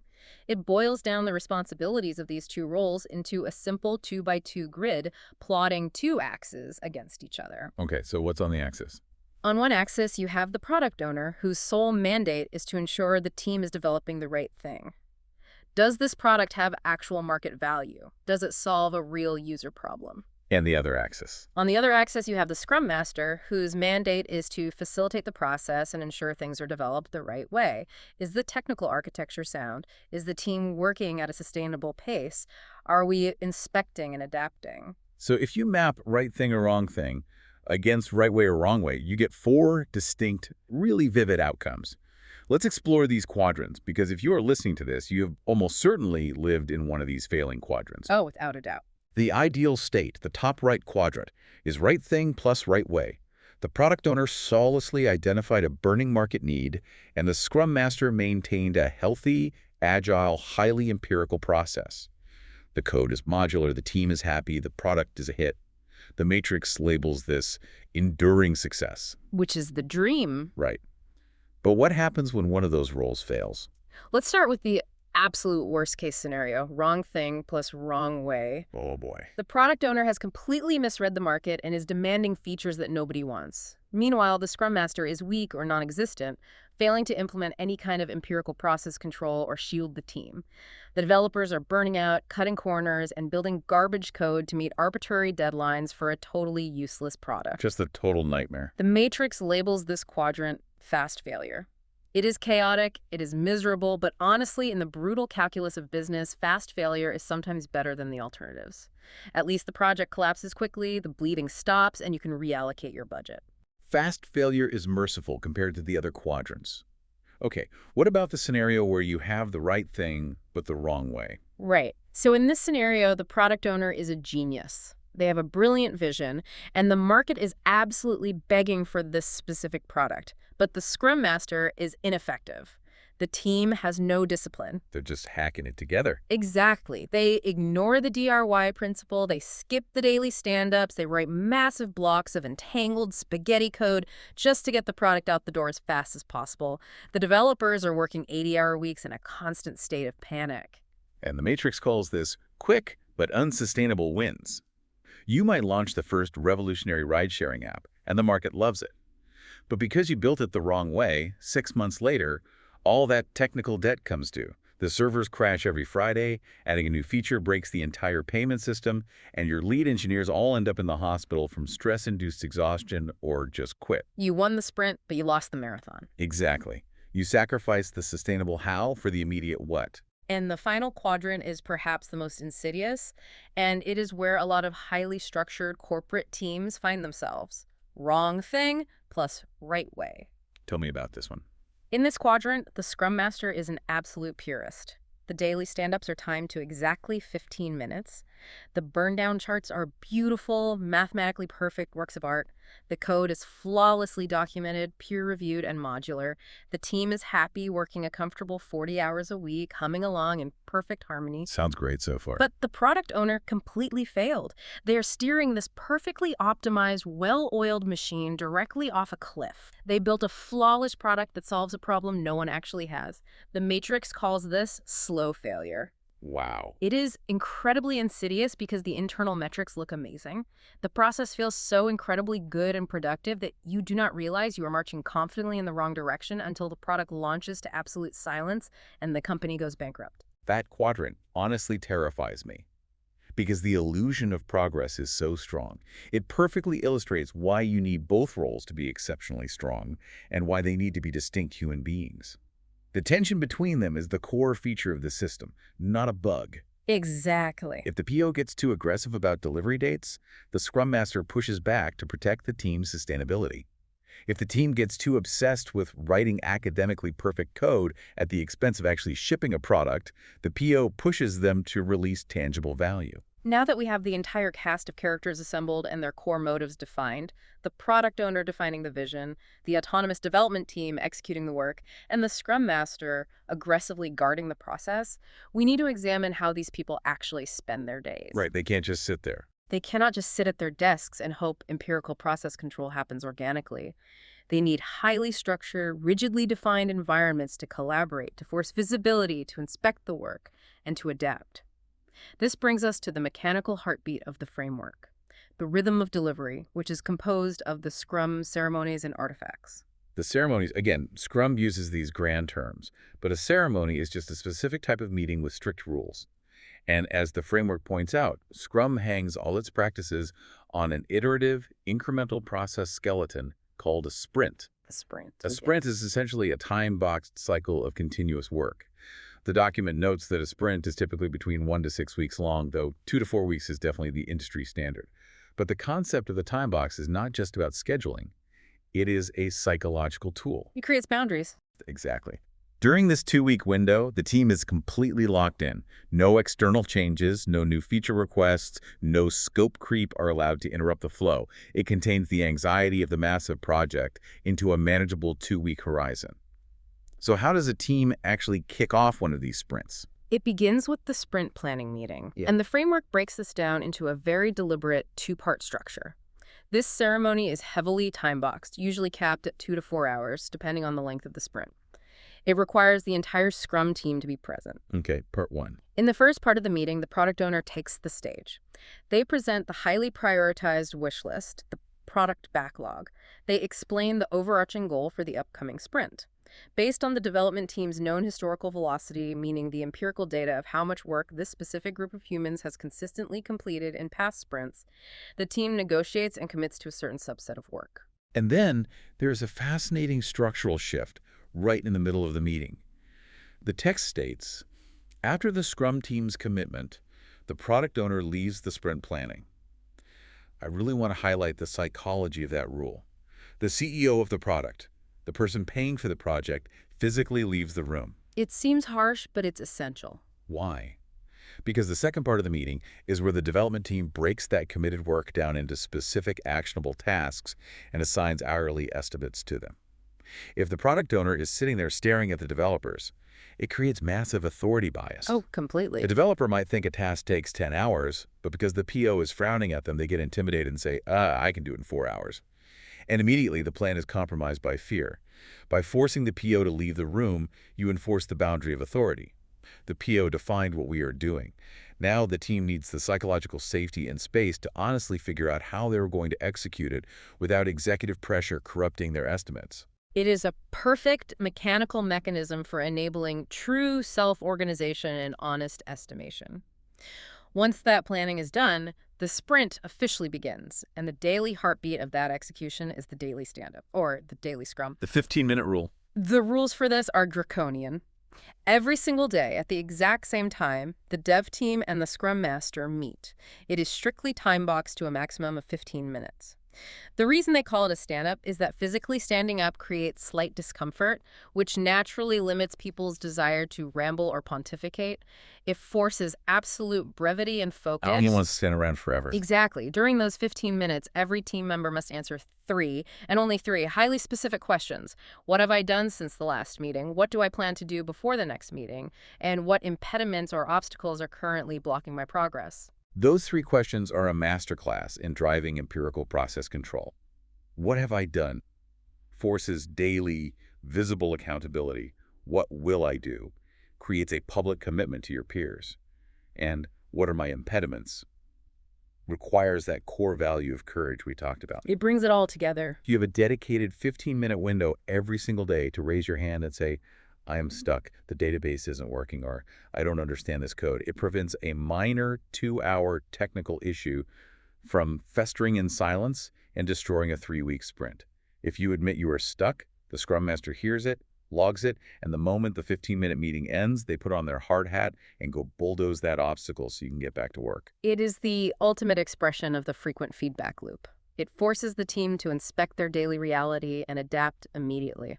Now, while the development team is heads down executing the daily work, the product owner is not just sitting around waiting for the end of the sprint. Right, they have their own job. They are engaged in an ongoing critical activity called backlog refinement or backlog grooming. Unlike the ceremonies, the text notes, this is not a time-boxed meeting. It is a continuous background process. The product owner is constantly looking weeks and months ahead. Paving the road. They're talking to stakeholders, analyzing market shifts, and taking massive, vague ideas, which the framework calls epics, and slicing them down into smaller, actionable user stories. They're writing detailed acceptance criteria and ensuring the upcoming work meets a strict definition of ready so that the team can hit the ground running in the next sprint planning meeting. So you have this incredibly dynamic machine running. The team is sprinting. They're checking their trajectory daily in the stand-up, and the PO is constantly laying down the track in front of them by refining the backlog. Then the time box expires. The 2 weeks are up. The sprint is over. What happens at the finish line? We inspect. The framework mandates 2 entirely separate ceremonies that happen back-to-back at the end of the sprint: the sprint review and the sprint retrospective. Now, if I am an exhausted developer who just coded for 2 weeks straight, why do I have to sit through 2 different end-of-sprint meetings? Because those 2 meetings are designed to inspect entirely different dimensions of reality. Okay, you explain that. The sprint review is described in the literature as the big exam for the Scrum team. This meeting is usually facilitated by the product owner, and, crucially, it includes the external stakeholders, the chickens we talked about earlier. The sole purpose of the sprint review is to inspect the product. Just the product. Right. The team demonstrates the actual working software or product increment they just built. They verify that the deliverables have been completed, tested, and meet the rigorous quality standards defined by the team. If the work is approved by the PO, the text says it is, in theory, ready for production. It is a potentially shippable increment. If the stakeholders look at it and realize it's wrong, or if it's broken, it is rejected and goes back into the backlog. So the review is entirely focused on the output. It is answering the question from the Richler matrix: did we build the right thing? Exactly. But building the right product doesn't mean the machine that built it is healthy. If the software is perfect, but the developers worked 80 hours a week, hated every minute of it, and were constantly arguing because the Scrum Master failed to facilitate communication, the system is fundamentally broken. You cannot sustain that. No, you'll lose your team. That requires a completely different kind of inspection, which is why once the stakeholders leave the room, the core team holds the sprint retrospective. Exactly. The retrospective is the therapy session for the team. It is a time-boxed meeting, usually facilitated by the Scrum Master, where the core pigs reflect not on the product, but on the process and the people. So looking inward. They ask difficult questions. How did we work together? Did our daily stand-ups drag on for 30 minutes instead of 15? Did we adhere to the core FORCC values? Or did we lose our focus? Were we truly open with each other? The goal of the retrospective is to identify points of friction and mandate tangible, actionable improvements to the process for the very next sprint. It answers the question, did we build it the right way? The review ensures the right thing. The retrospective ensures the right way. It maps perfectly back to the matrix. Now, to make all of this invisible, abstract work, the planning, the grooming, the daily progress tangible and visible to human eyes, Scrum relies on 3 specific artifacts. The artifacts, yes. First is the product backlog. As we discussed, this is the master universe of possibilities. Yeah. It contains all the features, bug fixes, and changes desired by the market and the stakeholders. It is a massive living document, and the product owner is the sole dictator of its priority. But you can't focus on everything at once. Right. So during sprint planning, the team pulls a small, manageable chunk of that work out and creates the second artifact, the sprint backlog. The creation of the sprint backlog is the moment commitment happens. The framework makes a critical point here. Once the development team and the PO agree on the contents of the sprint backlog, they freeze it. No more changes, additions, or scope creep can be injected into it by management. It's locked in. Those user stories are decomposed into technical tasks and placed on a physical or digital Scrum board, usually with columns like to do, in progress, and done. That frozen, highly visible subset of work becomes the team's singular obsession and focus for the duration of the sprint. And to track the trajectory of that frozen backlog, we use the third and perhaps most psychologically powerful artifact, the burn-down chart. I love a good burn-down chart. The text describes this simply as a chart to illustrate progress, measuring completed work, often called story points on the y-axis against time and days on the x-axis. But it is so much more than a graph. It is the ultimate information radiator. It radiates the truth. If a team commits to 100 points of work in a 2-week sprint, the burn-down chart starts at 100. Every day, as tasks are moved to done, the line drops. If the line is burning down smoothly towards 0, everyone feels the momentum. You are on track. But if it is day 5 and the line is flatlined at 90 points, something is horribly wrong. An impediment is crushing the team. And because that burn-down chart is radiating on a monitor in the team space, everyone sees the flat line instantly. The executives see it, the Scrum Master sees it, the team sees it. You cannot hide it in a weekly status email. The visibility forces an immediate inspection, which triggers an immediate adaptation. It is empirical process control visualized in a single line. It is just so incredibly elegant. When you strip away the corporate buzzwords and look at the actual mechanics, Scrum is really a masterpiece of organizational psychology. It absolutely is. When you combine the psychological safety of the FORCC values, the scientific rigor of empirical observation, the brilliant structural tension between the product owner and the Scrum Master, and the relentless driving rhythm of the sprints and stand-ups, you achieve something remarkable. You really do. The Agile Alliance quote in our source material sums up the ultimate goal perfectly. At the end of every short sprint, the work should be potentially shippable, as in ready to hand to a customer, put on a store shelf, or show to a stakeholder. You are no longer promising value in 18 months. You are continuously, relentlessly delivering value every 2 weeks. It is a profound, world-changing shift from the waterfall days of waiting a year in terrified suspense to see a result. But if we look at this entire framework holistically, if we gathered everything we have just dissected about the history, the values, the principles, the roles, and the ceremonies, there is a hidden underlying layer to this entire philosophy that I think is the most fascinating revelation of. Let's bring this all the way back to you, the listener.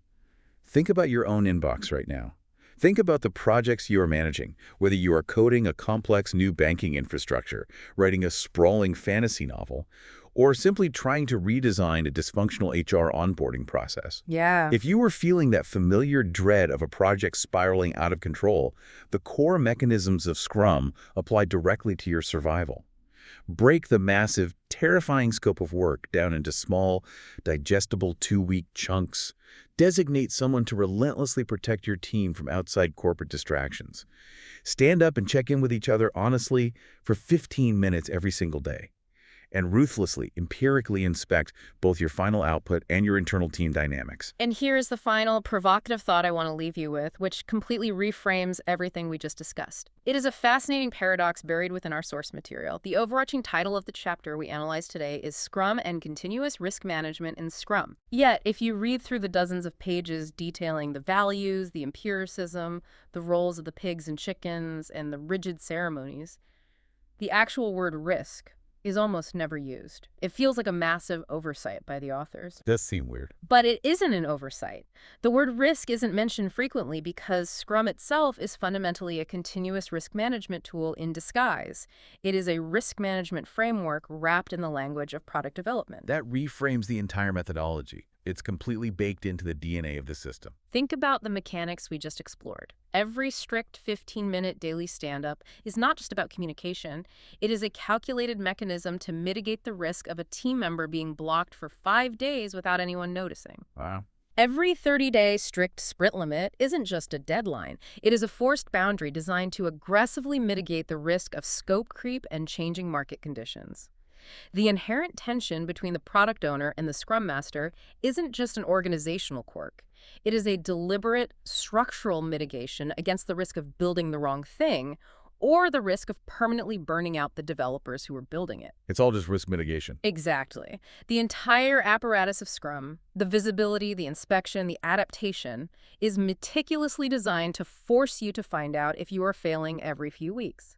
It is designed to manage and neutralize the ultimate business risk, spending years and millions of dollars flawlessly executing a predictive plan to build a product that nobody actually wants. Which takes us right back to that sinking feeling in the pit of your stomach at the end of a doomed waterfall project. Exactly. Scrum does not guarantee that your brilliant idea will succeed. No framework can fix a bad idea, but Scrum guarantees that if you are going to fail, you will fail fast, you will learn from it openly, and you will adapt before it ruins you. But in a world that is completely unpredictable, that is really the only framework actually worth using. Warren Buffett once said, risk comes from not knowing what you're doing. Oh, absolutely. And, I mean, he was talking about Wall Street, obviously. But that quote just absolutely haunts the world of software development. Oh, it really does. Like, think about that Knight Capital disaster a few years back. Right, the trading algorithm. Yeah. Right. A massive financial firm deployed a new software update, but they accidentally left one dead, obsolete piece of code active. Just one piece. One piece. And in 45 minutes, their algorithm went rogue, bought high, sold low, and lost $460 million.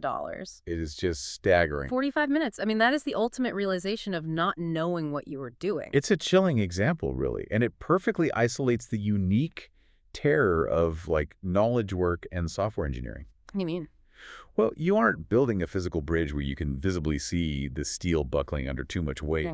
You're building invisible logic structures. So when structural fatigue happens, it's completely silent. It's hidden in lines of code. Or, even worse, it's hidden in the miscommunications between the people actually writing that code. Okay, let's unpack this. Because we are looking at a diagnostic landscape that is entirely murky here. Very murky. You can't just take an X-ray of a team's workflow and see exactly where the fracture is going to happen 3 months from now. No, you really can't. Which is exactly why our mission today on this deep dive is to decode this highly rigorous technical document. It details Scrum and continuous risk management within that framework. It's a fantastic document. It really is. And look, whether you are a project manager prepping for a massive stakeholder meeting, or maybe a developer wanting to understand the invisible guardrails of your sprints. Or, honestly, just someone fascinated by how highly effective teams avoid disaster. Exactly. We're going to map this all out for you. Because by the end of this deep dive, you will know exactly what you're doing when it comes to predicting project disasters. Yeah, the source material we're analyzing today is essentially a survival manual. That's a great way to put it. It strips away all the, inspirational buzzwords of Agile. Yeah. And it replaces them with hard, psychological, and mathematical risk-tackling techniques. We are basically looking at the architecture of predictability in a totally unpredictable environment. Exactly. But to get there, I feel like we first need to establish the ecosystem, right? We have to know who is in the room and what language they are speaking. We do. We need to set the stage. So the document kicks off with this profound recalibration of standard Scrum jargon. Yeah. And it views it entirely through the lens of risk mitigation. Right. It reframes everything. Like the hierarchy of work. You have the epic, the user story, and the task. Anyone who has brushed against Agile knows these terms. Sure. But the text frames them as a descending scale of danger. And that is such a vital perspective shift. Because an epic isn't just a large task. Right. From a risk perspective, an epic is a massive, opaque threat. Let's say your epic is to overhaul the entire e-commerce checkout architecture. That sounds terrifying. It is. If you try to estimate or execute that as one single unit, your margin of error is astronomical. There are just too many hidden variables. Because where there is a lack of measurement, there is massive risk. Exactly. You have to fracture that giant boulder into manageable rocks. Which gives us the user story. The document defines this as expressing desired end-user functionality. Right. But look at the why. By forcing an epic to break down into a specific human need. Like, as a returning customer, I want my credit card saved so I can check out in one click. Yes. You are instantly narrowing the risk profile. You're moving from some vague engineering directive to a verifiable human outcome. And then you take that rock and you fracture it into gravel, the task. Right. Design the UI for the save button. Okay, but to ensure that user story actually aligns with reality, the framework also relies heavily on personas and the MVP, right? The minimum viable product. Oh, heavily. Yeah. And a persona isn't just some marketing gimmick here. It's a fictionalized stakeholder. So it forces the team to ask questions. Exactly. It forces developers to ask, would corporate accountant Sarah actually understand this interface? And if the answer is no, you've spotted an expectations risk before you've even written a line of code. Spot on. And then the MVP acts as this ultimate financial risk reducer. You aren't building the entire luxury hotel right away. You're building one single functional room just to see if people even want to stay in that neighborhood before you pour all the concrete. I love that. Now, once the actual work begins to flow, the document highlights a concept from lean manufacturing, the WIP limit, or work in progress limit. Oh, this is crucial. It's a hard cap on how many items can be in active development at the same time. I find the psychology of the WIP limit totally fascinating. To me, it operates exactly like a bouncer at a highly exclusive nightclub. Okay, I like where this is going. Right. So the CLUD itself represents the team's total cognitive capacity. And the people waiting out on the sidewalk behind the velvet rope, those are the tasks sitting in the sprint backlog. If that bouncer just drops the rope and lets 100 people rush the door at once, the club gets dangerously overcrowded, people are bumping into each other, the bartenders are overwhelmed. The music skips. Exactly. And nobody actually gets a drink. It's a total bottleneck. Right. But by instituting a WIP limit of, say, 3, the bouncer puts an arm across the rope and says 3 in, 3 out. It protects the internal environment so the actual throughput stays smooth. That is a perfect analogy because it really highlights the hidden cost of context switching. Oh, context switching is brutal. It really is. When a developer is bouncing between 5 half-finished tasks, their cognitive load just skyrockets. Studies show it takes over 20 minutes to regain deep focus after a disruption. Wait, really? 20 minutes? Yeah. Multitasking is this massive invisible risk multiplier that bloats timelines. So the WIP limit forces completion before initiation. It essentially stops the bleeding. Wow. Okay, and speaking of completion, the source draws a very sharp distinction between two concepts that sound identical but serve totally different risk functions. You're talking about the definition of done and acceptance criteria. Yes. The definition of done is universal, right? It's the baseline standard for the entire sprint. Right. Things like code must be peer-reviewed, documented, and pass automated testing. And that list is publicly displayed. Whereas acceptance criteria are unique to the individual user story. Exactly. They are hyper-specific conditions that must be met for the product owner to approve that one single piece of functionality. And like, the save button must turn green when clicked. Right, and the data must encrypt at rest. But I have to ask, doesn't having 2 separate checklists just create a bunch of administrative bloat? Like, why do we need both? Well, because they neutralize 2 entirely different vectors of failure. Think about what actually causes modern projects to collapse. Usually budget, right? Well, sure, but the root cause is rarely a failure of fundamental technology. It is almost always a catastrophic misalignment of expectations. The engineer believes done means the algorithm sorts the data on their local machine. But the stakeholder believes done means the feature is live on the cloud, fully secure, and making money. And the gap between those two definitions is where millions of dollars just vanish. Exactly. So the definition of done protects the technical integrity of the entire system, while the acceptance criteria protect the business value of the specific feature. Okay, that makes total sense. By negotiating both of those publicly before the work starts, you drag all those unspoken assumptions out into the daylight. Precisely. You shine a spotlight on the structural integrity before anyone puts weight on the bridge. But To maintain that integrity, you need a system of governance. Who actually enforces these rules? That's where the source provides this fascinating matrix of responsibility. Right. Tables B.9 and B10, it breaks down who owns what across the product owner, the development team, and the Scrum Master. It's a really revealing breakdown. I spent a lot of time looking at this matrix, and honestly, my initial reaction was profound skepticism. Really? Why is that? Well, in traditional corporate structures, ambiguity is the enemy. You want one name next to one deliverable, one throat to chirk when things go wrong, you know. The classic management mindset. Right. But this agile matrix shows massive shared ownership. Sprint planning, retrospectives, the definition of done, they are all jointly owned by all three roles. Yeah. If everyone is responsible, doesn't human nature dictate that no one is actually responsible? It just looks like a recipe for chaos. It's the most common critique of Agile from traditional management. It looks like diffused responsibility and endless committee meetings. Exactly. But when you look closer at the matrix, the shared ownership is restricted to the definitions and the ceremonies. Yeah. The actual execution and strategic direction. Those are fiercely ring-fenced. Okay, walk me through that division. Where are the hard boundaries? Look at system criticality and the product backlog. The matrix grants exclusive unilateral ownership of those to the product owner. So the developers don't get a say. Not on the market strategy, no. The developers do not get to decide what the business needs most. The product owner is the single, uncompromising voice of the customer. Okay. But then I look at the row labeled estimates. Ah, yes. In the matrix, the development team holds absolute exclusive ownership of estimates. The product owner and the Scrum Master have zero authority there. Zero. And that is the single most critical risk mitigation mechanism in the entire framework. Really? The most critical. Think about the tragedy of top-down project management.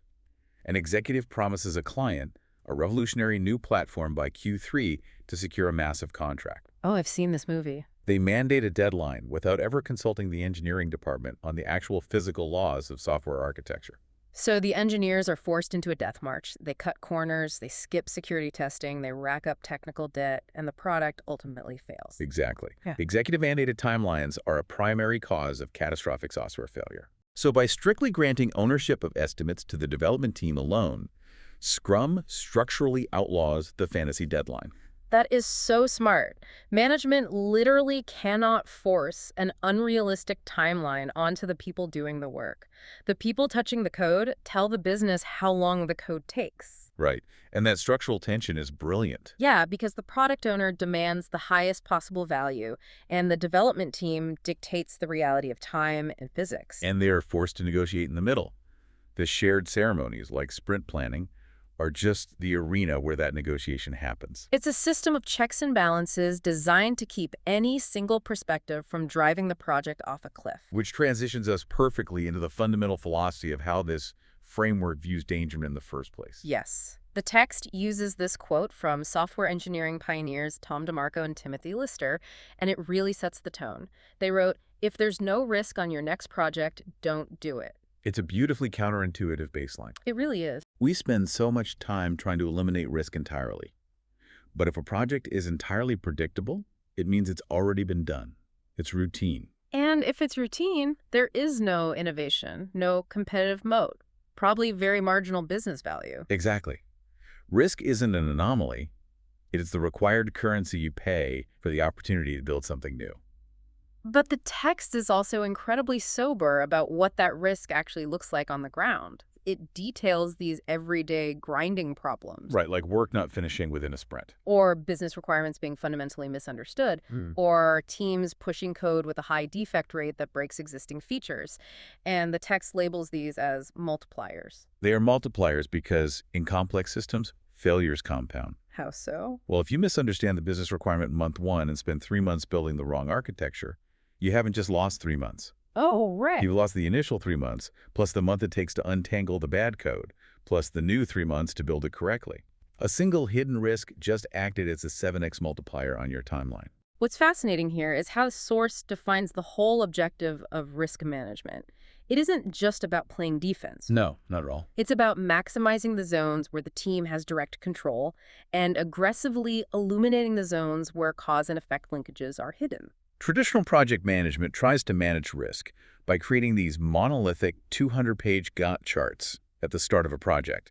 Just pretending the future is completely knowable. Exactly. It assumes that if we just plan hard enough, the hidden linkages will disappear. But Agile accepts that the future is entirely unknowable and instead builds an engine to constantly react to new realities. The documentation points to the 2021 State of Agile survey, and this stat is wild. It reveals that a staggering 49% of respondents use Agile methodologies specifically for risk reduction. Almost half. It's not just about speed to market, it's about survival. Yeah. And it lays out 5 evidence-based pillars for how Scrum naturally acts as this organizational antibody against disaster. Let's dig into the mechanics of these 5 pillars, because they address the deepest fears of any executive board. The first pillar is that flexibility reduces business environment risk. Okay, so if I think about a rigid waterfall-style project, Yeah. you lock in your requirements in January for a launch in December. Right. But what happens if your biggest competitor launches a killer feature in June, or a global pandemic reshapes consumer behavior in March? In a rigid system, you are contractually obligated to spend the next 6 months building something that is already obsolete. That's a nightmare. Yeah. But Scrum's flexibility means you can completely pivot the product backlog for the very next 2-week sprint. You don't fight the changing environment, you absorb it. Perfectly said. Mm. Now, the second pillar targets a deeply human flaw. Regular feedback reduces expectations-related risk. If an engineering team takes a set of requirements, retreats into a cave for a year, and then emerges for a grand reveal, the statistical probability that they build exactly what the client visualized is near zero. Because human language is just too imprecise. Exactly. So by forcing a sprint review every 2 to 4 weeks, presenting actual working software to the stakeholders, you are constantly micro-correcting the trajectory. You never drift more than a few weeks off course. That's huge. And the third pillar connects right back to that matrix we discussed. Team ownership reduces estimation risk. Yes, when the people executing the work are the ones sizing the work, you strip away the optimistic delusions of sales teams and executives. The timeline is anchored in empirical reality. Right. Then the fourth pillar is that transparency reduces non-detection risk. This one is so common. In a traditional environment, a struggling developer might hide a major architectural flaw for months, hoping they can fix it before anyone notices. But in Scrum, the daily stand-up, the visible sprint backlog, the burn-down charts, it means that a blocker is exposed to the entire team within 24 hours. Silence is basically mathematically impossible. Exactly. And the fifth pillar is perhaps the most crucial for the people writing the checks. Iterative delivery reduces investment risk. Because you aren't betting $10 million on a single make-or-break launch day 2 years from now. Right, you are funding small, usable increments of value. If the market shifts or the company runs out of money and the project is canceled halfway through, you don't just have a pile of useless design documents. You actually have half of a fully tested working product that can still generate value. This really demands a moment of introspection for anyone managing a team right now. Look at your current workflows. How often is your organization overpromising and underdelivering? Yeah. Are you hiding behind massive planning documents while the actual market shifts right under your feet? The source quotes Jonathan Rasmussen on this exact point, and honestly, it should be printed out and taped to every project manager's monitor. What does he say? He says, "The risk of team failure increases greatly over time." That makes total sense. Human nature pushes us to be deeply optimistic at the start of a long endeavor. We assume no one will get sick, the APIs will work perfectly, the client will never change their mind. But the longer you stretch the timeline without validating those assumptions through real-world delivery, the closer you get to a catastrophic compounding failure. Okay, so we have the philosophy and we understand the structural defenses. Now we transition from the theory of safety into the aggressive tactical hunt for project threats. Right, the documentation outlines a continuous life cycle for this. It maps agile risk management directly onto the classic PDCA cycle. The PDCA cycle plan, do, check, act. It's a total staple of quality control going all the way back to W. Edwards Deming. Precisely.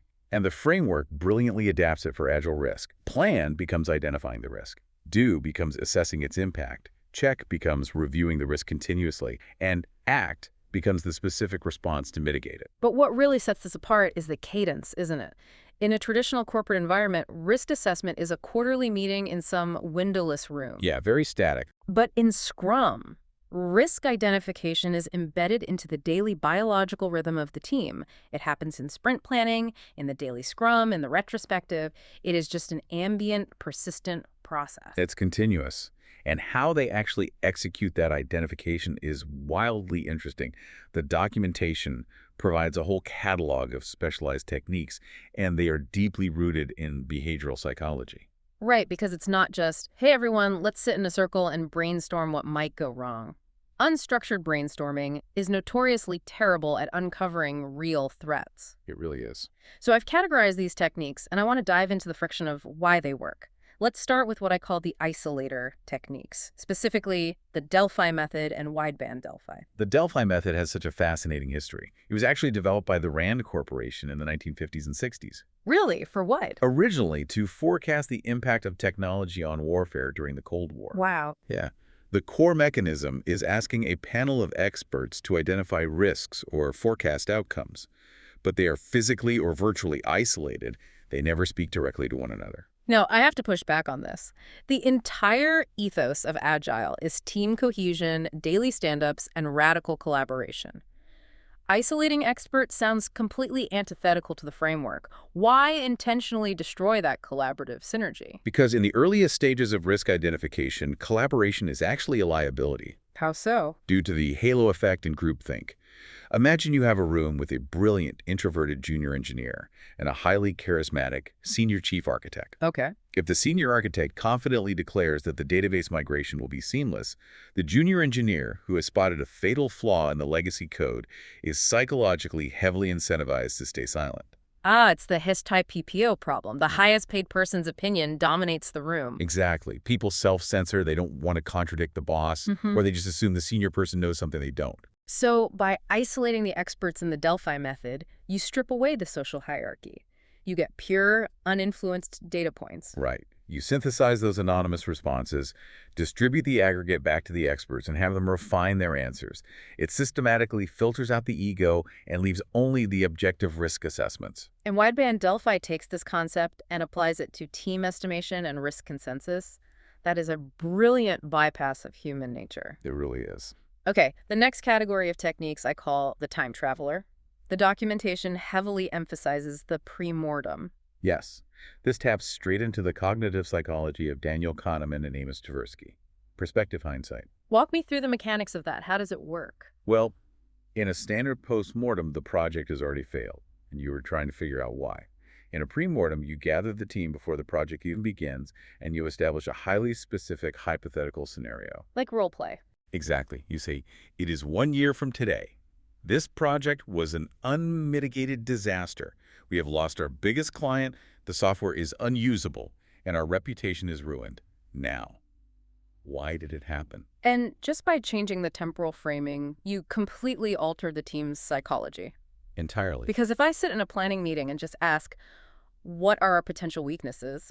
Everyone's brain defaults to defensive optimism. Nobody wants to be the wet blanket. Right. But if I declare that the failure has already occurred, I free the team from the burden of optimism. You've given them permission to be ruthless. In fact, it becomes a competition to see who can identify the most insightful, devastating flaw in the foundational plan. That's incredible. It bypasses our innate confirmation bias. It allows people to voice the deep, quiet anxieties they've been harboring about the architecture or the timeline, all under the safe guise of a thought experiment. Which brings us to another incredible psychological tool in the documentation, Edward de Bono's 6 thinking hats. Oh, I call this the costume change. It's a method for intentionally forcing cognitive diversity. Teams naturally homogenize. You tend to hire people who think like you do. De Bono's framework combats this by assigning literal or metaphorical colored hats that restrict the wearer to one singular mode of thinking. To me, this is exactly like assembling a crew for a complex casino heist. I love that. You cannot rob a vault with 5 explosives experts. You need hyper-specialized perspectives looking at the exact same problem. Let's break down the hats. Okay, let's do it. If the team puts on the white hat, they are the meticulous inside man. The white hat allows 0 emotion, 0 speculation.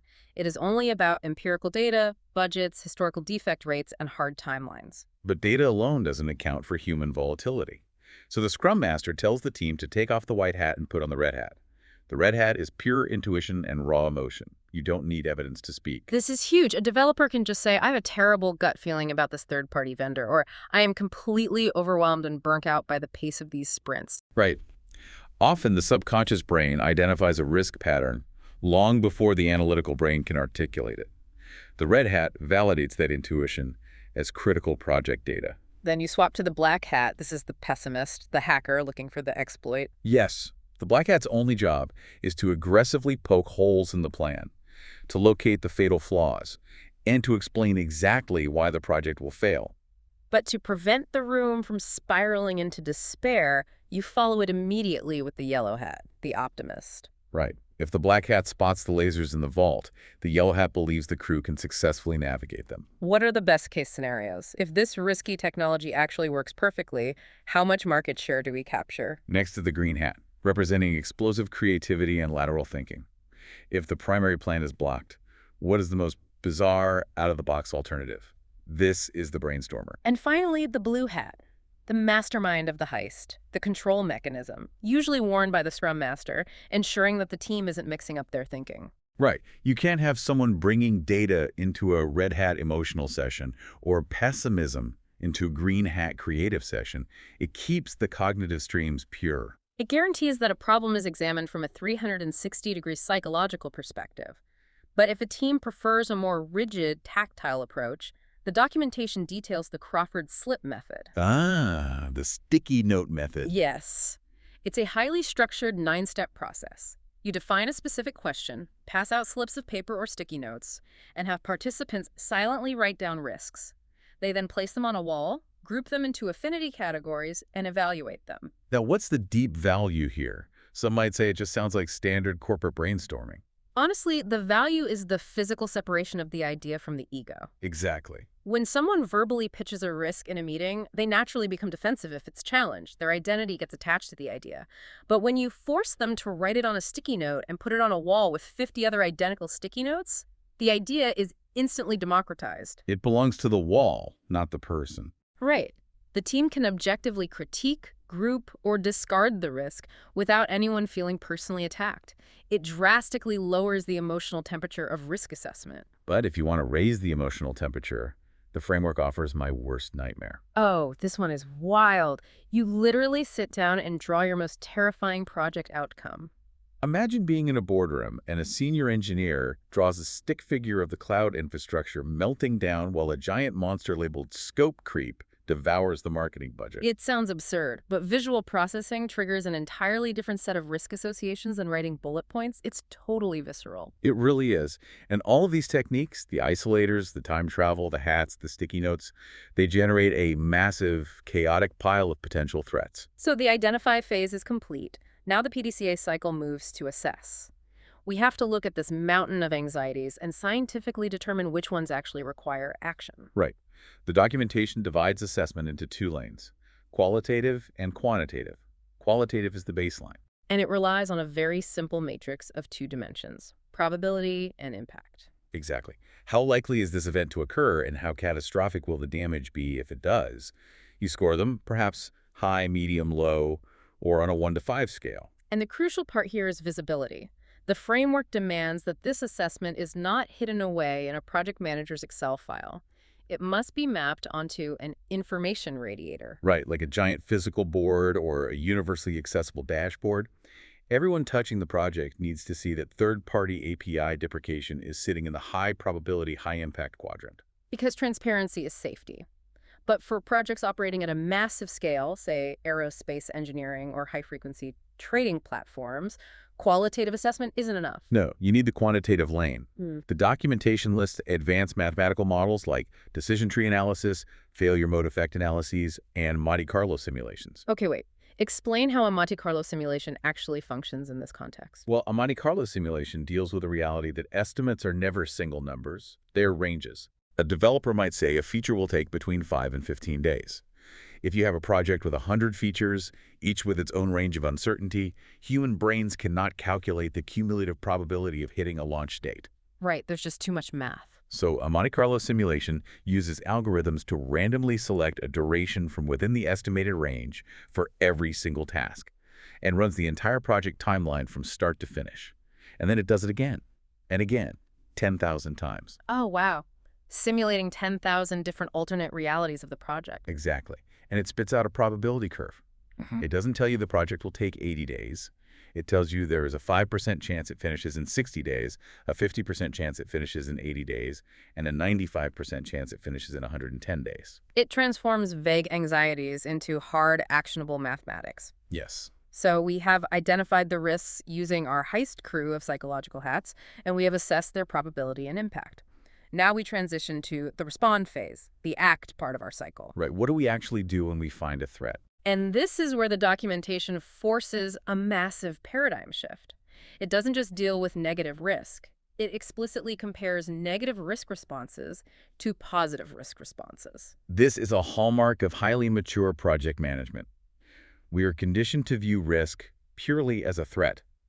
A server crashing, a vendor going bankrupt, a key engineer resigning. Right, the bad stuff. But in systemic terms, risk is simply an uncertainty that matters. It is deviation from the plan. And deviations can be wildly lucrative. Positive risk. An opportunity. Give me a concrete scenario of that. Let's say you're building a moderately sized social feature for an app, anticipating 10,000 daily users. The negative risk is that nobody uses it, and you've wasted the development time. Sure. The positive risk is that a major influencer organically discovers it, it goes viral on TikTok, and suddenly you have 2 million people trying to log in simultaneously. Which sounds like a dream. But if your architecture isn't scaled to handle that load, the servers crashed, the new users get a terrible experience, and the viral moment turns into a brand disaster. Exactly. The opportunity was squandered because you didn't manage the positive risk. That makes perfect sense. So let's look at how the documentation instructs us to respond. For negative risks, the standard toolkit applies. You can escalate it to higher management, avoid it by changing the plan, accept it if the impact is low, transfer it by buying insurance, or mitigate it by taking early action. The documentation also cites a variation by Agile experts Sliger and Broderick, which include contain and evade. Contain is particularly interesting to me. It implies the risk will probably happen, so you build a firewall around it. If a legacy database is unstable, you contain the risk by building a microservice that buffers the rest of the app from the crashes. Right. But let's map these against the positive risk responses. For a positive risk, escalate remains the same, but instead of avoid, you exploit. You actively engineer the environment to ensure the opportunity absolutely happens. Yes. Instead of transferring a risk to avoid the pain, you share the positive risk. You partner with a massive cloud provider to ensure that if the app goes viral, you have the infrastructure ready, sharing the upside with them. And instead of mitigate, you enhance. You aggressively increase the probability of the positive event occurring. It's a complete inversion of the defensive posture. Now, knowing how to respond is one thing, but knowing when to respond brings us to the most friction-heavy, counterintuitive mechanism in this entire framework. Here's where it gets really interesting. The risk-value matrix. Yes, the documentation presents this risk-value matrix to dictate prioritization. And this matrix is where the philosophy of Agile goes to war with basic human psychology. It really does.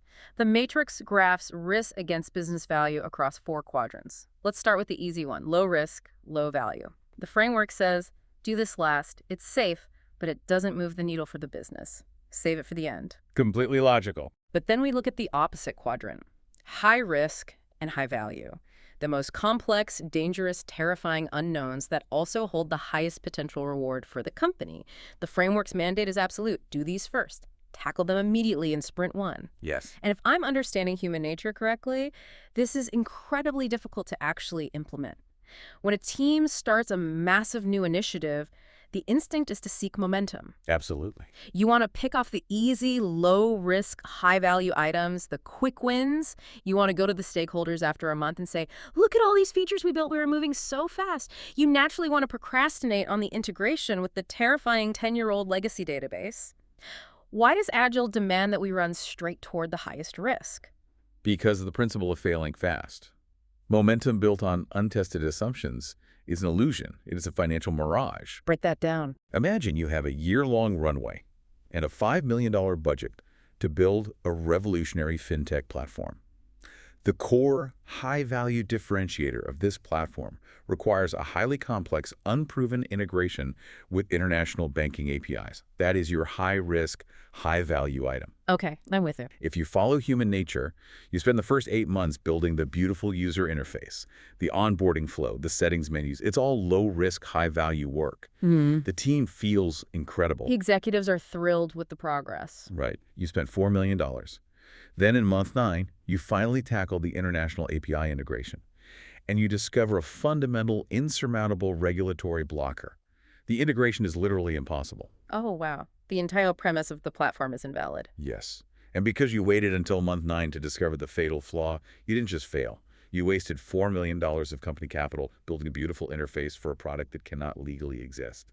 You succumb to the sunk cost fallacy on a massive scale. So, by forcing the team to tackle the high-risk, high-value API integration in Sprint 1, you are ruthlessly interrogating the unknown. If it's going to fail, it fails in week 2. You've only spent $50,000. Exactly. The business can pivot, cancel the project, or find a new strategy with their capital intact. Failing fast is not about celebrating failure. It is a highly aggressive financial defense mechanism. If you survive the high-risk, high-value items in the first few sprints, you have mathematically de-risked the rest of the project. The rest of the year is a downhill ride. It is a phenomenal concept, but it requires immense executive maturity to accept that the first few months of a project might look messy and slow because the team is wrestling with the hardest problems. Rather than just churning out easy features. So we have the philosophy, we have the matrices, we have the prioritization.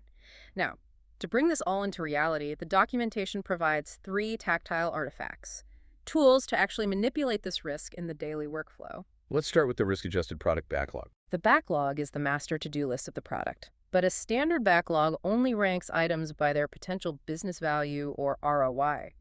A risk-adjusted backlog mathematically blends the pursuit of value with the reality of threat. Right. The documentation walks through a specific calculation for this, layering risk data onto standard prioritization models like Moscow.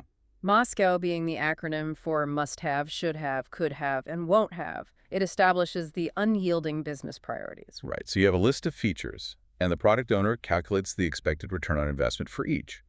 But then they have to factor in the specific risk exposure of building that feature. To keep the math clean for an audio format, let's distill the framework's formula. Essentially, you take the projected financial value of a feature, and you subtract the expected financial cost of the risks associated with building it. You calculate the expected value of the risk by multiplying the risk's probability by its financial impact. If there's a 50% chance a risk will cost $1,000, the expected risk value is $500. So let's look at the sources example. Let's say we have 2 must-have features. User Story 1 is initially evaluated at $460, and let's say User Story 3 is evaluated at $440. Okay. But then you run the risk adjustment. User Story 3 ends up with a calculated risk-adjusted story value of $760, and User Story 1 stays at $460. Because User Story 3 takes the first spot with its new $760 value, it becomes higher priority than User Story 1. You are mathematically proving which feature delivers the safest return on investment. It creates a universal language between the engineering team, who sees the risk, and the business stakeholders, who see the dollar signs. That's brilliant. However, the documentation establishes a rigid guardrail here. You can shuffle the order of items within a category based on this risk math, but a low-risk should-have can never jump ahead of a high-risk must-have. So the ultimate business need acts as an unbreakable container. You can optimize within the category, but you can't abandon a critical feature just because it's scary. Precisely. Now, once that optimized work begins, the team needs a way to visually communicate their progress against the unknown. This brings us to the risk burn-down chart. I find visual data communications so compelling. The documentation describes this chart simply. The y-axis going up represents the total risk exposure in terms of days or dollars. The x-axis running along the bottom represents time, the successive sprints. As the team executes sprints, specifically targeting those high-risk items early, the line on the graph plummets. If I'm a non-technical CEO, I don't know what a Docker container is, and I don't understand your back-end architecture. Right. But if I walk into the team room and look at that information radiator, and I see the risk exposure line starting at 100 days of potential delay in Sprint 1 and dropping down to 20 days by Sprint 4, I intuitively understand that the structural integrity of my investment is becoming mathematically safer every 2 weeks. It bypasses technical translation and delivers pure, visceral confidence. It's the ultimate tool for stakeholder trust. And the final tactical tool the framework provides is the mechanism for actually burning down those massive unknowns. The risk-based spike. Yes, the spike. The term originally comes from extreme programming. It sounds aggressive. What is it?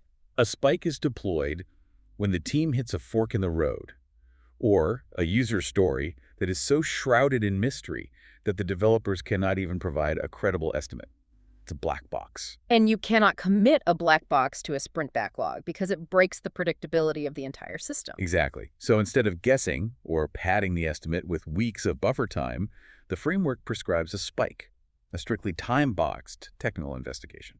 If we connect this back to our larger theme, the spike is the physical embodiment of the failing fast philosophy. It is an experiment. The key word there is time-boxed. You don't give an engineer an open-ended mandate to research a new database technology for a month. Right. You say, take 3 days, build the ugliest, most bare-bones prototype possible, throw away code. We just need to know if this specific database can handle this specific load query. And at the end of the 3 days, you have your answer. If it works, you now have the empirical data to accurately estimate the real user story and build it properly in the next sprint. And if it fails, the database crashes and burns, but you have only sacrificed 3 days of one engineer's time, rather than committing the entire team to a 3-month doomed architecture. It is specialized reconnaissance. You send a scout ahead to see if the bridge is out before you drive the entire armored convoy down the road. Exactly. Well, we have explored an immense landscape today, mapping out a deeply rigorous framework for surviving the inherent chaos of complex projects. We started by redefining the ecosystem, understanding how epics and WIP limits manage cognitive load. And how the aggressive boundaries of shared ownership prevent executive overreach on estimates. We examine the philosophical reality that risk is the necessary price of innovation, and how Agile acts as a systemic antibody through flexibility, regular feedback, and iterative delivery. We dove into the behavioral psychology of identifying threats, bypassing the halo effect with the Delphi method, weaponizing prospective hindsight with the pre-mortem, and forcing cognitive diversity with De Bono's 6 thinking hats. We fundamentally inverted our view of uncertainty, learning to exploit and enhance positive risks, while embracing the counterintuitive necessity of failing fast by tackling the highest risk, highest value challenges immediately. And finally, we grounded it all in tactile reality, using risk-adjusted math to prioritize backlogs, burn-down charts to visually broadcast safety, and spikes to scout the dangerous unknowns. So what does this all mean for you, the listener? I want to leave you with a final thought that pulls these enterprise-grade frameworks out of the boardroom and drops them directly into your own life. Oh, I like this. We spent a lot of time breaking down that risk-value matrix, specifically the mandate to tackle the high-value, high-risk items first. We talked about how human nature desperately wants to avoid the scary things, opting instead for the low-hanging fruit to create the illusion of momentum. It's so true. I want you to apply that exact matrix to your personal trajectory right now. Look at your life. What is your high-value, high-risk item? The thing that holds the greatest potential for your personal or professional growth, but is so terrifying, so shrouded in the unknown, that you keep pushing it to the bottom of your backlog. That's a great question. Maybe it's initiating a massive career pivot. Maybe it's having a deeply uncomfortable but necessary boundary-setting conversation with a family member.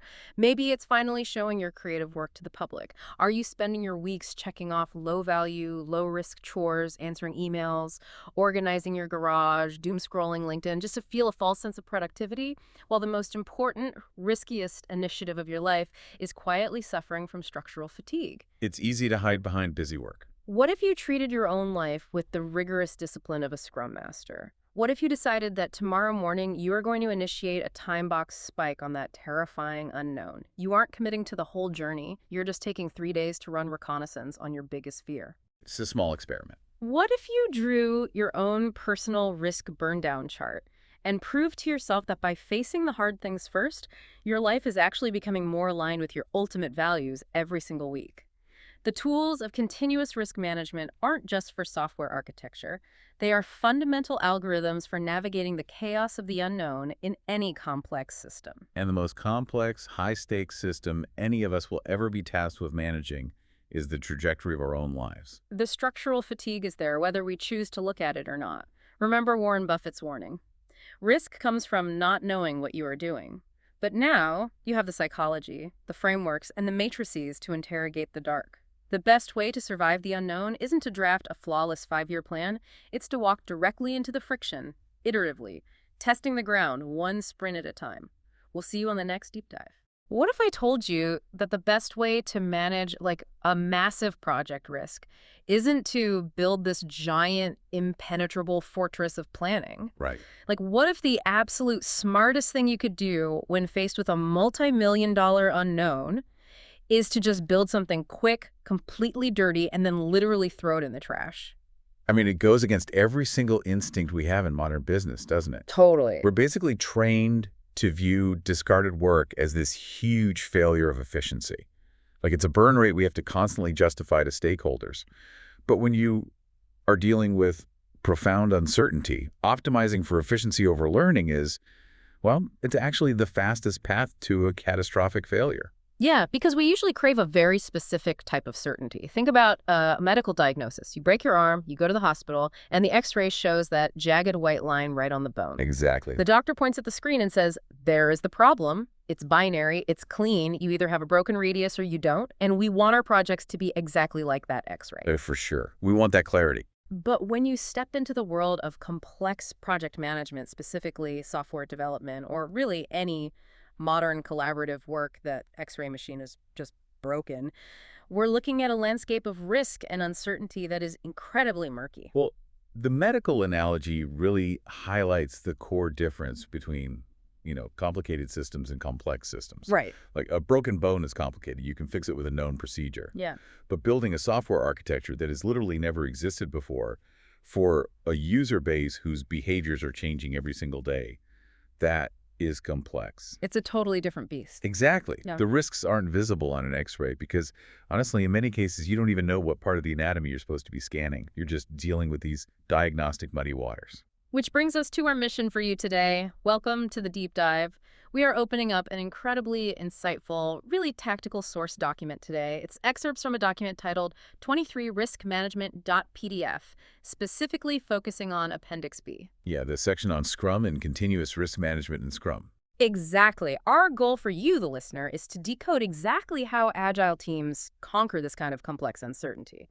We're going to explore how they take these abstract, terrifying fears and transform them into manageable data. Which is so crucial. And ultimately, how they save massive projects from the brink of disaster. And, the transformation is really profound. Traditional risk management often feels like you're attempting to predict the weather 6 months out using like a static spreadsheet. Good luck with that. Right. But the Scrum framework operates on a fundamentally different philosophy. It treats risk not as some separate administrative duty, but as an organic, living component of the daily work. Okay, let's unpack this right now. Because if we're going to understand how to navigate risk, we have to start with how a team actually approaches the unknown on a random Tuesday morning. Right. The source text makes it explicitly clear that risk management in Scrum is not a bolt-on process. It isn't an external auditing department. It's not, a binder sitting on a PMO's desk. The text describes it as an organic component owned entirely by the core Scrum team. Meaning the actual engineers writing the code, the architects designing the database, the product owner prioritizing the features. They are the ones actively calculating and mitigating the risk. They're in the trenches with it. Exactly. It's just baked into their daily existence.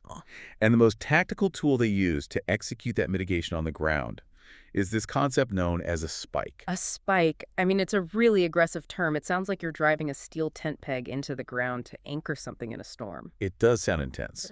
The terminology actually originates from extreme programming, or XP. Oh, right. Yeah, which is a software development methodology that predates the widespread adoption of Scrum, but it shares a ton of its DNA. So in the context of modern Agile, a spike is a special type of user story, but it has a very, very different objective. How so? Well, a normal user story is designed to deliver a feature, something the end user can click, buy, or interact with.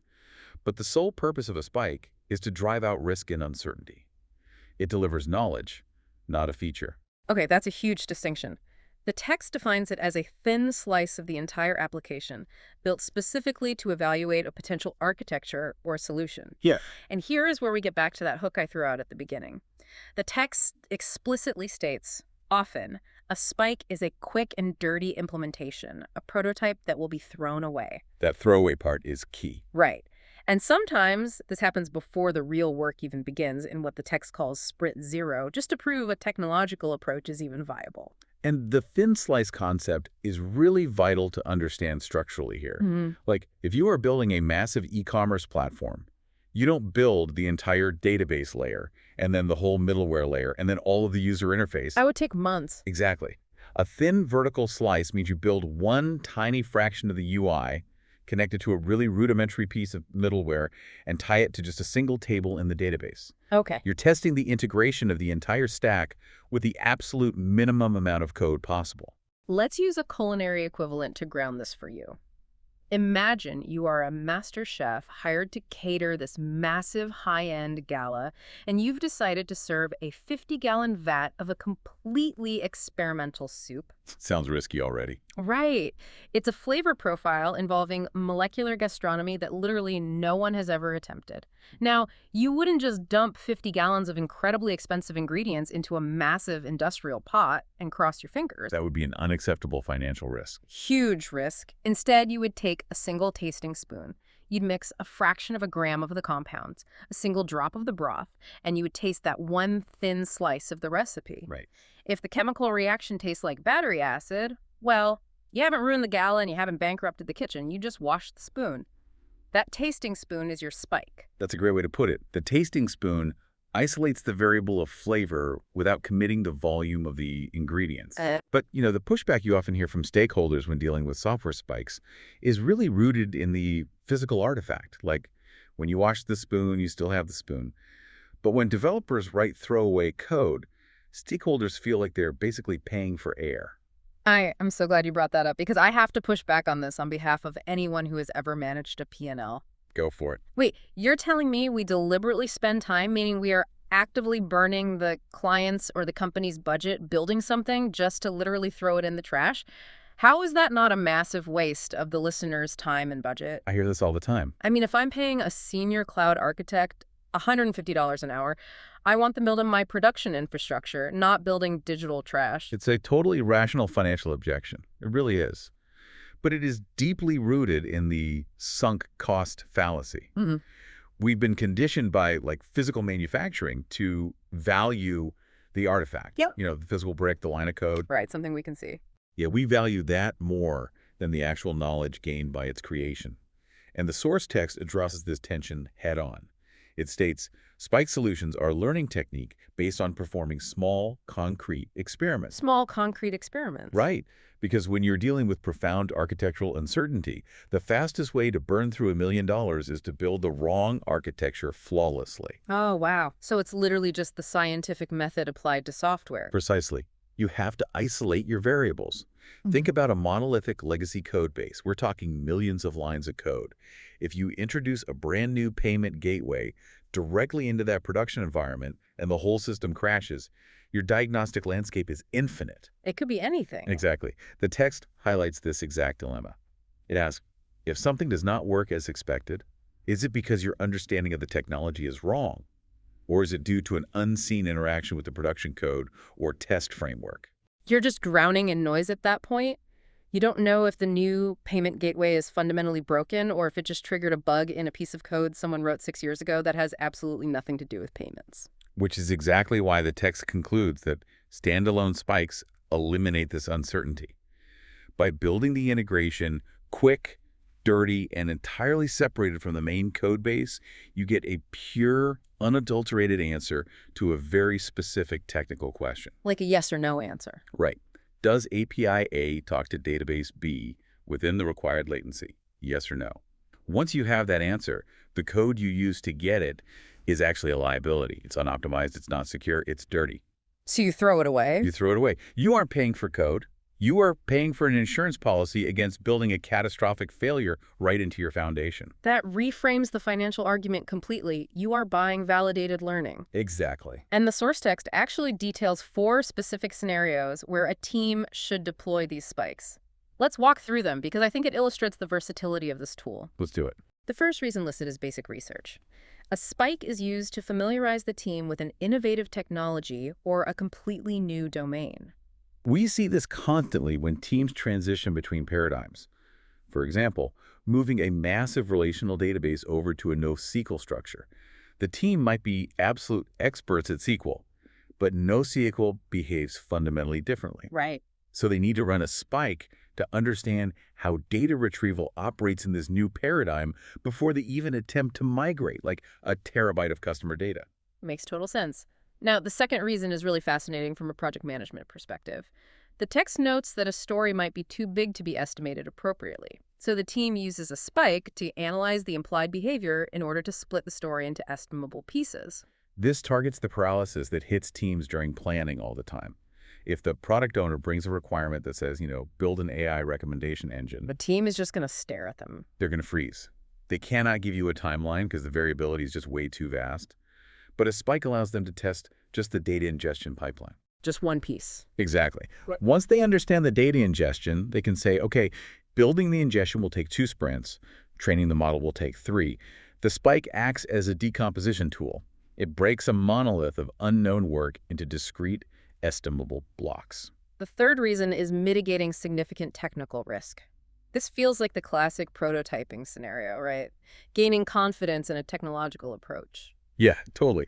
Like, if you are relying on a third-party vendor's API for a core function of your app, that is a massive technical risk that is entirely outside of your control. Yeah, you don't own it. Right. So you run a spike to push a heavy load of traffic against their API just to see if their documentation actually matches their real-world performance.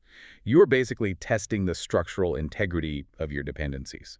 And the final specific reason the text outlines is mitigating significant functional risk. And this is a vital distinction from technical risk. The text states this is used when the intent of the story is understood, but it is not clear how the system needs to interact with the user to achieve the benefit. This is a great distinction. Technical risk asks, can the server handle the load? But functional risk asks, will the user even understand what this button does? Right. Because you can build a technically flawless feature that completely fails functionally because the workflow is just too confusing. So how do you spike that? Well, a functional spike might involve 0 actual code. It could be a clickable wireframe built in a design tool, or honestly, even a paper prototype put in front of a user just to see if they can naturally navigate from the homepage to the checkout screen. Just drawing it on napkins. Literally, yes. Now, the source material also contrasts doing a spike with the typical alternatives. And this is where the daily reality for you, the listener, really comes into sharp focus. When faced with the unknown, professionals usually default to one of 2 behaviors. The first alternative the text mentions is providing a high estimate. Ah, yes. Like if you don't know how long it will take, you just pad the timeline. Yeah. You guess high to protect yourself. And the text explicitly calls out the mathematical and practical danger of this approach. It states, some stories will take longer than your highest estimate, and some may not be possible at all. So padding doesn't actually help. No, padding an estimate does not buy down the risk. It merely obscures the risk within a bloated budget. And furthermore, it invites Parkinson's law. The adage that work expands to fill the time allotted for its completion. Exactly. If you pad a 2-week unknown into a 6-week estimate, I guarantee you the team will almost certainly take 6 weeks, even if they solve the core problem in week 1. You are institutionalizing inefficiency at that point. Precisely. The second alternative the text offers is something everyone in the knowledge economy does daily. When we hit a wall, we research the theory. In software, the text notes developers will find code snippets in books or on online forums. The infamous copy-paste from Stack Overflow. Exactly. The text acknowledges that consulting theory is a necessary starting point, obviously. But it draws a hard line stating the best way to really understand what's going on is to create your own spike. Because pulling a clean snippet of code from an online forum doesn't tell you how that code will behave when it collides with your company's highly customized, heavily modified legacy environment. Not at all. Theory is sterile, but production environments are highly contaminated. A spike forces you to test the theory inside your specific contamination zone. It demands empirical evidence over theoretical comfort. Every single time. So we have established the tactical mechanics. We know how a team investigates risk on the ground. But we need to transition our perspective a bit here. We need to move from the tactical execution to the broader philosophical categorization of risk. Right. Because if you are going to deploy a spike, you really have to know what kind of unknown you are actually targeting. And the source text guides us into this transition by referencing a surprisingly philosophical moment in modern history. It cites a famous 2002 press briefing given by the former United States Secretary of Defense, Donald Rumsfeld, to the Department of Defense. Yeah, this briefing has completely transcended military strategy and become a foundational concept in project management. The text presents it as the Rumsfeld matrix. It's an epistemological framework that plots the level of observability against the level of risk. It essentially categorizes human ignorance into distinct quadrants. It forces project leaders to be highly specific about the nature of their blindness. So the first quadrant is the baseline of project management, the known knowns. Things we know. Like the server architecture we are using is AWS. The team has 5 senior Python developers. The hard deadline is Q3. These are verified facts. There is zero epistemological mystery here. You simply execute standard management practices against these parameters. Right, the complexity really begins in the second quadrant, the known unknowns. Things we know we don't know. And the text makes a direct connection back to our previous topic, explicitly stating risk-based spikes is an investigation of the known unknowns. Exactly. A known unknown is a highly defined gap in your team's knowledge. We know that we do not know how the new messaging protocol will behave if 1 million users log in simultaneously. But you can test it. Right. Because the gap is defined, we can construct a spike to shine a light directly into it. The risk is visible even if the actual outcome is not. But the matrix turns inward and gets significantly more dangerous in the third quadrant. The unknown knowns. Things we don't know we know. This one is tricky. Now, on the surface, this sounds like a Zenko. How can you not know what you already know? But the text grounds this perfectly in the reality of collaborative work. It defines this as a scenario where the Scrum team can be unaware of the fact that the other Scrum team members know the risks. It is the classic symptom of the organizational silo. The knowledge required to avoid a disaster exists within the collective perimeter of the team, but a failure of communication prevents that knowledge from being operationalized. Let's upgrade this to a real-world project scenario for you.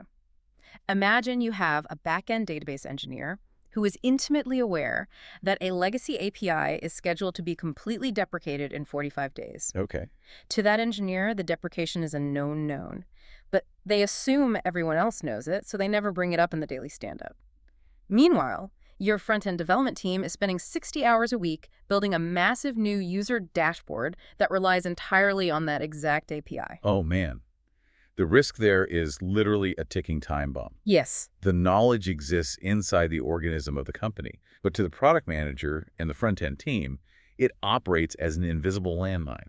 It's an unknown known. And the defense against this quadrant isn't a spike. What is it then? It is relentless, almost aggressive communication rituals, which Agile frameworks mandate through things like daily stand-ups and transparent backlogs. Here's where it gets really interesting. The matrix forces us to confront the fourth and final quadrant, the quadrant that keeps project managers awake at night, the unknown unknowns. Things we don't know we don't know.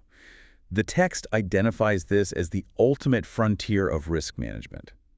Because how do you prepare a mitigation strategy for a threat you literally cannot even conceive of? You can't. Right. And the text formally links this quadrant to the black swan theory. The black swan. What's fascinating here is how the source material defines it for our purposes. It describes a black swan as a metaphor for an event that comes as a surprise, has a major effect, and is often inappropriately rationalized after the fact with the benefit of hindsight. Hindsight is 20/20. Exactly. By definition, it sits entirely outside the realm of your current predictive models. If you are managing a global supply chain software deployment in November of 2019, a global pandemic shutting down planetary logistics for 18 months is an unknown unknown. It's the ultimate black swan. You couldn't have written a user story for it. You couldn't have built a spike to test, what happens if the entire world goes into quarantine. No, absolutely not. And this is the precise fault line where the philosophy of Agile methodology fundamentally breaks away from traditional predictive waterfall management. How so? Traditional project management attempts to conquer the unknown unknowns through sheer volume of upfront planning. They spend 6 months writing 1,000-page requirement documents, attempting to predict every conceivable interaction in the future. They try to map the entire dark forest before taking a single step, which is statistically impossible. It is a complete illusion of control. Agile, and specifically Scrum, accepts the epistemological reality that unknown unknowns exist and simply cannot be planned for. Right. Therefore, the entire architecture of the framework, working in 2-week sprints, conducting constant reviews, prioritizing working software over comprehensive documentation, it's all designed as an early warning radar system. Agile does not predict the black swan. It reduces the time it takes for the team to collide with reality. I love that. If you are walking through that dark forest, Agile says, take 3 steps, stop, feel the environment, adapt, take 3 more steps. Yep. You are absolutely going to bump into a tree you couldn't see. But you are going to bump into it on Tuesday afternoon of Sprint 1 when you actually have time and budget to pivot, rather than discovering it in month 9 of a massive deployment when failure is just fatal. Exactly. The framework forces you to uncover the unknown unknowns through empirical movement, rather than theoretical planning. So what does this all mean for the daily mechanics of a project? We have the philosophical categorization now. We know we are hunting known unknowns with spikes, and we are using short iterations to collide with black swans. But how does a team actually quantify this abstract philosophy?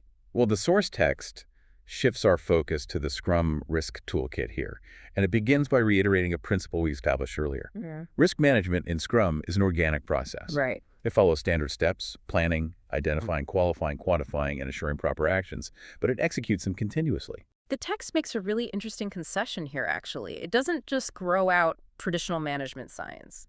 It explicitly references legacy quantitative tools like Monte Carlo simulations and expected monetary value, or EMV. Yeah, and the inclusion of these tools is critical because it proves Agile is not undisciplined.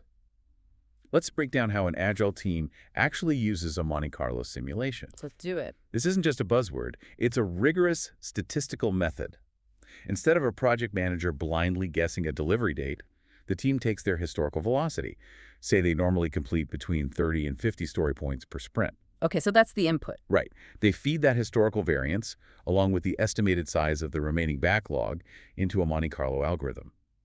The software then runs 10,000 simulated projects using those exact random variables, and it outputs a probability distribution curve. So instead of telling a stakeholder, we will be done on November 1st, which is a really brittle promise, the simulation allows the team to say, we have an 85% probability of shipping by November 1st and a 99% probability of shipping by November 15th. Exactly. It quantifies the uncertainty. It replaces blind optimism with actual statistical probability. That's powerful. And the text also mentions expected monetary value, or EMV. This is the fundamental risk calculation. It's just probability multiplied by impact. How does that look in practice? Well, if your team identifies a technical risk that has a 20% chance of occurring, and if it occurs, it will cause a $100,000 delay, the EMV of that risk is a negative $20,000. And calculating that EMV is exactly how you justify the cost of the spike we talked about earlier? Yes, you nailed it. If a stakeholder complains about spending $5,000 on a spike just to test the database, you show them the math. You say, we are spending $5,000 to buy down a risk that carries a negative $20,000 expected monetary value. Right. It makes the invisible cost of risk completely tangible. That is brilliant. The math really bridges the gap between engineering reality and financial oversight. But where Scrum truly distinguishes itself is with its own native toolkit. The source text brings up 3 specific Agile tools designed to create collaboration, coordination, and communication on risk management. Okay, we've exhausted the first one, the risk-based spike. What are the other 2? The other 2 are really the structural backbone of Agile risk management: the risk-adjusted backlog and the risk burn-down chart. Let's look closely at the definitions provided in exercise B.5 of the text. It defines a risk-adjusted backlog as a backlog containing value-generating business features, AIMD risk reduction actions. Yes. This requires a massive mental shift. A normal product backlog is usually just a wish list of value-generating features, right? Like build the shopping cart, integrate Apple Pay, design the user profile. Exactly. In a traditional environment, risk reduction is kept on a separate spreadsheet, usually managed by a completely different person, like a risk officer. Far away from the actual work. Exactly. Yeah. But a risk-adjusted backlog forces a radical synthesis. It elevates a risk reduction action like running a spike on the payment gateway to the exact same level of visibility and importance as building the shopping cart. They sit in the same list. They compete for the exact same developer hours. I think there is a really profound maxim hidden in that structure. If a risk isn't actively competing for your developer's time in the primary backlog, it isn't actually being managed, it's just being watched. That's a perfect way to phrase it. By putting them in the same queue, you force the product owner to make an agonizing but highly necessary economic choice during sprint planning. You literally have to ask, do we spend 40 hours building a shiny new feature the marketing team really wants? Or do we spend 40 hours buying down the risk that our legacy API will crash the entire system? It forces total transparency. You cannot silently ignore the risk without explicitly choosing to prioritize a feature over the stability of the system. Right. And the consequence of those choices is visualized in the third tool, the risk burn-down chart. The text defines this as a chart where the risk to project success associated with each feature is displayed. Now, a standard task burn-down chart is pretty simple. It plots the number of hours or story points remaining in a sprint over time. The line goes down as people finish their work. Pretty straightforward. But a risk burn-down chart plots something much more abstract. A later exam question in the text reveals that it plots risk exposed against the number of iterations. So how does a team actually calculate risk exposed to plot it on a physical graph? Well, they translate the EMV or a similar probability impact matrix into a point system. If a specific risk is a high probability and a totally catastrophic impact, it might be assigned, say, 89 risk points. Okay, I follow. So at the start of Sprint 1, the total risk exposed across the entire project might be 500 points. The line's incredibly high up on the axis. But during Sprint 1, the team executes a spike that successfully proves the database architecture is sound. Oh, I see. So suddenly that 89-point risk is eliminated. Exactly. The knowledge gained from the spike destroys the risk points. So going into Sprint 2, the chart drops from 500 to 411. You are literally plotting the decay of uncertainty over time. Yes. If you reach Sprint 4, and that line is completely flat, meaning the team is building features, but they aren't eliminating any underlying unknowns, management has this blaring visual alarm that the project is in deep trouble long before an actual deadline is missed. It takes abstract, existential dread and turns it into a sloping line on a graph. It's genius. To prove that we and you, the listener, have truly mastered how Agile navigates this dread, we're going to dive into the practical application section of the source text right now. It provides 5 sample questions from the PMI RMP exam. Yes. That is the Project Management Institute's Risk Management Professional Certification. It is an industry-standard, highly rigorous credential. And analyzing the provided answers to these formal test questions really reveals the uncompromising DNA of the Agile risk philosophy. Let's examine them closely. Sounds good. Question 1. Why does the team put risks in the backlog? The options are A, avoid having to keep separate risk lists. B, keep the team focused on risks. C, ensure that the risks get worked on in the early iterations. Or D, prevent the team from forgetting about the risks. Now, to a traditional project manager, options A, B, and D sound like perfectly pragmatic administrative goals: consolidation, focus, and memory. But the provided correct answer is C. Work on them in early iterations. Right. The explanation explicitly states the team puts risks in the backlog to ensure that they get to work on the early iterations. This completely validates our discussion on the risk-adjusted backlog. Agile isn't concerned with administrative tidiness. It is absolutely obsessed with early action. Action is everything. By forcing the risks into the backlog, they are prioritized to be tackled in Sprint 1 and 2, when the cost of changing the architecture is incredibly cheap. If you wait until Sprint 10 to tackle a risk, the cost of pivoting is just astronomical. The philosophy is very clear. Tackle the most terrifying unknowns when you have the most runway to survive the fallout. Exactly. Let's move to question 2, which presents a really significant philosophical friction point. Which of the following is an Agile risk strategy? The options are A, accept, B, plan contingency, C, avoid, D, transfer. The provided answer is C, avoid. Yes, avoid. Now, the explanation provided in the text is incredibly blunt. It says, avoid is the only Agile strategy, while the other options are traditional risk responses. I have to push back hard on this on behalf of our listeners who deal with the real world. Okay, let's hear it. You cannot avoid everything. A strategy that claims avoid is the only option sounds honestly kind of naive.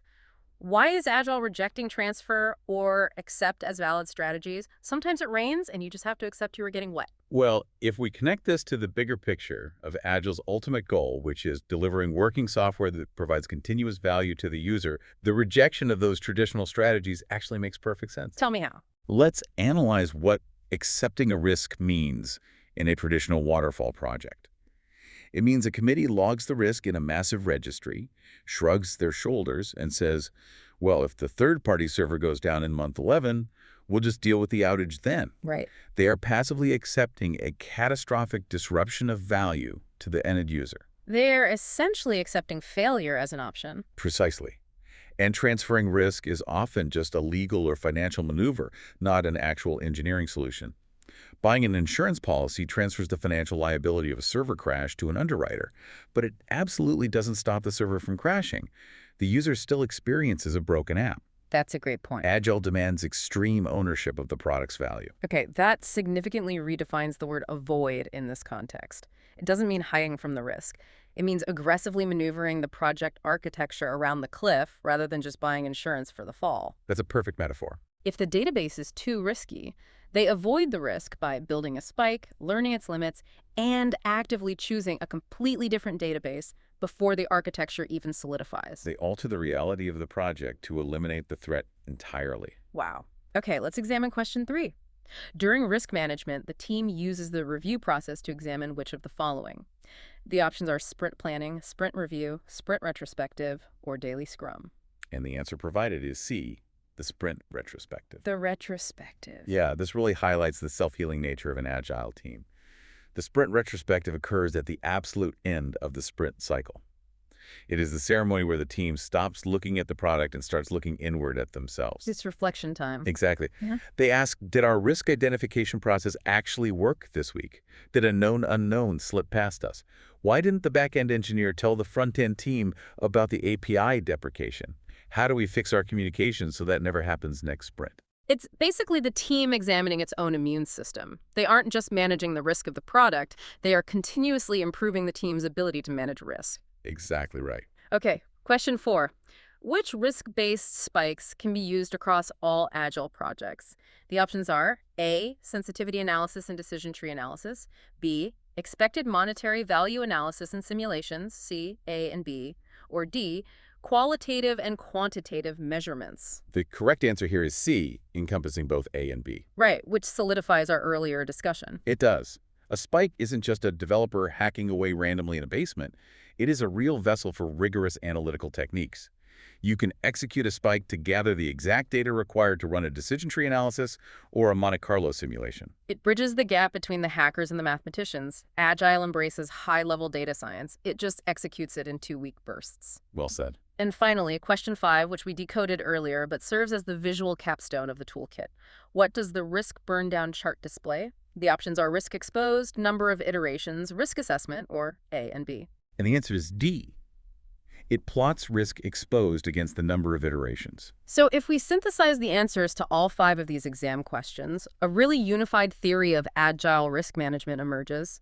It absolutely refuses to treat risk as a theoretical document filed away by a PMO. It's way too active for that. Right.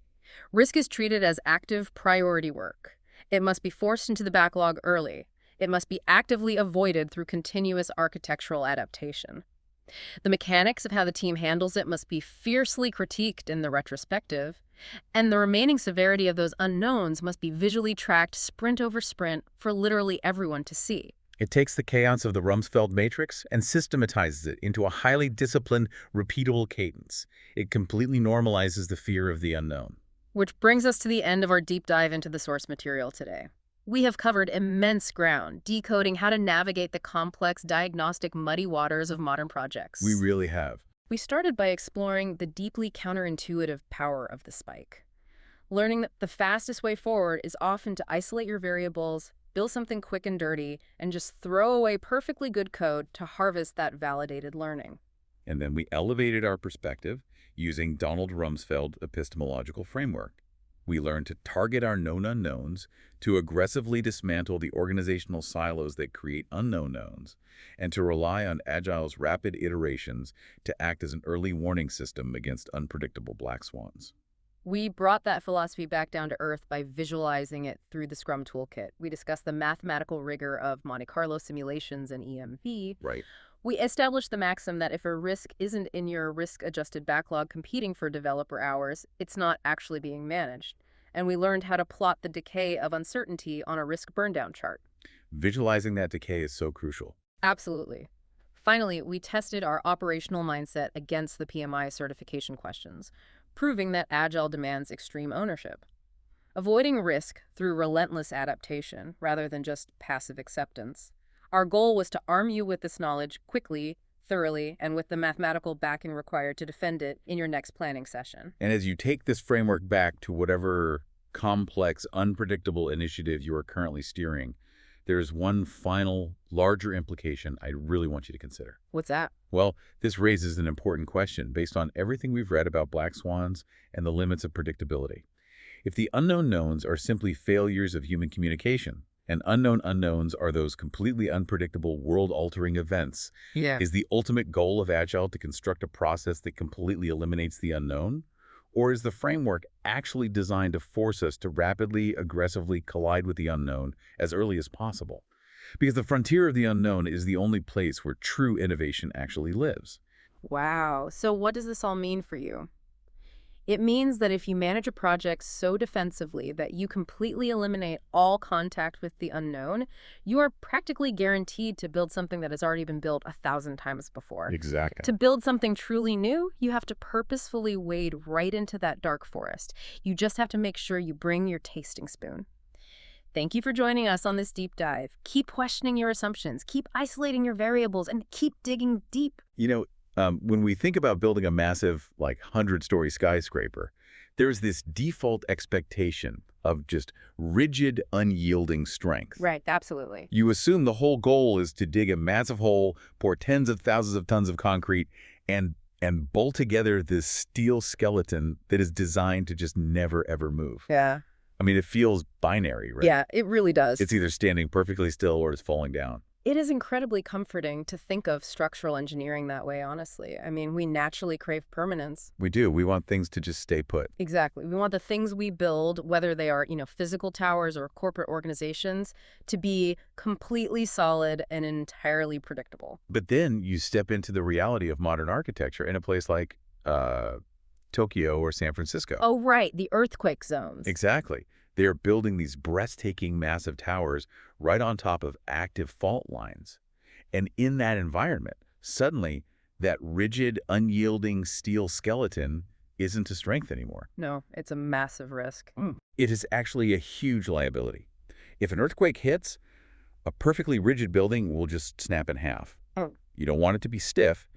You desperately want it to bend, to sway, to absorb all that kinetic energy and sort of adapt to the tremors. Yeah, the structure above ground has to be incredibly flexible. Right, but, and here is the massive catch for you all listening, the foundation anchoring that swaying building to the bedrock has to be absolutely immovable. It is the ultimate paradox of modern engineering, isn't it? It really is. I mean, you have to engineer extreme, almost chaotic flexibility on the surface, but you can only survive that flexibility if it is anchored by absolute, uncompromising rigidity at the core. Yes. Because if either one of those elements fails, the whole thing just comes down. Exactly.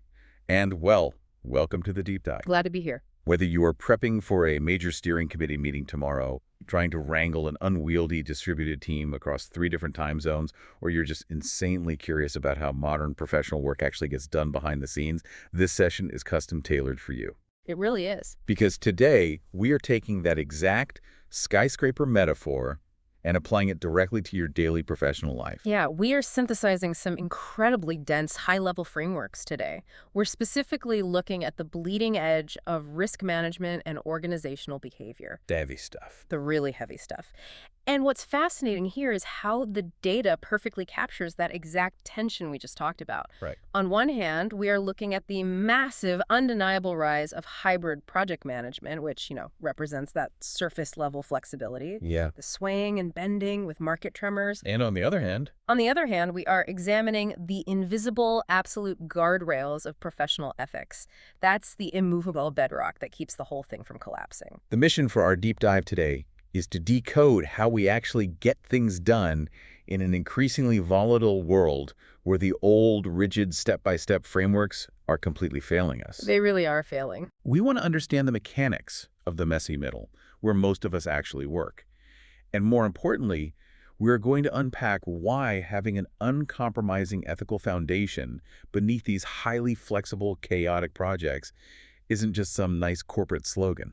No, it's definitely not just a poster on the wall. Right. It is the true, hidden, legally binding secret to long-term survival. So settle in, because we're going to look at the massive pendulum swing of how we manage work and why that pendulum eventually has to anchor onto something real. So to really grasp the reality of where we are right now, we have to look at the mechanics of this pendulum swing. Yeah. The reality is, everything is hybrid these days. Oh, everything. If you are listening to this, you almost certainly work in a hybrid workplace. Navigating the friction of a couple of days at the office, a couple of days at home. Yeah, the classic Tuesday, Thursday office shuffle. Exactly. Or if you're in tech, you're constantly living the nightmare of a hybrid cloud approach, balancing on-premises legacy servers with fluid cloud infrastructure.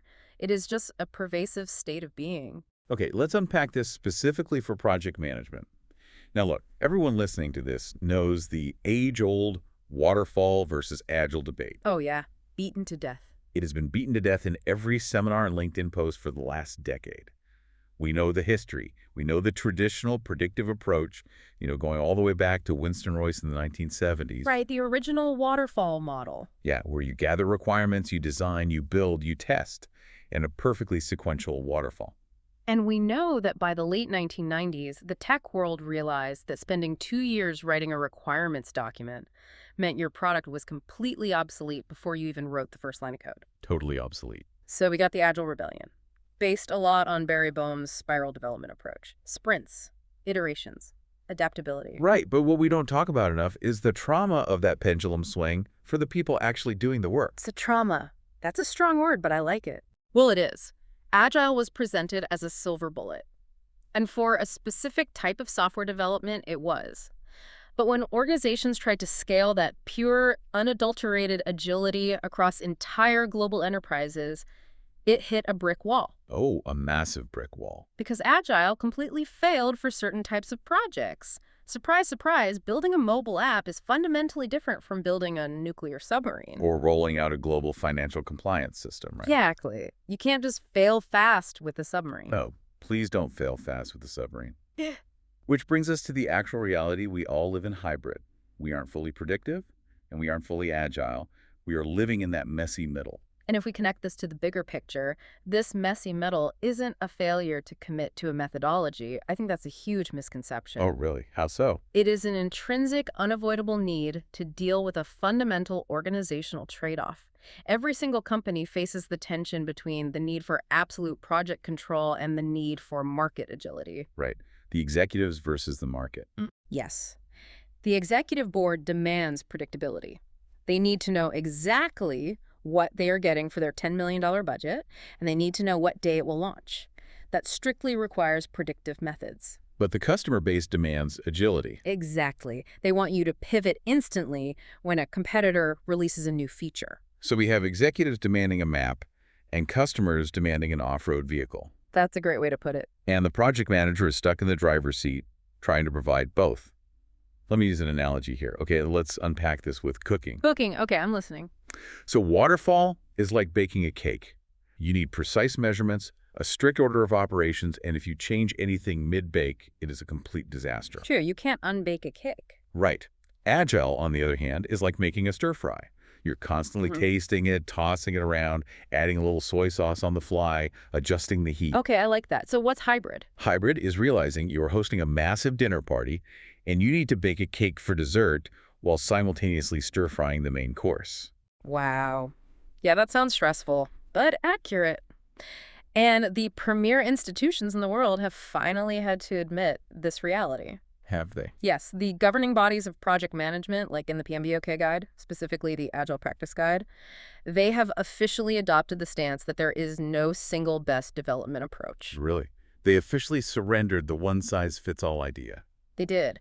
Their motto is basically open minds, multiple approaches, one goal.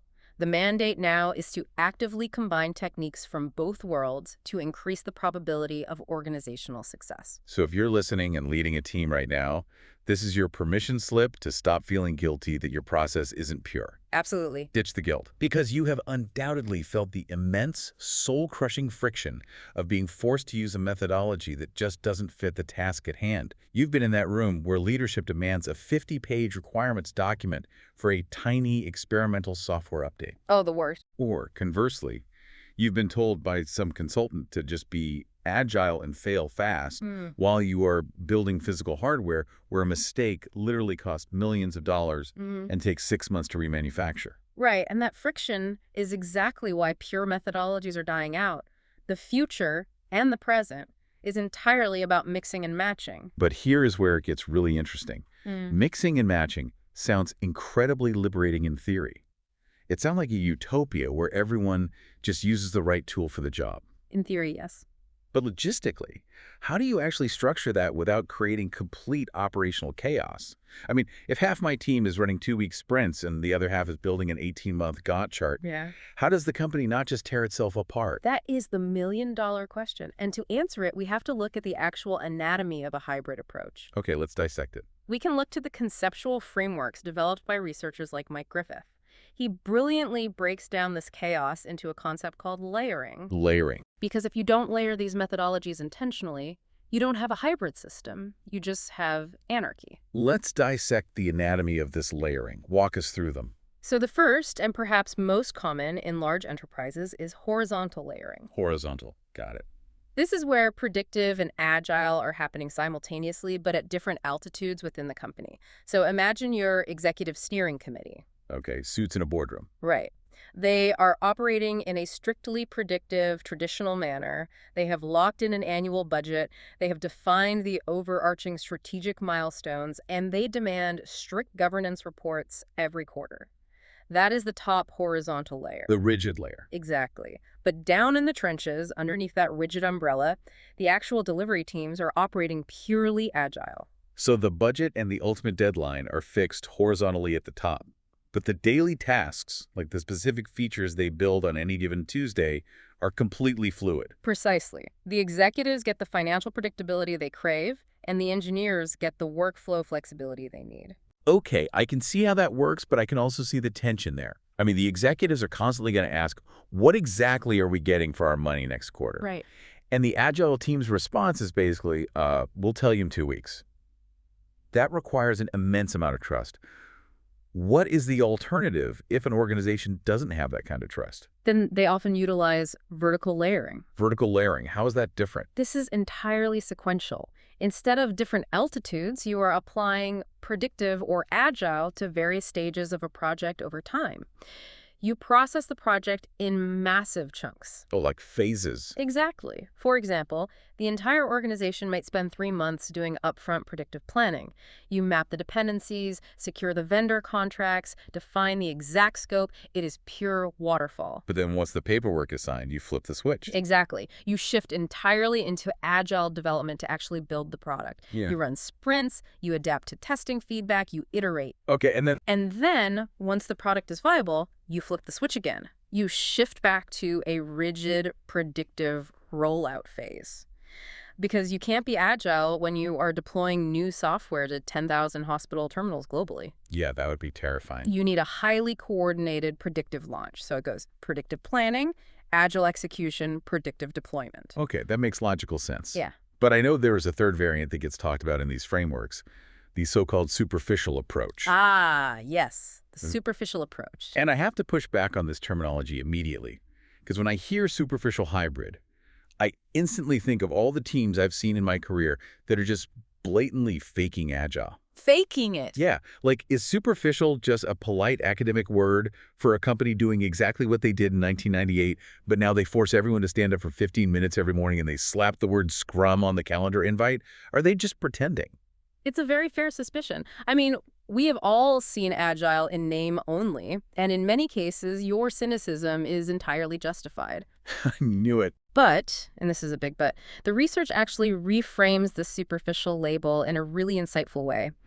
It points out that this superficial hybridity isn't necessarily malicious, and it usually isn't lazy. It's not. No, it actually happens because agile adoption in legacy companies is almost always practitioner-led. Meaning the push for agility doesn't come from the CEO. It comes from the people actually writing the code or designing the parts. Yes, exactly. The software developers, the UX designers, the mechanical engineers, they realize agile works vastly better for their specific daily output, so they desperately try to adopt it. But they don't have the power to change the whole company. Precisely. They have absolutely no authority over the broader organization. The areas outside of their control, like human resources, finance, legal, procurement, those departments absolutely refuse to change. Oh, wow. They continue to follow traditional, rigid, siloed approaches. So the engineering team is trying to run 2-week sprints, but it still takes procurement 6 weeks to approve a simple software license. Exactly. So what does the team do? They focus on the tiny radius they can actually influence. They add a daily stand-up. They put a Kanban board on the wall. They try to do iterative testing. But just do what they can. Yes. They become this tiny pocket of agility operating inside a massive, rigid bureaucracy. So what looks superficial from the outside is actually the natural byproduct of a team trying to innovate from the bottom up. While constantly hitting their heads against the concrete ceiling of traditional corporate structure. Exactly. It's an act of survival, not pretense. You know, that makes so much sense. It entirely changes the empathy I have for those teams. It's not that they are faking it. It's that they are doing all the agile they are legally and politically allowed to do within their company's constraints. Precisely. And if you are listening to this and you are worried that these hybrid half measures, these horizontal layers or superficial pockets of agility are just a poor compromise second choice compared to a glorious full agile transformation. Yeah, the ideal agile nirvana. Right. Well, the data tells a completely different story. There is some incredibly heavy-hitting statistical analysis that completely puts that fear to rest. Yes. Let's talk about the data, because this is where the rubber meets the road. Yeah. I'm thinking of the massive 2020 study by researchers Gemino, Reich, and Serador. A fantastic study. This wasn't just a survey of a few tech startups. This was a massive international study looking at 477 cross-industry projects. We were talking construction, IT, finance, healthcare, everything. The findings here are absolutely critical for any modern professional to understand. First off, 52% of those 477 projects were categorized as hybrid. Over half. Over half. So right out of the gate, hybrid is not a niche experiment. It is the majority reality of how modern business is conducted. Okay, so everyone is doing it. What else? The second part is where it gets profound. They ran a rigorous regression analysis on the final outcomes of these projects. Now, without getting bogged down in statistical jargon, they found an explanatory power between 0.21 and 0.41. Okay, hold on. For those of us who haven't taken a stats class recently, translate that, because in the realm of complex organizational research, an explanatory power in that range is considered incredibly substantial. Yeah. What did that statistical power actually prove? It proved definitively that both hybrid and pure agile approaches significantly increase stakeholder success over traditional, purely predictive approaches. Wow. But here is the real kicker, the absolute paradigm-shifting insight. Hybrid approaches achieve the exact same outcomes as traditional methods when it comes to hitting the budget, hitting the timeframes, meeting the scope, and ensuring quality. They match traditional on the rigid stuff. Yes. Yet when you look at overall stakeholder effectiveness and satisfaction, hybrid matches the performance of fully agile approaches. That is massive. Let me translate that into a weapon you can use in your next pitch. Please do. If you are leading a team and you are trying to convince your executive board to change how you work, you do not have to force your company through a painful, culturally destructive, 100% agile transformation to get top-tier results. Nope, you really don't. The data mathematically proves that meeting in the middle, these hybrid approaches, even the so-called superficial ones, yields the exact same overarching effectiveness as pure agile. It's the best of both worlds. Right.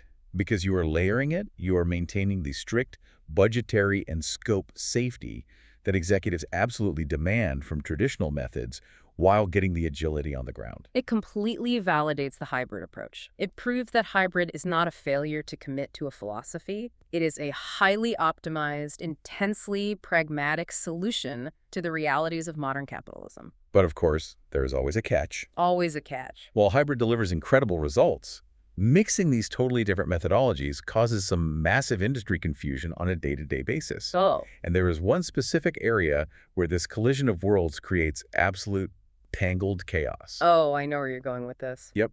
Risk management. Yes. This raises an important question that we glossed over earlier. Why do organizations hesitate to go fully agile in the first place? Right. If it's so great, why fight it? Well, if you look at organizational behavior, there are 5 main reasons executives fight agility: strict governance and compliance requirements, uncompromising safety and robustness requirements, massive documentation demands from regulators, preset budgetary and timeframes dictated by the market, and the sheer challenge of managing large, massively complex projects. If you look closely at that list, compliance, safety, documentation, fixed budgets, every single one of those reasons screams one word in the minds of a CEO. Risk. Risk.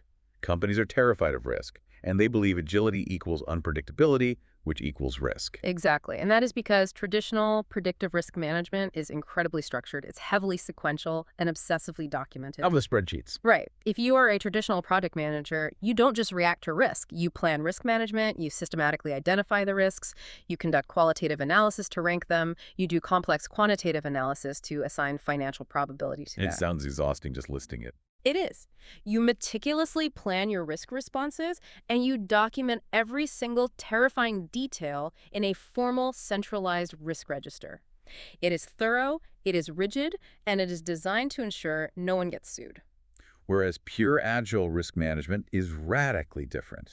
It's much more fluid. It relies on transparency rather than centralized documentation. Yeah, entirely different mindset. Agile uses things called information radiators, which are basically highly visible team boards, either physical or digital. And it manages risk through continuous improvement loops via sprint retrospectives. Right. You deal with it as it comes. Exactly. You don't try to predict every risk for the next 2 years. You deal with risk intimately as you encounter it in your current 2-week sprint. So the million-dollar operational question becomes, how do you blend a rigid, formal risk register that the executives demand with a fluid, continuously updating sprint board that the developers need? How do you hybridize risk? Well, we can actually map Griffith's layering frameworks directly onto risk management. Oh, really?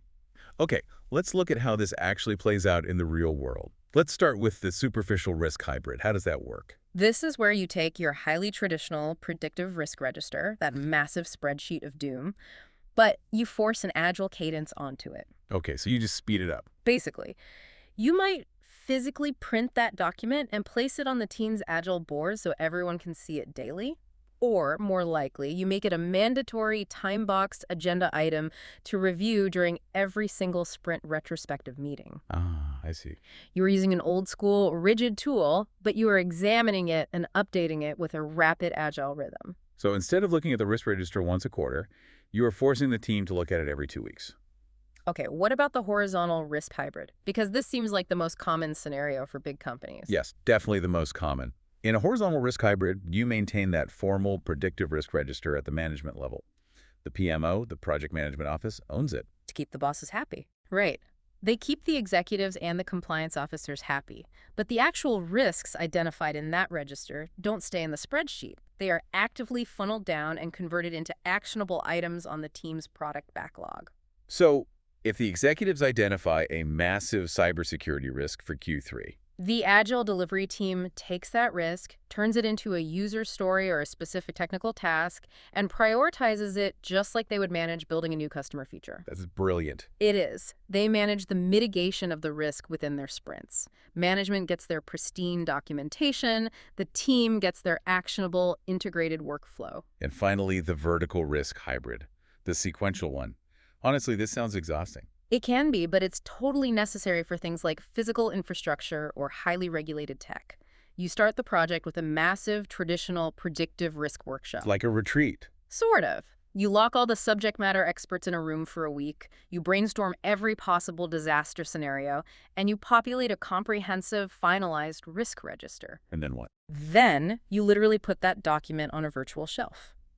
And the delivery team executes the actual project over the next year using strictly agile ceremonies and boards. They just ignore the master register. Pretty much. They ignore the master register and just build. But once the project is built and you are ready for rollout, you pull that risk register back off the shelf. Oh, I see. To check the work. Exactly. You conduct formal, predictive risk audits against what was actually built, you tick all the compliance boxes, and you assign new risk owners for the operational launch.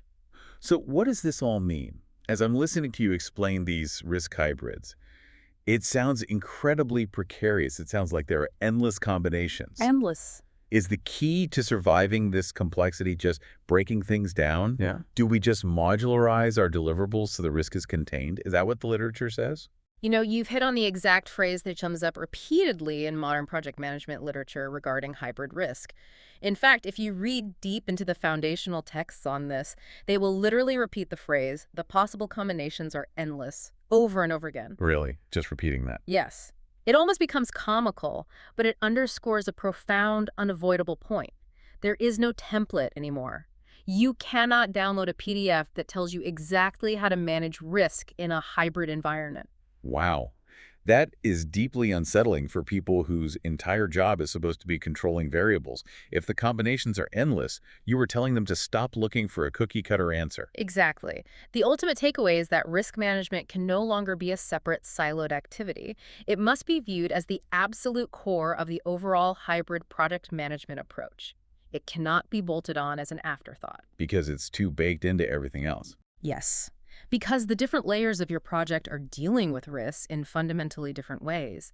The project manager, or whoever is leading the initiative, has to consistently assess, monitor, and manage assumptions across all these fragmented parts simultaneously. You're constantly making judgment calls. You are deciding daily which tool to use for which risk. Like, do I put this on the sprint board, or do I escalate this to the executive risk register? Yes. And that transition right there is the crux of our entire deep dive today. Hybrid project management, with its endless combinations and bespoke layering, completely removes the comfort of just following the manual. Right, the manual's gone. It requires intense, constant, high-stakes judgment calls from the human beings running it. You are deciding daily what is best. And let's be honest, when human beings are forced to make high-stakes judgment calls under extreme pressure, with massive amounts of money on the line, things can get incredibly messy. Oh, yeah. Temptations arise, corners look very appealing to cut. Which leads us perfectly into the second half of our deep dive. Because when the operational rules become fluid, when the structure above ground is swaying wildly in the wind, you absolutely must have a rigid, immovable foundation. You really do. You need the absolute necessity of a professional code of ethics. It is the bedrock we talked about in the skyscraper metaphor. Yeah. Without it, the hybrid flexibility just becomes an excuse for chaos and corruption. Let's shift our focus to the professional standards that govern this work. Specifically, let's look at the underlying philosophy of the PMI Code of Ethics and Professional Conduct. A very important document. Now, usually when people hear Code of Ethics, their eyes glaze over. But we need to give some historical weight to this. This isn't just an HR policy. This functions similarly to the Hippocratic Oath in healthcare. It's a foundational declaration of how a professional interacts with society. It is, and it's helpful to establish a very clear working definition of ethics for our specific context of project management. The foundational understanding from the source material defines ethics as the systematic application of morals, rules, standards, or principles to concrete problems. Concrete problems. I love the inclusion of the word concrete. Yeah, it grounds it. It's not just abstract philosophizing. It's fundamentally about learning what is right or wrong and then actively doing the right thing when the server crashes at 2 a.m. or when the budget runs out. Exactly. But why do we care? Beyond just the baseline desire to be a good person, why do massive global organizations invest millions in ethical compliance? There has to be a business case for it. There is. There are very pragmatic, cutthroat business reasons why ethics are the foundation of long-term success. Respected leaders view ethical behavior as a strict, non-negotiable requirement. First, it protects the organization from catastrophic negative media exposure. Oh, the PR disasters. In a hyper-connected world, an ethical lapse by a single project manager can wipe billions off a company's market cap in an afternoon. Second, it is a massive factor in the retention of high-quality employees. Top talent will not stay in a toxic, ethically compromised environment. We'll just leave. But I think the most crucial point for the actual mechanics of getting work done is about conflict. Yes. Unethical behavior is a massive, uncontrollable force for project conflict. When people are hiding defects, when they are lying about sprint velocity, when they are cutting corners on safety testing to hit a deadline, the project eventually explodes into a web of blame and litigation. It always comes out eventually. Always. Conversely, ethical behavior unites people. Transparency and honesty create baseline credibility, which acts as the lubricant that makes the actual mechanics of a complex hybrid project work smoothly. To really understand how a professional code of ethics is constructed, we have to look at the theory behind it. Because we don't all define good the same way. No, we definitely don't. There are 4 distinct philosophical approaches to the nature of ethics that dictate human behavior in the workplace. This is where it gets a bit theoretical, but it is absolutely crucial for understanding why your coworkers behave the way they do. The first approach is deontological. Deontological. Okay. This is entirely process-oriented. Deon comes from the Greek word for duty. This approach means you just follow the rules, strictly regardless of who benefits or what the outcome is. So just blind obedience to the rulebook. Pretty much. The objective is simply pure compliance. If the rulebook says do X, you do X, even if X seems counterproductive in the moment. The second approach is individual consequentiality, which is also known as ethical egoism. Egoism. Sounds friendly. Right. This is entirely outcome-oriented, but the beneficiary of the outcome is strictly the individual making the decision. The goal here is maximizing good for yourself. Looking out for number one. Exactly. It's seeking your own happiness, your own wealth, your own well-being, or your own promotion. It sounds selfish, and it often is, but it is a massive driver of human behavior in corporate environments. It's just human nature sometimes. The third approach expands on that. Group consequentiality. Okay, so a bigger group. Here, you are still outcome-oriented, but you are trying to maximize the good for a specific defined group, like your social circle, your specific department, your company, or your nation. Us versus them. Right. The objective is the survival, autonomy, and ascendancy of your specific tribe, even if it comes at the expense of other groups. And finally, the fourth is utilitarian. This seeks to maximize the good for society as a whole, or the human race in general. It's about preserving life, liberty, and elevating the standard of living for everyone, not just your company or yourself. What's fascinating here is when you analyze a global standard like the PMI Code of Ethics, you see that it is heavily, deliberately inspired by outcome-oriented virtues and utilitarianism. It leans utilitarian. Heavily. As project managers, or as members of an agile delivery team, the professional code expects us to conduct our tasks for the benefit of as many people as possible.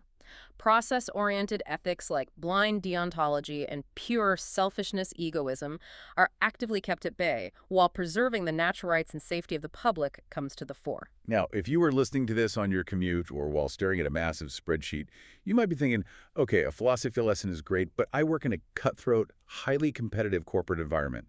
Utilitarianism doesn't pay my mortgage. I hear that a lot. Well, I want to pull out 2 mind-blowing data points to ground this philosophy in hard, inescapable corporate reality. First, let's look at the famous 2012 IBM Global CEO Study. Oh, that's a classic. They interviewed 1,709 CEOs across 64 countries and 18 different industries. A massive sample size of the most powerful, results-driven business leaders in the world. These are not philosophers. These are capitalists. Exactly. And the study revealed something that shocked a lot of middle managers. When it comes to the organizational attributes that actually engage employees and draw out the absolute best, most innovative work in their workforces, CEOs are most focused on ethics and values. Not perks. Right, not ping-pong tables in the break room, not hybrid work schedules, not even necessarily the compensation structure, ethics. Because CEOs know that a workforce that doesn't trust its leadership or a workforce that is encouraged to act unethically to hit targets will eventually destroy the company from the inside out. And the second data point is even more grounded in immediate risk. There is a seminal 2004 article by Aiken and colleagues titled Using Codes of Conduct to Resolve Legal Disputes. I love this one. This article points out a chilling reality for anyone managing a project. A professional code of ethics isn't just a nice corporate mission statement plastered on the wall. It is literal, admissible court evidence. Yes. This is the aha moment. When a client hires you, they expect you to follow industry best practices and professional codes of conduct. If a project goes spectacularly bad, let's say you were doing a superficial hybrid approach. The scope got completely out of control, you missed a critical safety test, and the product failed. It happens. Negotiations will eventually break down, you end up in court, and in court, the opposing lawyers will not just look at your contract, they will pull up your professional code of conduct, and they will apply it against you to legally prove professional negligence. Oh, yeah, they will read it right back to you. They will say, your own institute's code says you must report risks promptly. You hid them for 3 sprints. You are negligent. So if you are a professional, you might think a code of ethics is just a boring PDF you electronically sign on your first day of work. You picture that classic bureaucratic icon of a clipboard with a certified document and a little ribbon seal. Yeah, just another onboarding task. But the reality is that this code is an active, legally binding shield, and it is the ultimate driver of team engagement. It is not a passive document. It is the rules of engagement for your professional survival. Having established just how incredibly high the stakes are, both legally and culturally, we need to look at how different people inside a single project actually view these ethics. Because, spoiler alert, they absolutely do not all view them the same way. No, they certainly do not. And this misalignment is the source of 90% of your daily headaches. It is incredibly illuminating to illustrate how different stakeholders within a single shared ecosystem operate on entirely different ethical wavelengths. Let's use a highly complex, high-stakes example, a clinical healthcare project. Okay, healthcare. High stakes. Let's say we are rolling out a new triage software system for a major metropolitan hospital network. Okay, let's walk through the players in this healthcare scenario and map their ethical drivers. First, you have the government regulators overseeing healthcare. Their ethics operate almost entirely on group consequentiality or utilitarianism. Right, the big picture. They're looking at the macro level, making triage rules, funding decisions, and service trade-offs that benefit the masses, even if it delays care for a specific individual. Then you have the clinical healthcare service itself, the hospital administration. Interestingly, they're often categorized as deontological egoists. Wait, deontological egoists, that sounds like a contradiction. So they follow the rules strictly, but they do it for entirely selfish reasons. Precisely. The hospital administration's primary focus is strict legal compliance with health codes and ensuring continued government funding and insurance payouts. So they aren't doing it out of the goodness of their hearts. No, they follow the rules obsessively, and not necessarily out of a pure love for humanity, but to protect their own institutional survival and avoid catastrophic lawsuits. Okay, next you have the business manager within the hospital, the person actually overseeing the IT rollout of our project. They typically operate on egoist group consequentiality. So their tribe and their wallet. Exactly. Their focus is on keeping their specific IT department under budget to secure their own annual bonus and maintaining group harmony within their specific team so no one quits. They care about their team and their money. Then we get to the front line, the nurse using the software. In this context, the nurse is often forced to be purely deontological. Just following orders? Their ethical driver, enforced by the hospital, is strictly following management directives and medical protocols to the letter. If the software says do X, they do X, because deviating from the protocol risks their medical license. And finally, the ultimate end user, the client or the patient. They are pure individual egoists. And understandably so. Totally understandable. If I'm in the ER, my only objective is to increase my own good health immediately. I don't care about the hospital's funding models, I don't care about the IT manager's bonus, and I certainly don't care about the government's macro triage rules. I want to get better right now. So you have 5 different stakeholders, all essential to the project, all operating with completely different definitions of what the right outcome is. Here's where it gets really interesting. Think about this project as an analogy of a multi-lane highway. All of these stakeholders are driving on the exact same road, heading in generally the same direction. Okay, I'm picturing it. But the government is in a helicopter high above, looking purely at overall traffic flow and average speeds. The hospital administration is fixated exclusively on the speed limit cameras to avoid getting fined. Yeah. The business manager is cruising the fast lane, listening to a podcast, just trying to keep their passengers happy and get to their destination efficiently.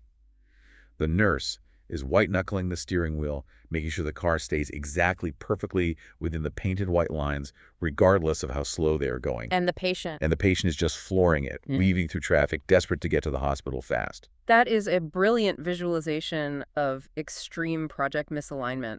If they don't have a shared, standardized, universally accepted set of driving laws, a unified code of ethics that supersedes their individual goals, they are going to crash into each other. Every single time.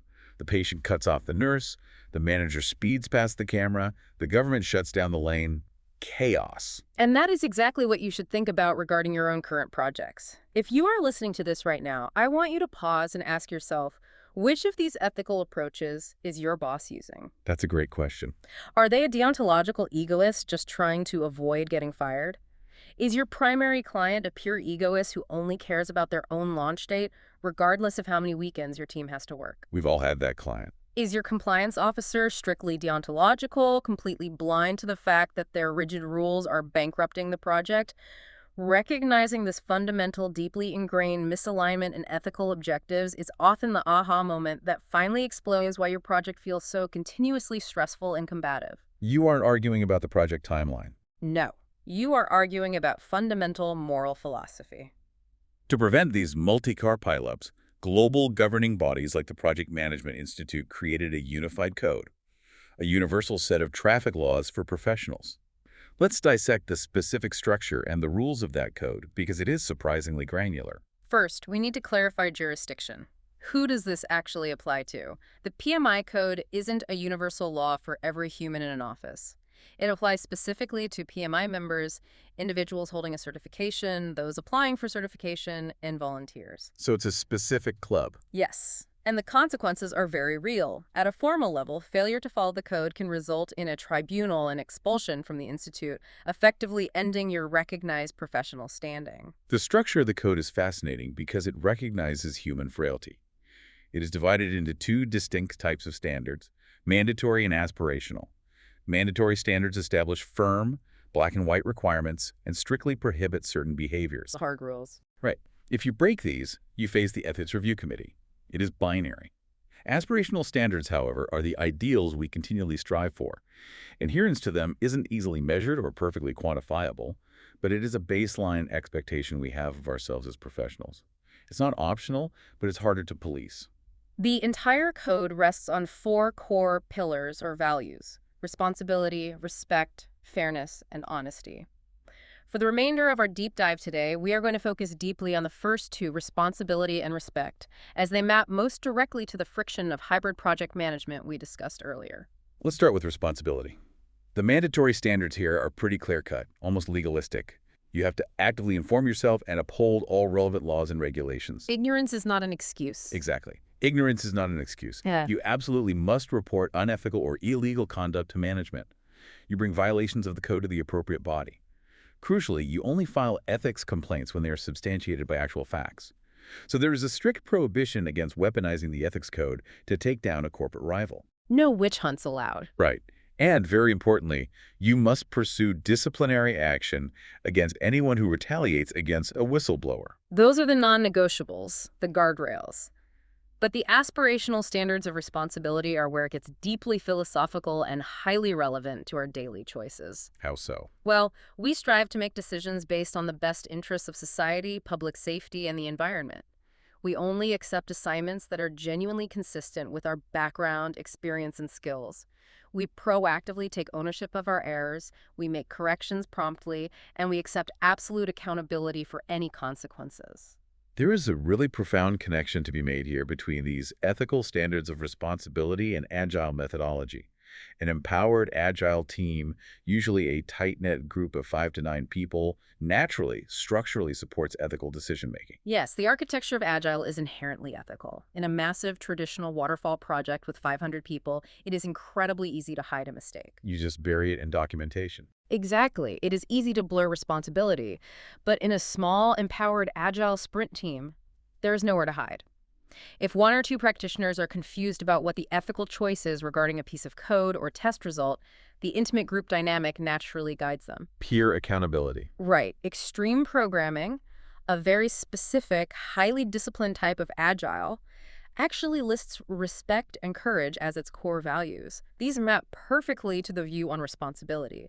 You have to have the immense courage to look your peers in the eye during a daily stand-up and say, I broke the build yesterday, it was my error, and here is how I am fixing it.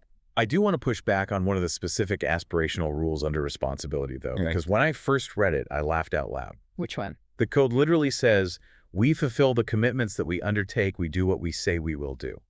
Honestly, this sounds like something you teach a kindergartner. It does sound a bit basic. Right. Why does a massive, sophisticated global project management body need to explicitly write down, do what you say you're going to do, as an official professional standard. It feels almost insulting to adults. It sounds elementary until you view it through the exact lens of our first topic today, the messy middle of hybrid project management. Oh, interesting. Think about the environment we described.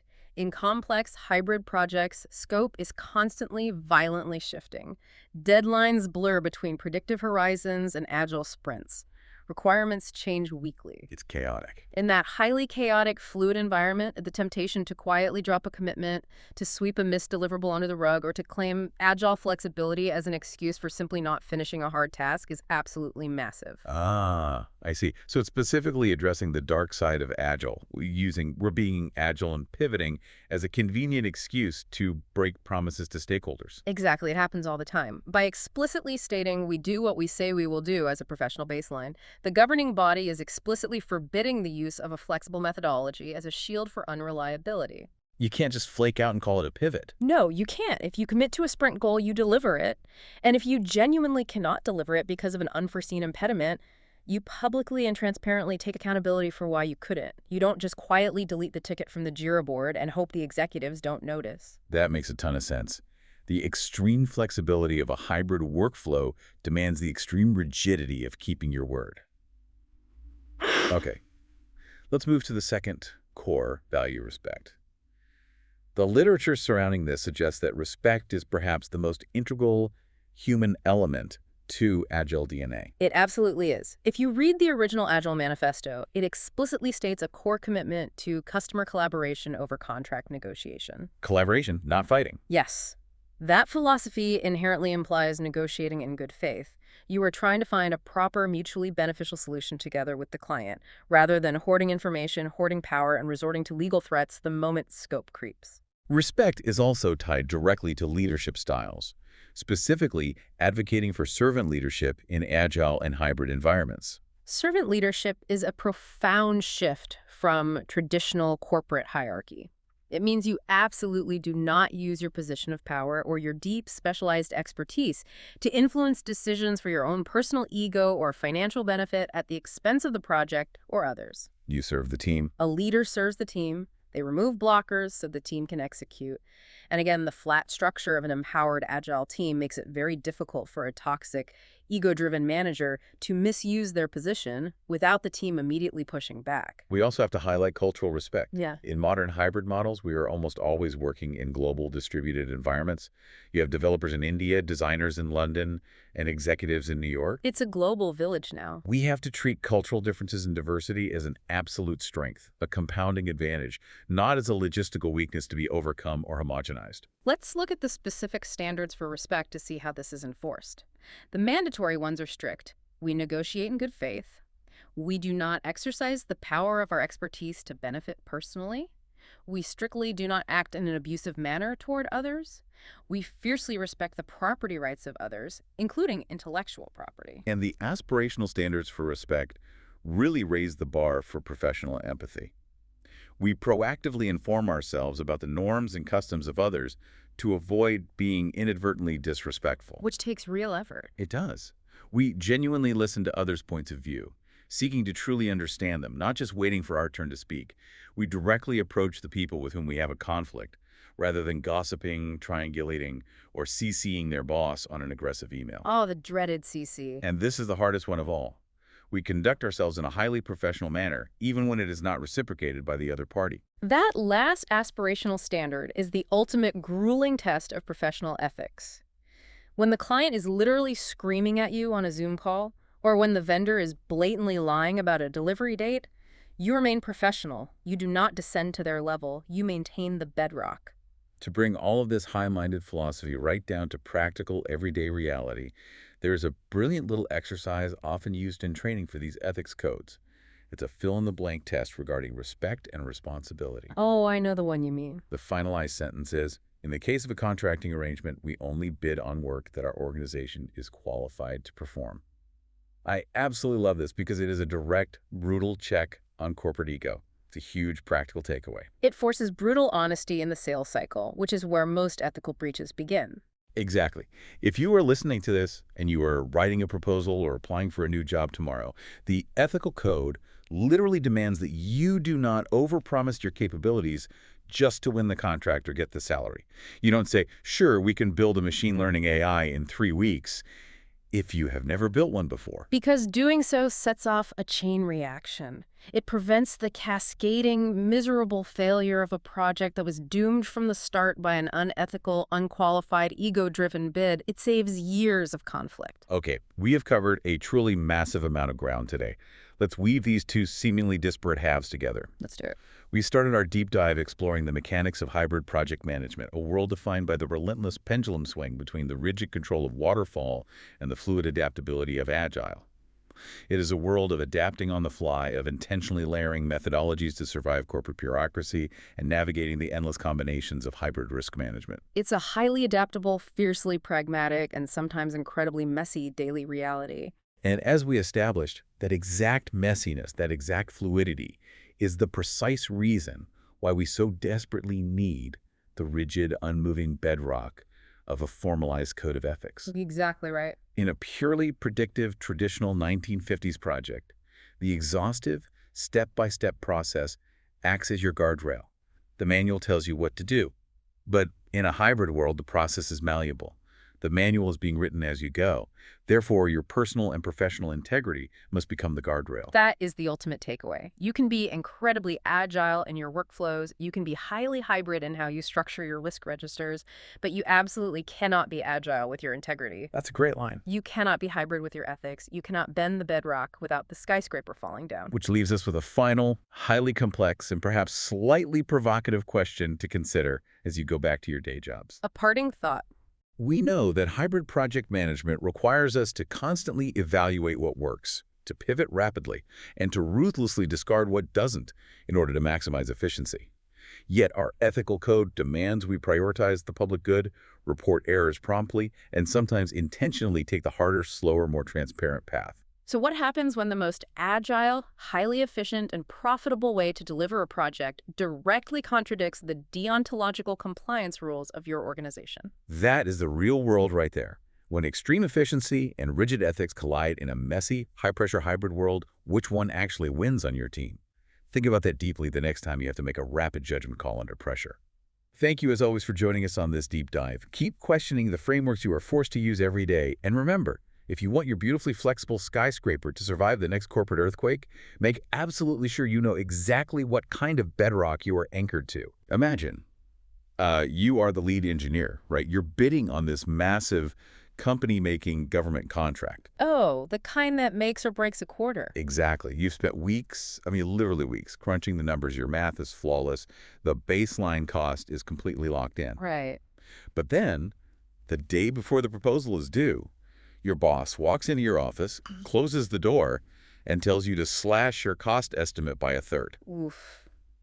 Just arbitrary. Totally arbitrary.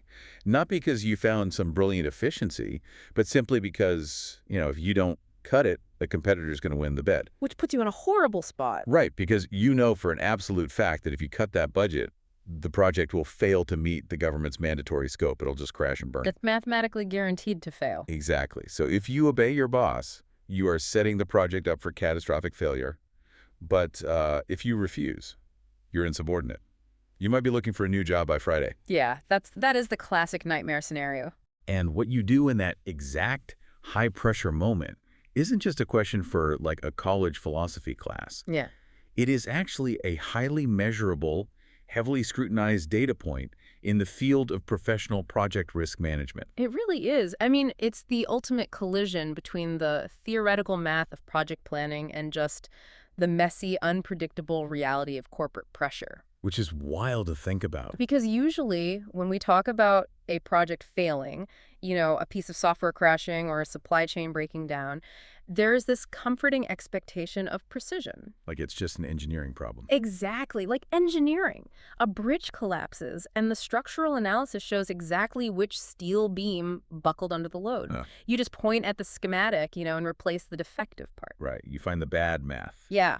We desperately want risk management to be that binary. We want it to be clean.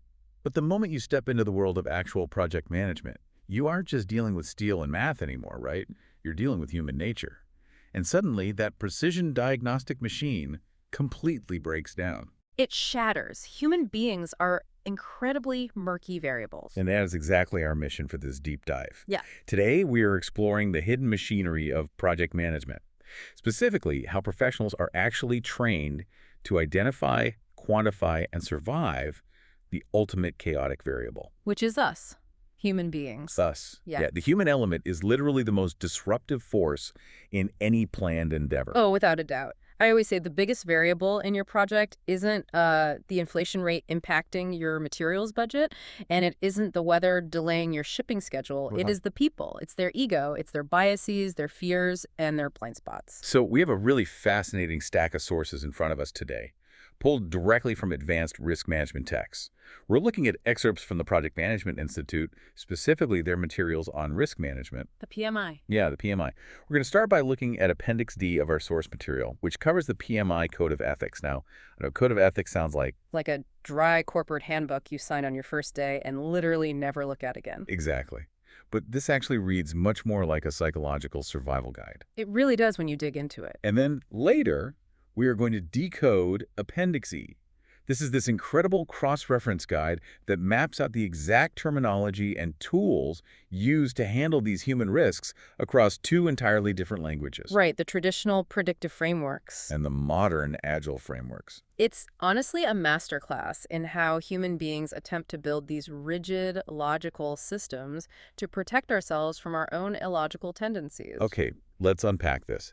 Because the source material doesn't actually start with complex spreadsheets or probability matrices or, software tool. No, it starts way more fundamental than that. Right. Before any of the math happens, it starts with the basic rules of engagement for human interaction. It establishes the architecture of fairness. Which is honestly the only logical starting point. I mean, think about it. If you are trying to manage risk on a multi-million-dollar initiative, the baseline foundation just has to be that the data you're receiving is objective. Because if it's not, If the people reporting the risks or assessing the data are compromised by personal bias or some ulterior motive, then every single metric, every schedule, every budget built on top of that is inherently corrupted. it's just garbage in, garbage out. Exactly. But on a massive systemic level. So the source breaks this value of fairness down into two distinct categories. You have your mandatory standards and you have your aspirational standards. Right. And the mandatory ones are the hard lines. They're completely compulsory. Like the text explicitly states that practitioners must proactively and fully disclose any real or potential conflicts of interest to the appropriate stakeholders. And what's fascinating there is the mechanics of how you handle a conflict of interest in this framework. It is incredibly rigorous. It's not just a casual heads up. No, not at all. You can't just, mention in the break room, hey guys, just a heads up, my brother-in-law owns the catering company we're hiring for the conference. Right, like that covers your basis. It absolutely doesn't. The text mandates that the moment a conflict arises, you must refrain from engaging in the decision-making process entirely. You step away. You step completely out of the blast radius. You cannot attempt to influence outcomes unless 3 very specific, documented things happen. Okay, what are they? First, full disclosure. Second, you must have an approved mitigation plan. And third, you have to obtain explicit, documented consent from the stakeholders to even proceed. Let's linger on that mitigation plan for a second, because if you're managing a project and that catering scenario actually happens, a mitigation plan means you are drawing a literal, documented boundary around the risks. Yes, exactly. You are stating in writing, I will not view the competitor bids. I will not be in the room when the financial vote is taken. You're engineering a structural wall between your personal life and the project's resources. That's a great way to put it. And the mandatory standards continue with these zero-tolerance policies. No hiring, firing, rewarding, or punishing based on favoritism, nepotism, or bribery. And no discriminating based on gender, race, age, religion, disability, nationality, or sexual orientation. Right. You are required to apply the rules of the organization without prejudice. Period. So those are the legal and ethical floorboards. You fall below that, and you are just out of the profession. You're fired. Yeah. But the transition to the aspirational standards is where the text, I think, elevates from a rule book to more of a philosophy. Yeah, these aren't necessarily infractions you can be explicitly fired for in a highly quantifiable way, but they're the ideals a professional is expected to constantly strive for. Things like demonstrating transparency in the decision-making process, or constantly re-examining our own impartiality and objectivity. Right, taking corrective action as appropriate, providing equal access to information to everyone who's authorized to have it. And that specific aspirational concept, transparency, is where this ethical brilliantly collides with modern project management frameworks, specifically Agile. Oh, absolutely. The text makes a point to explicitly state that this aspirational standard of transparency is very much in line with Agile thinking. Because Agile goes to massive, almost obsessive lengths to demonstrate transparency at every single level of the work. It's baked into the methodology. Right. The source mentions that in Agile, teams communicate frequently and maintain a high level of shared information. They use these tools called information radiators. Which is such a great term. It is. And for anyone unfamiliar with the term, an information radiator isn't like a complex piece of software. It's often just a massive physical board in a team room. Or a highly visible digital dashboard. Right, that displays exactly what everyone is doing, what stage it's in, and what's blocking them. It's like taking a team and putting them inside a glass house. A glass house, exactly. If you take 10 software developers and put them in a glass house where every single task, every roadblock, and every decision is plastered on a wall for the entire team to see daily, unfairness suddenly has nowhere to hide. It becomes incredibly obvious. Yeah. Favoritism becomes immediately mathematically obvious. If one person's task load is consistently lighter week after week, or if crucial data is being hoarded by one individual. The visibility acts as a systemic deterrent. When the mechanics of the project are that exposed, the cost of being unfair goes up exponentially. Right. Furthermore, the text points out that fairness intrinsically deals with resolving conflicts. And interestingly, Agile doesn't view conflict as a failure of the system. Which is how a lot of corporate cultures view it. Exactly. Most places think, oh no, people are arguing, the system is broken. But Agile expects conflict. It integrates tools and procedures to deal with interpersonal friction quickly and fairly. The source notes that conflicts are just part of working in Agile, so it's not a catastrophic event. People are actually trained and experienced in handling them as routine maintenance. Routine maintenance, I love that. But I have to push back on this a little bit. Does putting naturally unfair humans in a daily Agile stand-up meeting, forcing them to look at an information radiator, does that actually fix their internal biases? That's the million-dollar question. Because does looking at a board cure bias, or does it just force the unfairness to happen on a faster, more highly documented timeline? If I'm fundamentally prone to favoring one colleague over another due to some unconscious bias, a 15-minute daily meeting isn't going to magically rewrite my psychology. No, it's not. And that is the exact limitation the source material addresses with striking self-awareness. It actually states, and this is a quote, Agile cannot prevent unfair events because Agile is like a human being who can be by nature unfair, end quote. That is a remarkably profound admission to find buried in a technical manual for project risk management. Isn't it? Agile is like a human being who can be by nature unfair. It's a necessary admission, though. It recognizes that no framework, no matter how clever, cures human nature. Agile doesn't eliminate the bias, it merely provides structural tools to catch it early. It shrinks the feedback loop. Fundamentally, yes. Think about a traditional multi-year project. If a manager has an unconscious bias and unfairly allocates the best resources to their favorite team member. Right, that structural flaw might not be discovered for 6 months. Exactly. It stays hidden until a major milestone is completely missed, and by then the budget is completely blown. But in Agile. In Agile, because of the relentless transparency and the short 2-week work cycles, that exact same unfairness creates visible friction almost immediately. The framework is designed to force the unfairness out of the shadows and into the open so it can be managed as an active risk. Rather than a hidden decay? That makes total sense. Yeah. Which brings us to the next ethical pillar. Because transparency, this whole idea of a glass house, it relies entirely on the data inside the house being real. Yes, the data has to be accurate. Right. If everyone is staring at an information radiator, but the task estimates are totally fabricated, the glass house is completely useless. You're just looking at a transparent lie. Which logically introduces the source's fourth core value, honesty. Honesty is the operating system that allows fairness to function. It really is. And the text points out an interesting paradox here. One might wonder why a professional code needs to explicitly mandate something as universally basic as tell the truth. Seems pretty obvious, right? You'd think so, but it immediately introduces a massive complication for anyone managing a global or diverse team. The concept of honesty, what constitutes a lie, what constitutes an acceptable omission, it varies significantly across different people, nationalities, and cultures. Oh, if you're managing a remote global team right now, this is a massive variable. It's huge. What constitutes deception is not universally standard. In some corporate cultures or even national cultures, telling a hard, brutal truth to a superior in a room full of peers is considered deeply disrespectful. It's a massive loss of face. Exactly.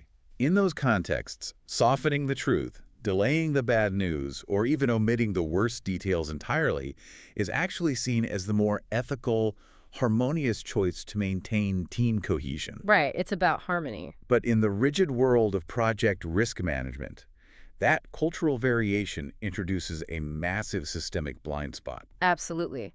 Because when the primary goal is risk mitigation, harmony cannot come at the expense of accuracy, which is why the mandatory standards for honesty are written so rigidly. They establish a baseline. An uncompromising universal baseline that overrides local customs.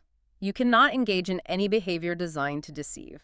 This obviously includes making false statements. Sure. But crucially, the mandatory standard also explicitly forbids stating half-truths, providing information out of context, or withholding information that would render your statements misleading. You know, in our everyday lives, basic honesty is often framed as just moral goodness, just being a decent person. But in risk management, honesty isn't just about morals. It is the literal currency of the realm. I love that analogy, currency of the realm. Because a half-truth in a risk assessment is a ticking time bomb buried in the schedule. Let's say you're rolling out a new app, right? And you tell the stakeholders the software is functioning. Okay. But you intentionally omit the context that it only functions when exactly one user is logged in, and it completely crashes when two users log in. Oh, wow. Yeah. You haven't just told a lie. Huh. You have actively destroyed the organization's ability to plan for the risk of a server crash. You've stolen their reaction time. That's a brutal way to put it, but it's entirely accurate. You stole their reaction time. And just as we saw with fairness, the aspirational standards for honesty push the envelope far beyond simply not lying. It demands an active pursuit of reality. Exactly. It's about earnestly seeking to understand the truth of a situation. It means providing accurate information in a timely manner, not just when you're forced to. It means making commitments and promises in good faith. Right. The most critical aspirational standard, and arguably the hardest one to achieve as a leader, is striving to create an environment in which others feel safe to tell the truth. That right there, that is the linchpin of the entire system.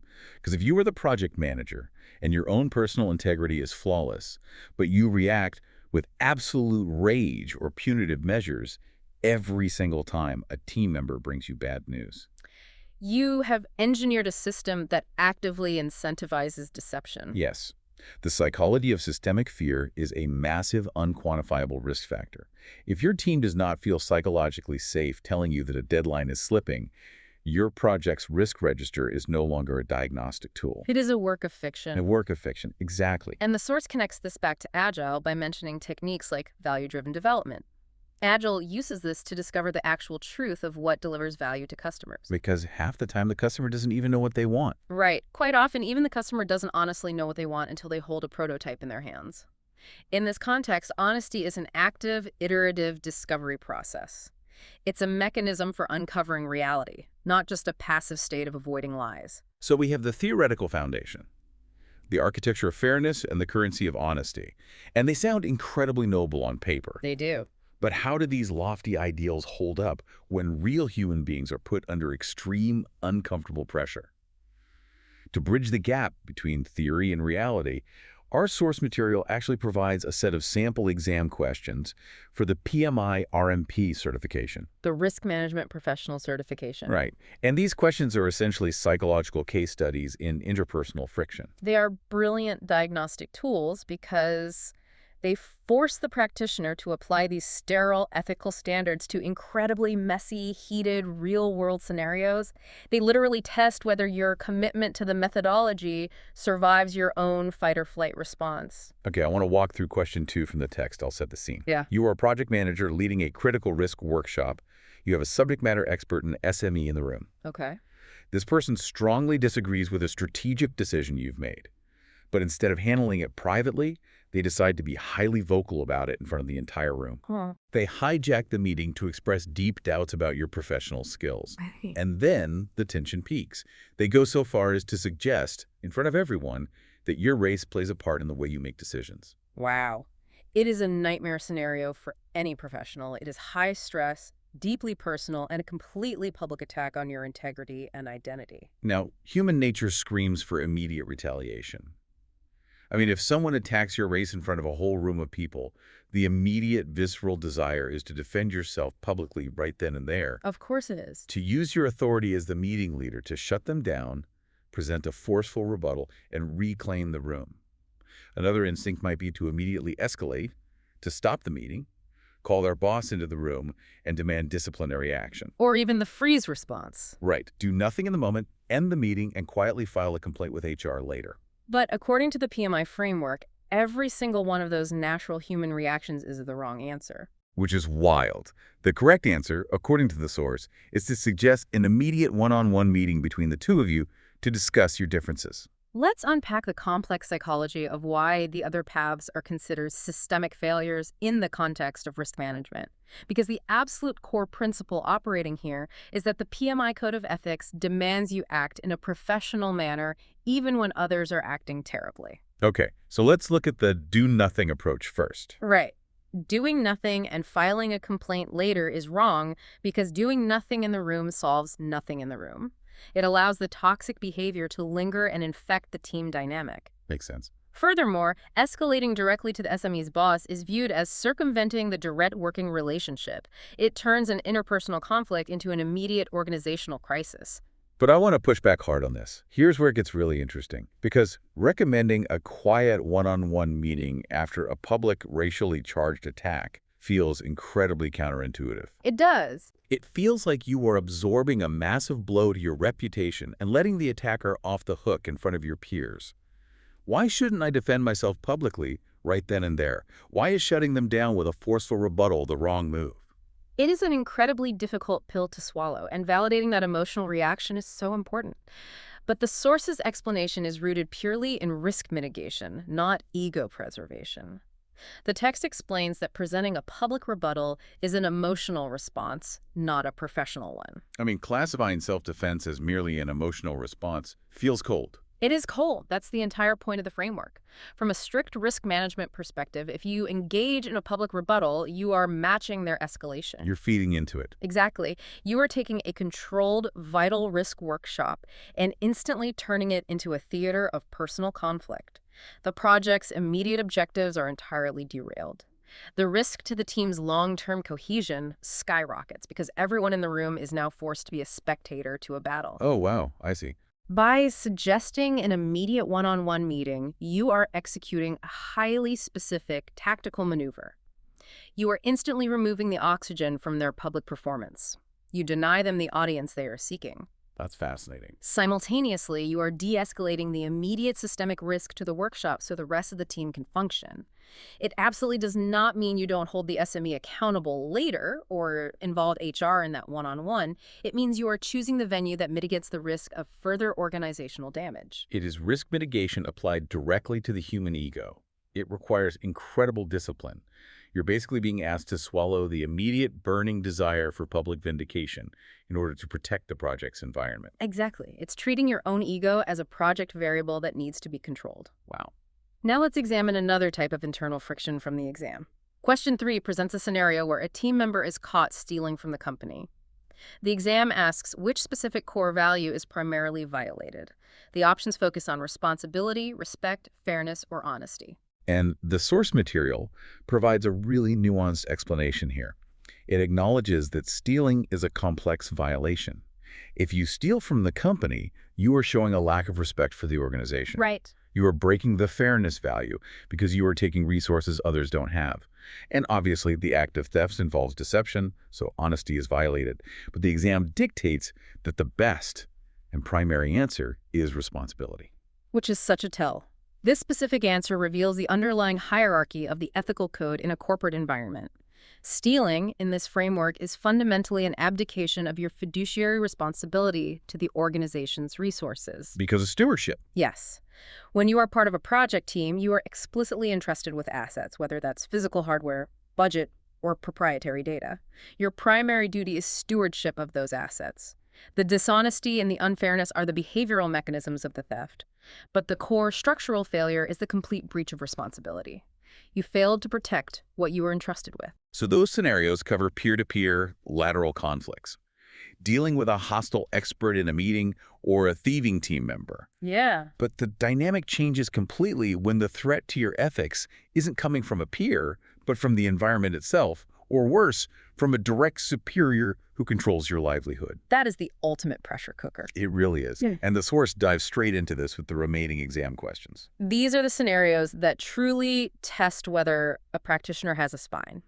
If we connect this to the bigger picture, let's look at the environmental threat first with question 4. You work for a European-based company that has been hired to perform risk management services in a foreign country. Okay. You are on the ground, and other companies operating in this region inform you that gifts, essentially bribes, must be made to the local government officials to obtain the necessary project approvals. Oh, man. You are instantly caught between the ethical code of your profession and the stark reality of how things get done in a specific jurisdiction. Sure.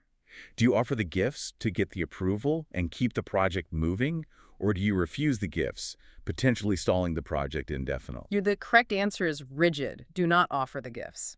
The explanation points back to the mandatory standards we discussed earlier. You have a non-negotiable responsibility to refrain from offering inappropriate gifts for personal or organizational gain. But the nuance the source introduces here is about overlapping jurisdictions, because the explanation notes that sometimes there are valid exemptions regarding conformity with the applicable laws or customs of the country where you are physically working. True. But in this specific scenario, because you are an employee of a European-based company, you are legally and ethically bound by EU law, regardless of where your boots are on the ground. Local customs do not provide a magical shield that exempts you from the legal framework of your home organization. You cannot hide behind the excuse of, well, it's just local business culture. This highlights the immense complexity of global mega projects. You are constantly navigating a Venn diagram of overlapping legal structures, local customs, and corporate mandates. The rule of thumb the PMI establishes here is that the baseline must always be the strictest applicable law combined with your professional code of ethics. Right. You cannot sacrifice the long-term ethical and legal standing of your entire parent organization simply to achieve short-term project velocity in a local region. And then we arrive at question 5. This brings us back to the exact scenario I opened the show with. The dilemma that keeps project managers staring at the ceiling at 3 a.m. The 13 budget cut. Yes. You're developing a cost estimate to bid on a government contract. Yeah. The scope of the work is fixed by the government. It cannot be changed. Your supervisor reviews your estimate, tells you it is too expensive, and demands you reduce it by 1/3 so the company has a better chance of winning the bid. Right. But your mathematical analysis is clear. Any reduction in the budget makes it physically impossible to meet the required scope. It is the ultimate rock in a hard place. Do you obey the direct order of your boss who signs your paychecks? Or do you obey the objective math of your risk analysis? Well, if you simply reduce the estimate and submit it, you are lying to the client and guaranteeing project failure. That violates honesty. But what if you take the opposite route? What if you decide to be the hero, ignore your boss's demand, and submit your initial true estimate behind their back? The source explanation points out a fascinating layer of corporate governance here. Submitting the true estimate behind your boss's back is actually incorrect and inappropriate. Really? Yes. Why? Because you have accountability to your management. By going around them, you are actively usurping your manager's authority. You are breaking the chain of command, which undermines your own professional conduct and creates a completely different kind of organizational chaos. Right. You cannot solve an ethical dilemma by committing an act of insubordination that violates internal responsibility. So, you can't lie and you can't go rogue. This leaves the correct, incredibly delicate path. You must explain to your supervisor, in writing, that your analysis proves a budget reduction makes the project unable to meet the specified scope. If we dissect this delicate corporate dance, it is a masterclass in navigating conflicting duties while maintaining an ironclad paper trail. So what does this all mean for the listener? I really want to frame this using an analogy because this mechanism applies to so many industries. Imagine you're an aerospace engineer. You've designed an airplane. Okay. Your boss comes to you and says, the airplane's too heavy, it's burning too much fuel. I need you to remove one of the wings to save weight so we can sell it to the airlines. Oh, okay. Now, you know the math. A one-winged plane cannot fly. You do not secretly build the second wing anyway and hide it from your boss. That's usurping their authority over the manufacturing floor. But you also absolutely do not just remove the wing. Sign your name on the safety inspection and watch the plane crash into a mountain. You choose the third path. You document reality. You put it in an email, a memo, a formal report. If we remove the wing, the laws of aerodynamics dictate the plane will crash. That analogy perfectly illustrates the mechanism. What you are fundamentally doing is shifting the risk acceptance back to the person who actually holds the authority to make the decision. Yes. You are saying you have the authority to cut the budget, but you do not have the authority to alter the laws of physics or math. Yeah. If you make this decision, you own the failure. You ensure the reality of the risk is documented. You maintain your honesty. You respect the chain of command, but you absolutely refuse to become complicit in a fabrication. Managing these intense human pressures, the biases, the ego clashes, the pressure from superiors to alter data, and the massive operational risks they create requires more than just a strong moral compass. It requires highly specific tools. Distinct processes and a very specific vocabulary to document reality. We spent a lot of time on the philosophy and the ethics. Now let's transition to the actual machinery used to enforce it. This brings us to the master decoder ring in our source material. Appendix E. Appendix E is an incredibly dense, revealing cross-reference guide. What it does is align all the vast project management terminology with the 5 chronological domains of the PMI Risk Management Professional Exam Content Outline. The 5 domains. Right. Those 5 domains represent the entire life cycle of managing a risk. First, risk strategy and planning. How are we going to approach this? Second, risk identification. What specifically could go wrong? Third, risk analysis. How bad will it be if it does go wrong? Fourth, risk response. What are we going to do about it? And finally, monitor and close risks, keeping an eye on the solution to make sure it worked. And the source provides a massive table mapping out terms across these 5 columns. If a specific tool or concept is commonly applied during that phase of the project, it gets an X in that column. If it's a blank space, it means that tool isn't traditionally used there. We are going to focus entirely on the first half of this table first, the predictive terminology. Right. And for anyone unfamiliar, predictive is traditional waterfall project management. It's the philosophy where you try to plan every single detail before you start building. When you look at the predictive section of this table, the very first thing that strikes you is the extreme granularity of the tools. These are highly specialized surgical instruments designed for very distinct, isolated phases of the risk life cycle. Let's break down some of this heavy jargon so we understand exactly what these tools are doing. Take the term Monte Carlo analysis. In the table, this tool only has one single X, and it is strictly under the risk analysis column. It's not used in planning, it's not used in monitoring. Right, it's highly specific. Now, a Monte Carlo analysis isn't just a basic spreadsheet. It's a complex computer simulation. Imagine you have a project with 100 different tasks, and each task has a slightly uncertain duration.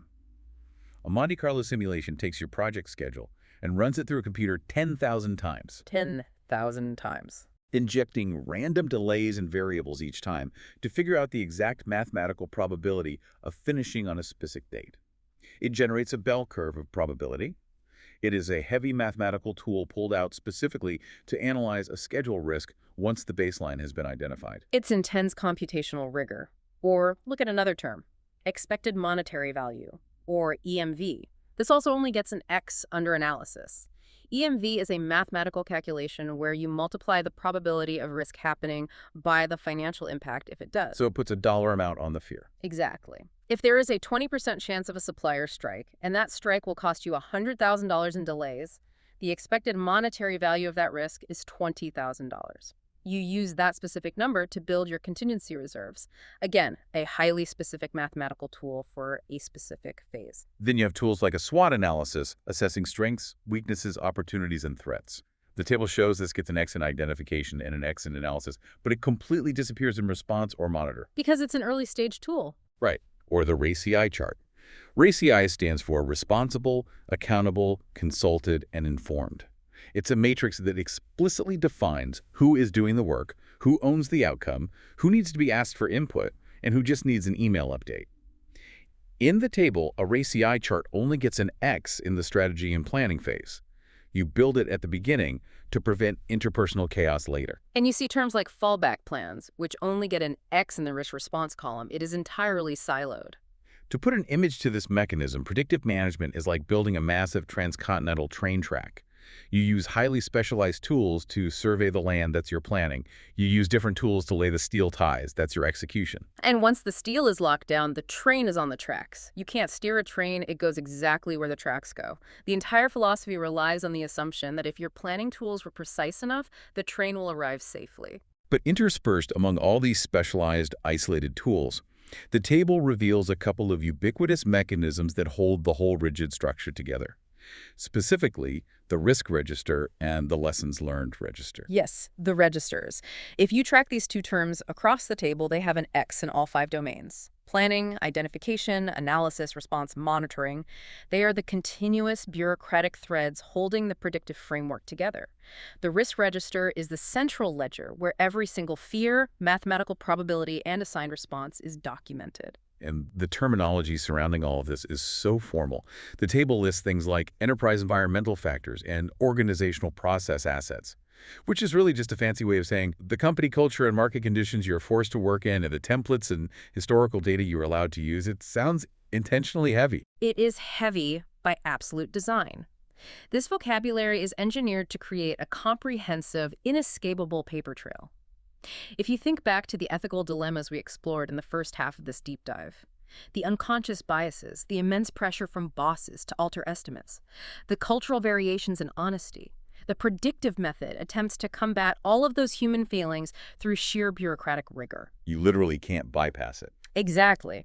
You cannot simply hide a risk to appease your boss if the methodology mandates that a formal probability and impact matrix must be filed, followed by assigning a named risk action owner inside the central risk register.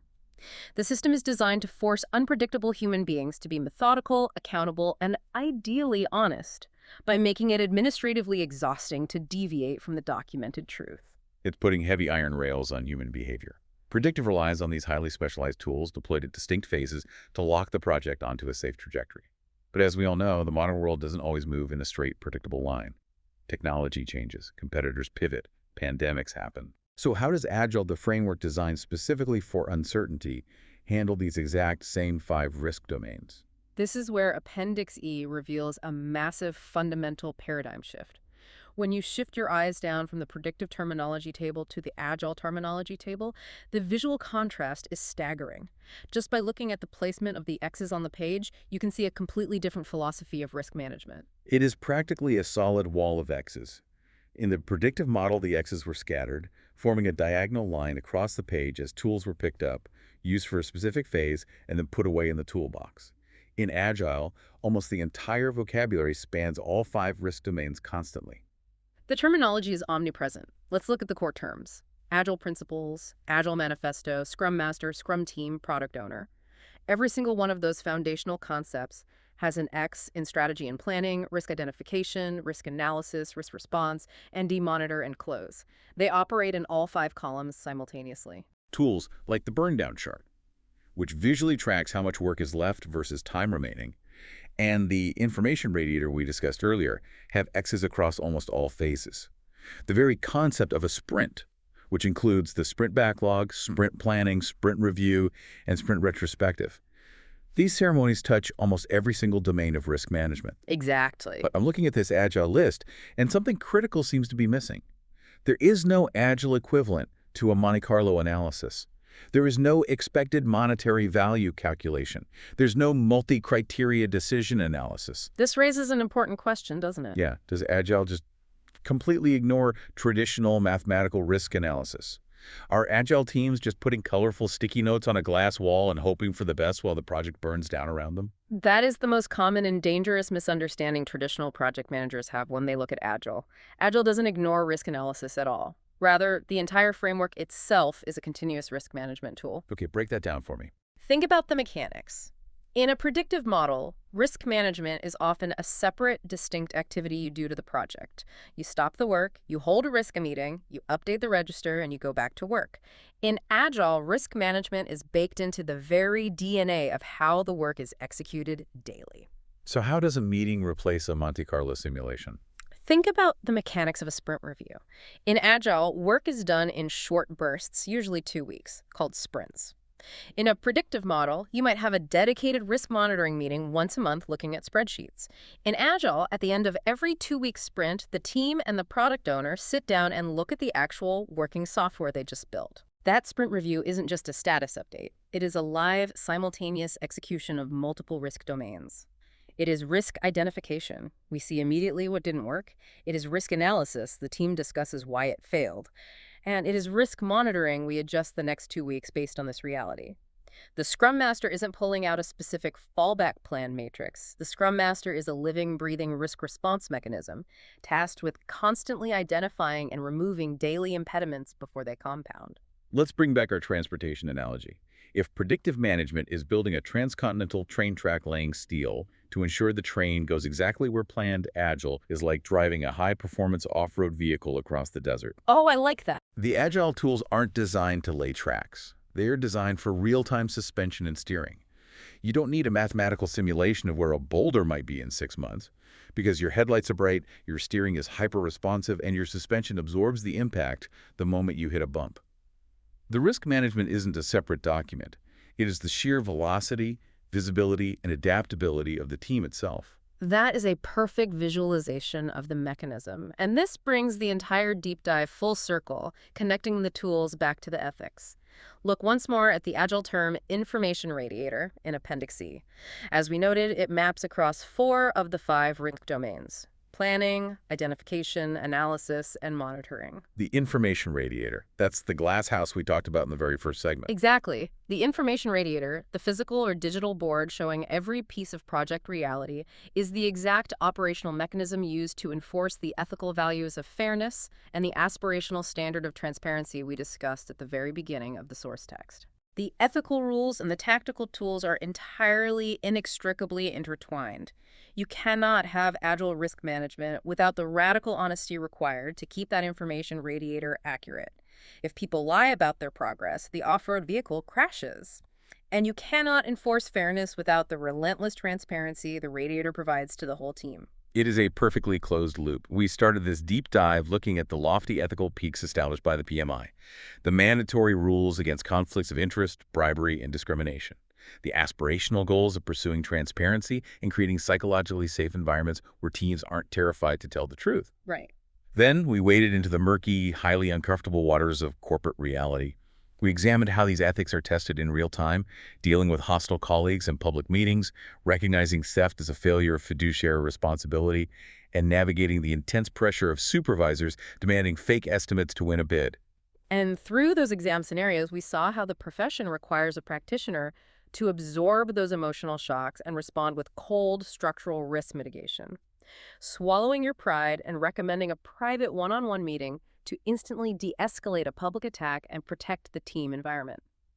Or carefully documenting the aerodynamic reality of a bad estimate to shift risk acceptance without usurping your manager's authority. And finally, we decoded the 2 distinct structural languages used to keep this human chaos at bay. The predictive method, building a bureaucratic fortress of Monte Carlo simulations and RCI charts to defend against human error. And the Agile method, building an off-road vehicle of short cycles and extreme transparency that treats risk not as an anomaly to be avoided, but as a constant companion to be navigated. They're 2 radically different mechanical approaches to solving the exact same fundamental problem. How do we compel flawed, emotional human beings to work together honestly and effectively toward a common goal, without the entire endeavor collapsing under the weight of our own biases? Which brings all of this massive theory right back to your daily reality. Because at the end of the day, whether you are the lead engineer bidding on a global infrastructure initiative, or you are managing a remote team of 5 marketing creatives, or you are simply trying to navigate a complex household budget with your partner, you are a risk manager. You really are. You are dealing with resource constraints, you are dealing with unknown future variables, and most importantly, you are dealing with people. The ethical boundaries of fairness and honesty, and the mechanisms of transparency and structured communication we unpack today are directly, mechanically applicable to how you handle the humans in your own life. And as we wrap up this deep dive, I want to leave you with one final, slightly provocative thought to chew on, a concept that extrapolates everything we've analyzed today into the future: Early on, we highlighted that profound admission in the source material. Agile cannot prevent unfair events because Agile is like a human being who can be, by nature, unfair. Right. That stuck with me. We've spent the last hour demonstrating that both predictive methodologies with their heavy, mathematically rigid documentation and agile methodologies with their relentless, exhausting transparency are ultimately just elaborate defense mechanisms. They are intricate containment systems engineered solely to protect our projects from our own inherent human flaws, our unconscious biases, our temptation to lie under corporate pressure, and our historically terrible ability to accurately estimate time and cost. Right. Every chart, every matrix, every stand-up meeting is essentially a guardrail for the human mind. So if the ultimate source of risk in any system is the human being making the decisions, and all our complex frameworks are just ways to mitigate that human element, will the ultimate evolution of risk management eventually require removing humans from the decision-making process entirely? As artificial intelligence and machine learning become capable of unbiased real-time data analysis without an ego to protect, without fear of a screaming supervisor, and without cultural variations and honesty, will the project manager of the future be a human practitioner enforcing a code of ethics, or will it be an algorithm that simply doesn't require ethics because it lacks the capacity to lie?